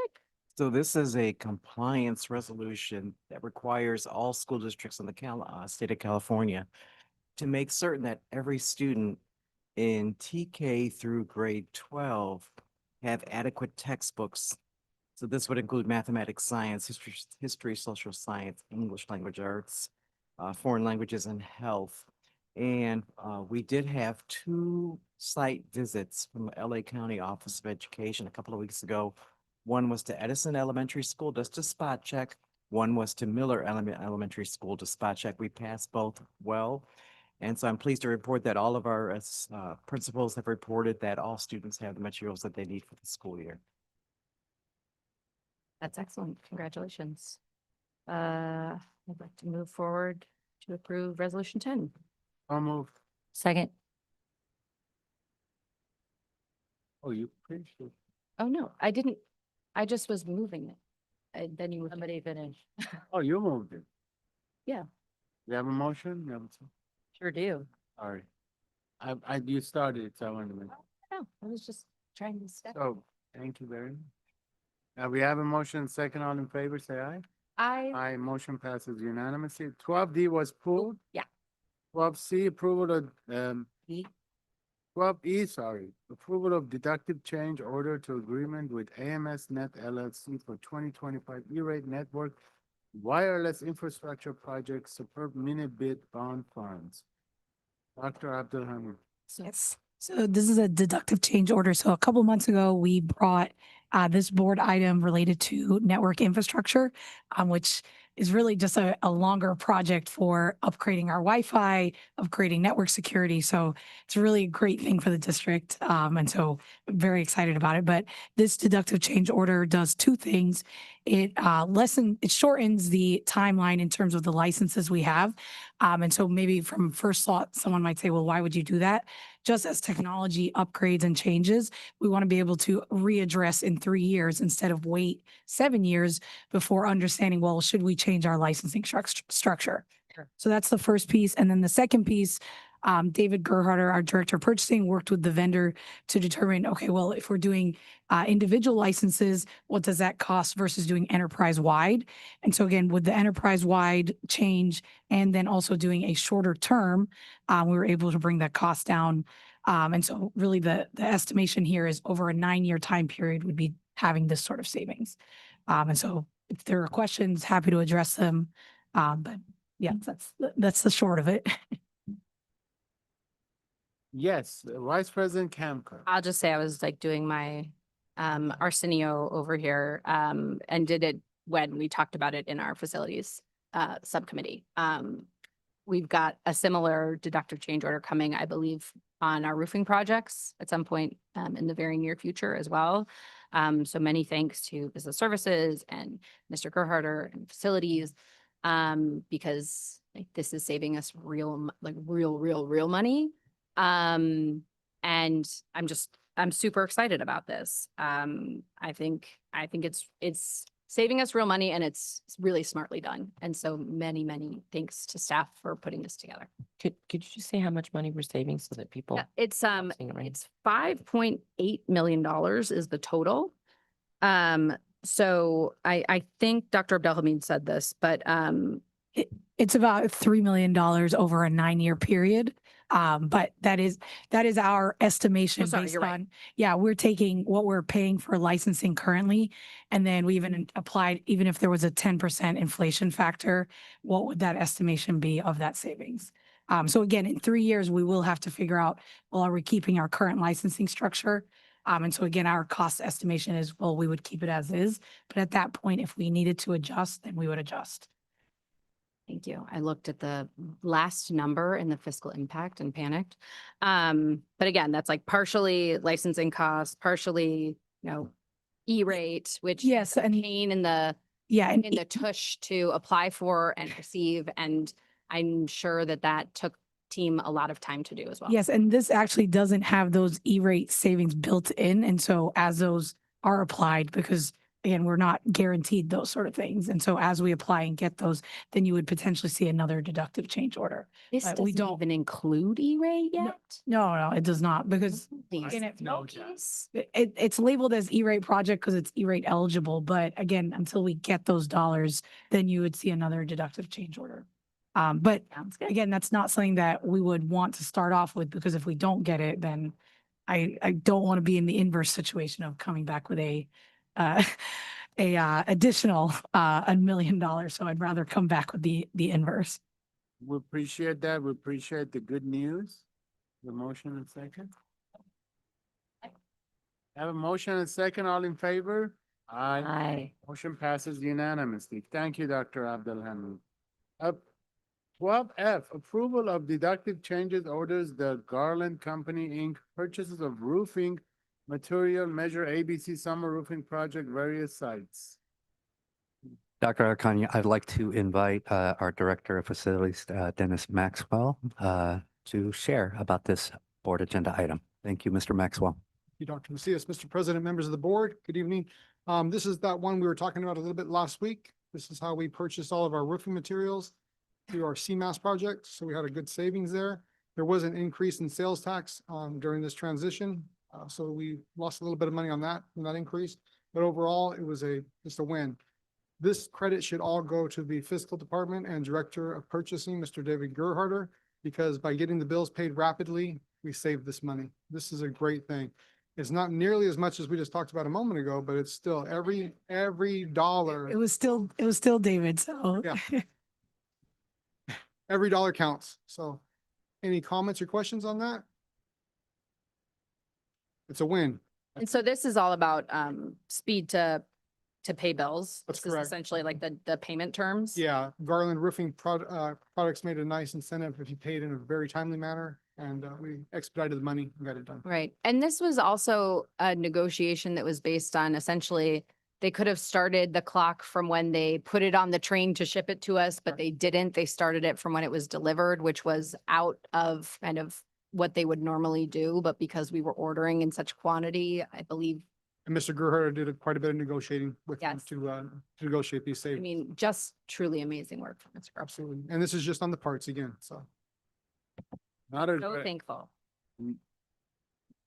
not a good, great news, everyone. Can I get a motion and a second on this, please? So moved. We have a motion and a second. All in favor, say aye. Aye. And motion passes. Unanimous. 12G, approval of school connected independent 501c3 organizations for 2025. Dr. Knapp. So this is a request for approval for school-connected independent 501c3 organizations at our 2 high schools. So it would consist of baseball, basketball, vocal arts at Burbank High and at Burroughs. We have the VMA, Vocal Music Association, IMA, Instrumental Music Association, Arrowhead Football Boosters, and Baseball Boosters. And so each one of these organizations completed the entire package and are being recommended for approval.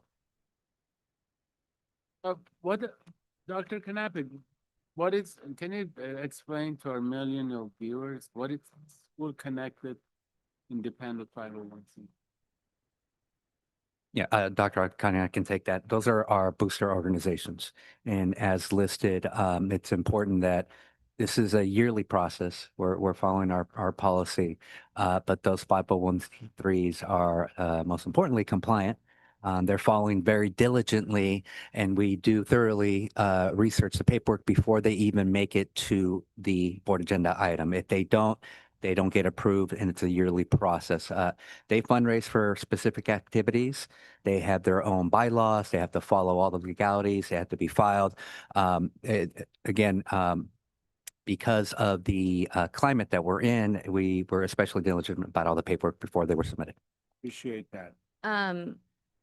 So I can appreciate that. And can you walk me through a little bit more about what that process looks like and what kind of spot checks we're doing? Because I feel like we've heard stories about people not being in compliance.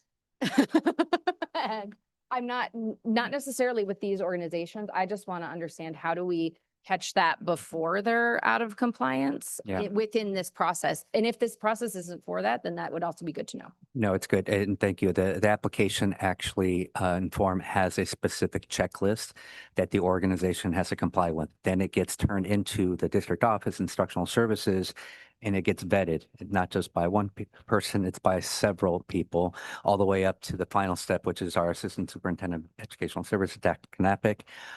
So again, it is completely spot checked and rechecked in order to hit all the compliance levels in the checklist and documentation and whatnot. Can I ask a quick follow-up? What kind of training do we provide coaches that are coming on to assist, whether it's football, baseball, VMA, whatever it is? Because I know that that's another issue where we've had, I mean, I assume we're giving training to our AP about, activities, but wanting to make doubly sure we're onboarding people who are not necessarily like coming back year to year to make sure that they know. Yeah. So very good question. So all these groups that are being approved tonight, or hopefully are consideration for approval, are the same groups that we had last year. So we don't have a brand new organization. So I want to really make note of that. But you bring to light what we always have to be aware of. If there are changes in the organization, a new, for example, BMA president, a new financial person, and all that, that is something that we do pay attention to. There is room for us to have more conversations about the broader scope of yearly training and ensuring accountability. And that is something I can't speak to specifically, but we'll get that information to you. Just for clarification also, and for our viewers, these are separate 501c3s, right? Have their own board, have their own annual audits, their own insurance, right? We are not, so anything happens, and when people make donations, they have to give them the write-up letter. Correct. And there should be a yearly audit that we review too, internally, to validate that. And again, following our board policy, that is very specific. And is it educational services that's responsible for, does that fall under educational services Yes. generally? Okay. Sorry, I feel like this was a conversation that I started with staff like back in March or April that I don't even remember where we left it. I'm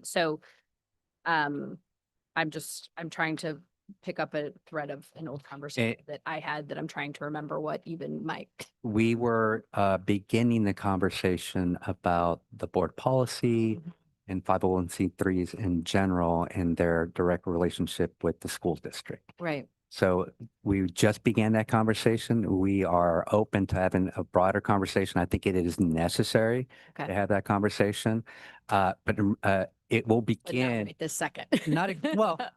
It does revolve around and grounded in the board policy that we have. So anything that we do has to be grounded in that. Okay. yeah, I think as long as we are saying, let's review that board policy and, that we kind of put a flag in the ground about when we're actually going to do that. Yeah. And we have a plan for how we're bringing in these groups and potentially people who have had issues with how they have not necessarily these group, but I'm saying 501c3 connected organizations Sure. with how they've operated in the past that can help us maybe improve Agreed. our board policy. I don't know what this looks like for other organizations. I know I've heard that some districts don't do it at all. Some districts do it all through ASB. We're somewhere in the middle. And I think that was the perspective and why we started having that conversation. Now I'm now connecting Correct. the thread from March. Okay. Dr. Knappich just pointed out to me, our board policy has not been adapted, reviewed since 2019. So Yep. it's very important that we do that. Okay. So when would be an appropriate time to do that? I mean, yeah, I'm not saying like next week. I'm just saying like, is that I will work with the team Okay. here and find a timeline that we find appropriate, but also timely. okay, cool. Because we have a couple more of these probably coming of folks that are trying to complete their checklist? Or is this it for the year? Again, according to board policy, this is the only time that they can get approved. They can Anything, only do they it. missed a deadline, they have to wait till next year. Okay, got it. These would I be wasn't the sure if we were getting only, like next week. no, or in- these would be the only authorized to exist and function within this school year. And so what do we do for any that aren't on this list, but try to operate as though they are? And then that's when we do our accountability and work with our school sites and we hold them accountable. Okay. Again, following board policy, this is the only time. After that, we'll get to it. And I want to see that policy as well, because they're independent, but also, again, to our point, I mean, it's in the agenda item, right? It's this AR? Okay. Yes. but what if, I'm just curious, just, if they use the likeness of, of the district but they're not part of our partners, are they legally? And I say this because I've seen this happen with, when people come and say, well, we work with the district, but they're not on our list, but then people give them money thinking it's going to them. I'm just curious, and because also what's, for me, is also important, do we look at their annual audits? No, because they are required by law. Is it 1 million or more if they make that they have to be audited by an external CPA? Do you know for a fact what the number is?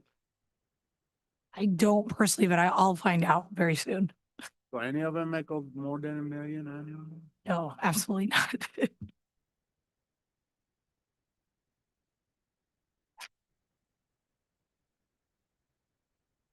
Okay, this is wonderful. Any questions? Move, let's approve the school connected independent 501c3 organizations. The motion? We get a second. Second. Motion second, all in favor, say aye. Aye. Motion passes unanimously. 12H, we pulled it. 12I, ratification of 100% children fee reduction for Childcare. unduplicated student paid for expanded. Childcare fee reduction for unduplicated student paid by expanded learning opportunities program for. Man, what? Oh, okay, sorry, it's a late, I'm sorry. Dr. Knappich. So this is an agreement with Conundrum Theater Company.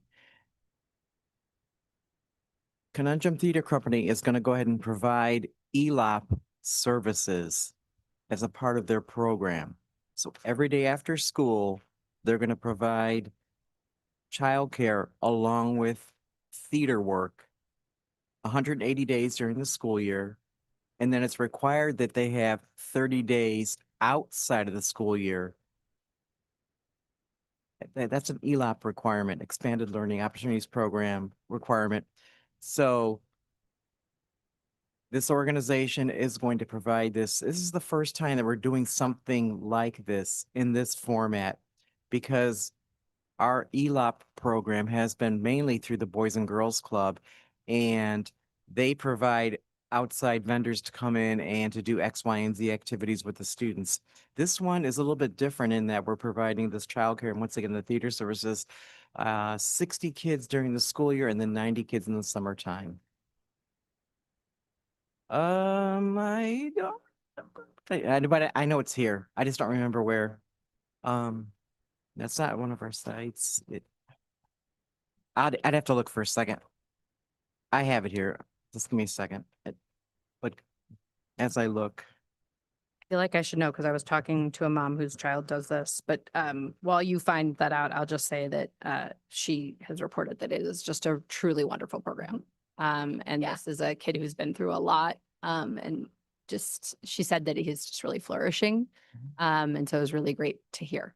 Yeah, Conundrum does amazing, amazing work. So this has been, I think, really, really great for this child. So thank you so much. and the executive making this happen. director of Conundrum is Brian Snodgrass, and I've worked with Brian for 10 years and other activities too. So I know him, I trust him, we have a great working relationship, and I still couldn't put my fingers on the location, but it's right here in the. Location, can I get a motion? So moved. Second. Motion and second, all in favor, say aye. Aye. Passes unanimously. Dr. Knappich, you can always come back and tell us. I'll put it in my report Thank you, sir. tomorrow. 13, we put 12J.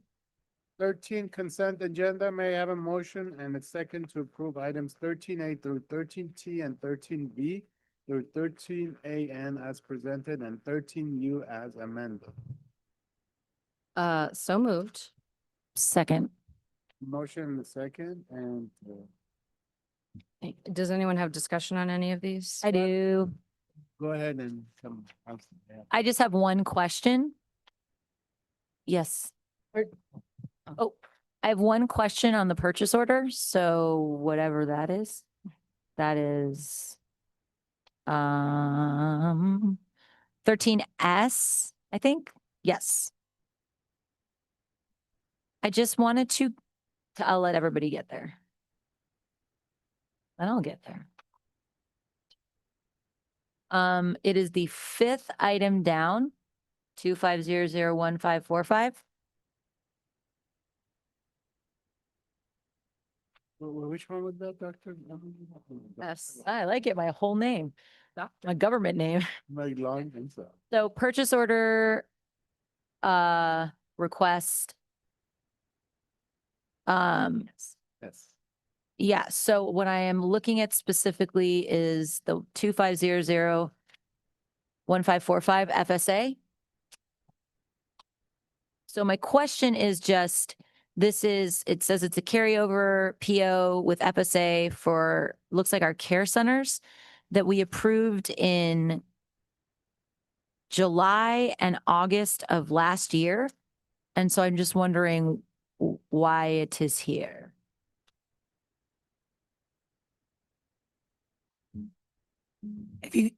I'm just looking for the purchase order right now in Smarty. 1 second. We just got invoiced recently from them. Is that normal to get invoiced? No, Okay, it's something that just happened, and I believe it was about August when we got the invoice possibly. so this is due to them Invoicing us late. very, very late. Okay, So Was there if an someone explanation invoices, why it was so, why they, I mean, that part I'm not sure, but legally, if they were beyond 6 months, then we could say, no, we're not paying it. But because it's not within that time frame, they do have legal right to it. I also was able to locate the location for Conundrum. So they rehearse at a First Christian Church who donates the location, and then they perform at the Victory Theater. Thank you. You're quite welcome. I have a so no, I don't have a question. I have a comment. Thank you, Superintendent Dr. Macias and team. I see that we have minutes from 9/18/25. Thank you. We are all caught up officially. I sent Ms. Marcosian an email as soon as I got the draft agenda. thanking her profusely. Thank her. I- and I know she did a lot of work on this. It had to be redone. It was lost to the ether. So thank you, Ms. Marcosian, for getting that all done. I have a request. Yeah. Because I wasn't there with 11/21/24. Can I just not approve that one, but then everything else? 'Cause Do you I want to got there the let's 12th. just pull that one? Oh, Well, well, we're that's what I'm gonna do saying, because you're gonna do consent, the so let's whole, pull that one the out whole thing. from Okay, consent. thank you. So then what does that make? What are we approving then on consent? Oh, 13B you wanna down, read that back? 12/12. You're just taking 13A out. Yeah, So 13B through what? everything, all But I the, think we pull, did we Oh. pull anything? no, not from here. 13B through 13T? And then 13 what? U is, okay, so then.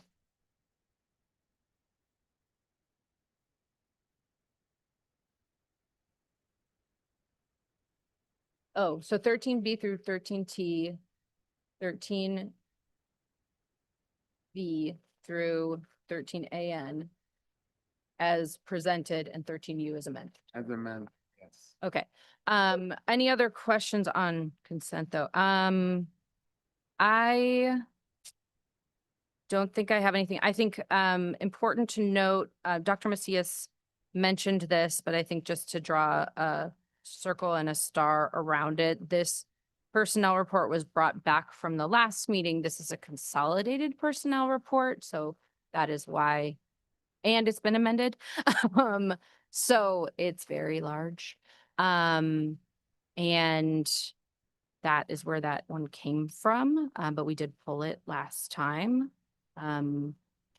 For a number of reasons, but mostly related to a funding string that we discovered that was in error.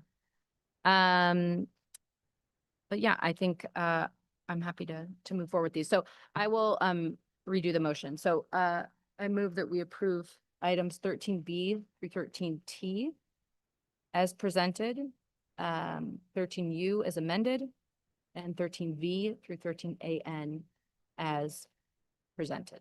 Second. Motion second, all in favor, say aye. Aye. You? And then I'll also move that we approve 13A as presented. Mhm. Can I have a second? Second, sorry. I thought would be enough. No, ma'am. You don't wanna. You have a motion, I think that was probably. Good tag. Um, And she's gonna abstain from this one. yeah. Right, So we have I motion changed. second, all in, No. all in favor, aye, Aye. abstain? Aye. Thank you. Me. 3 to 1 abstain passes. 14 reports from the board, seeing none. I have one.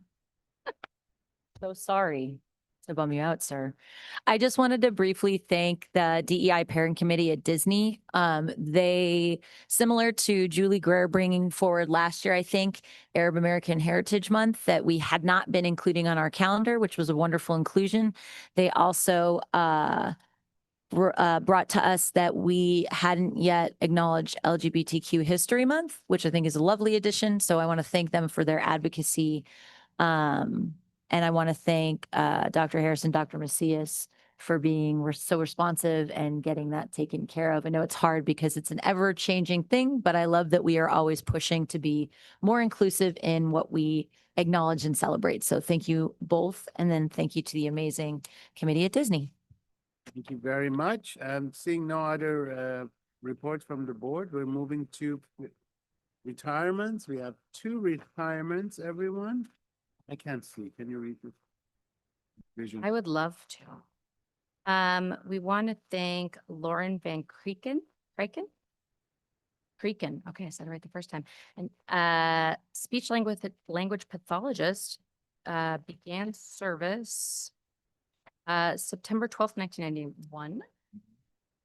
And Jose Roberto Vialta, custodian, began service June 11th, 1999. congratulations on your retirement. We thank you very, very, very, very, very much for your service. Thank you for that. With that said, we adjourn the meeting at 10:55. Happy birthday to you.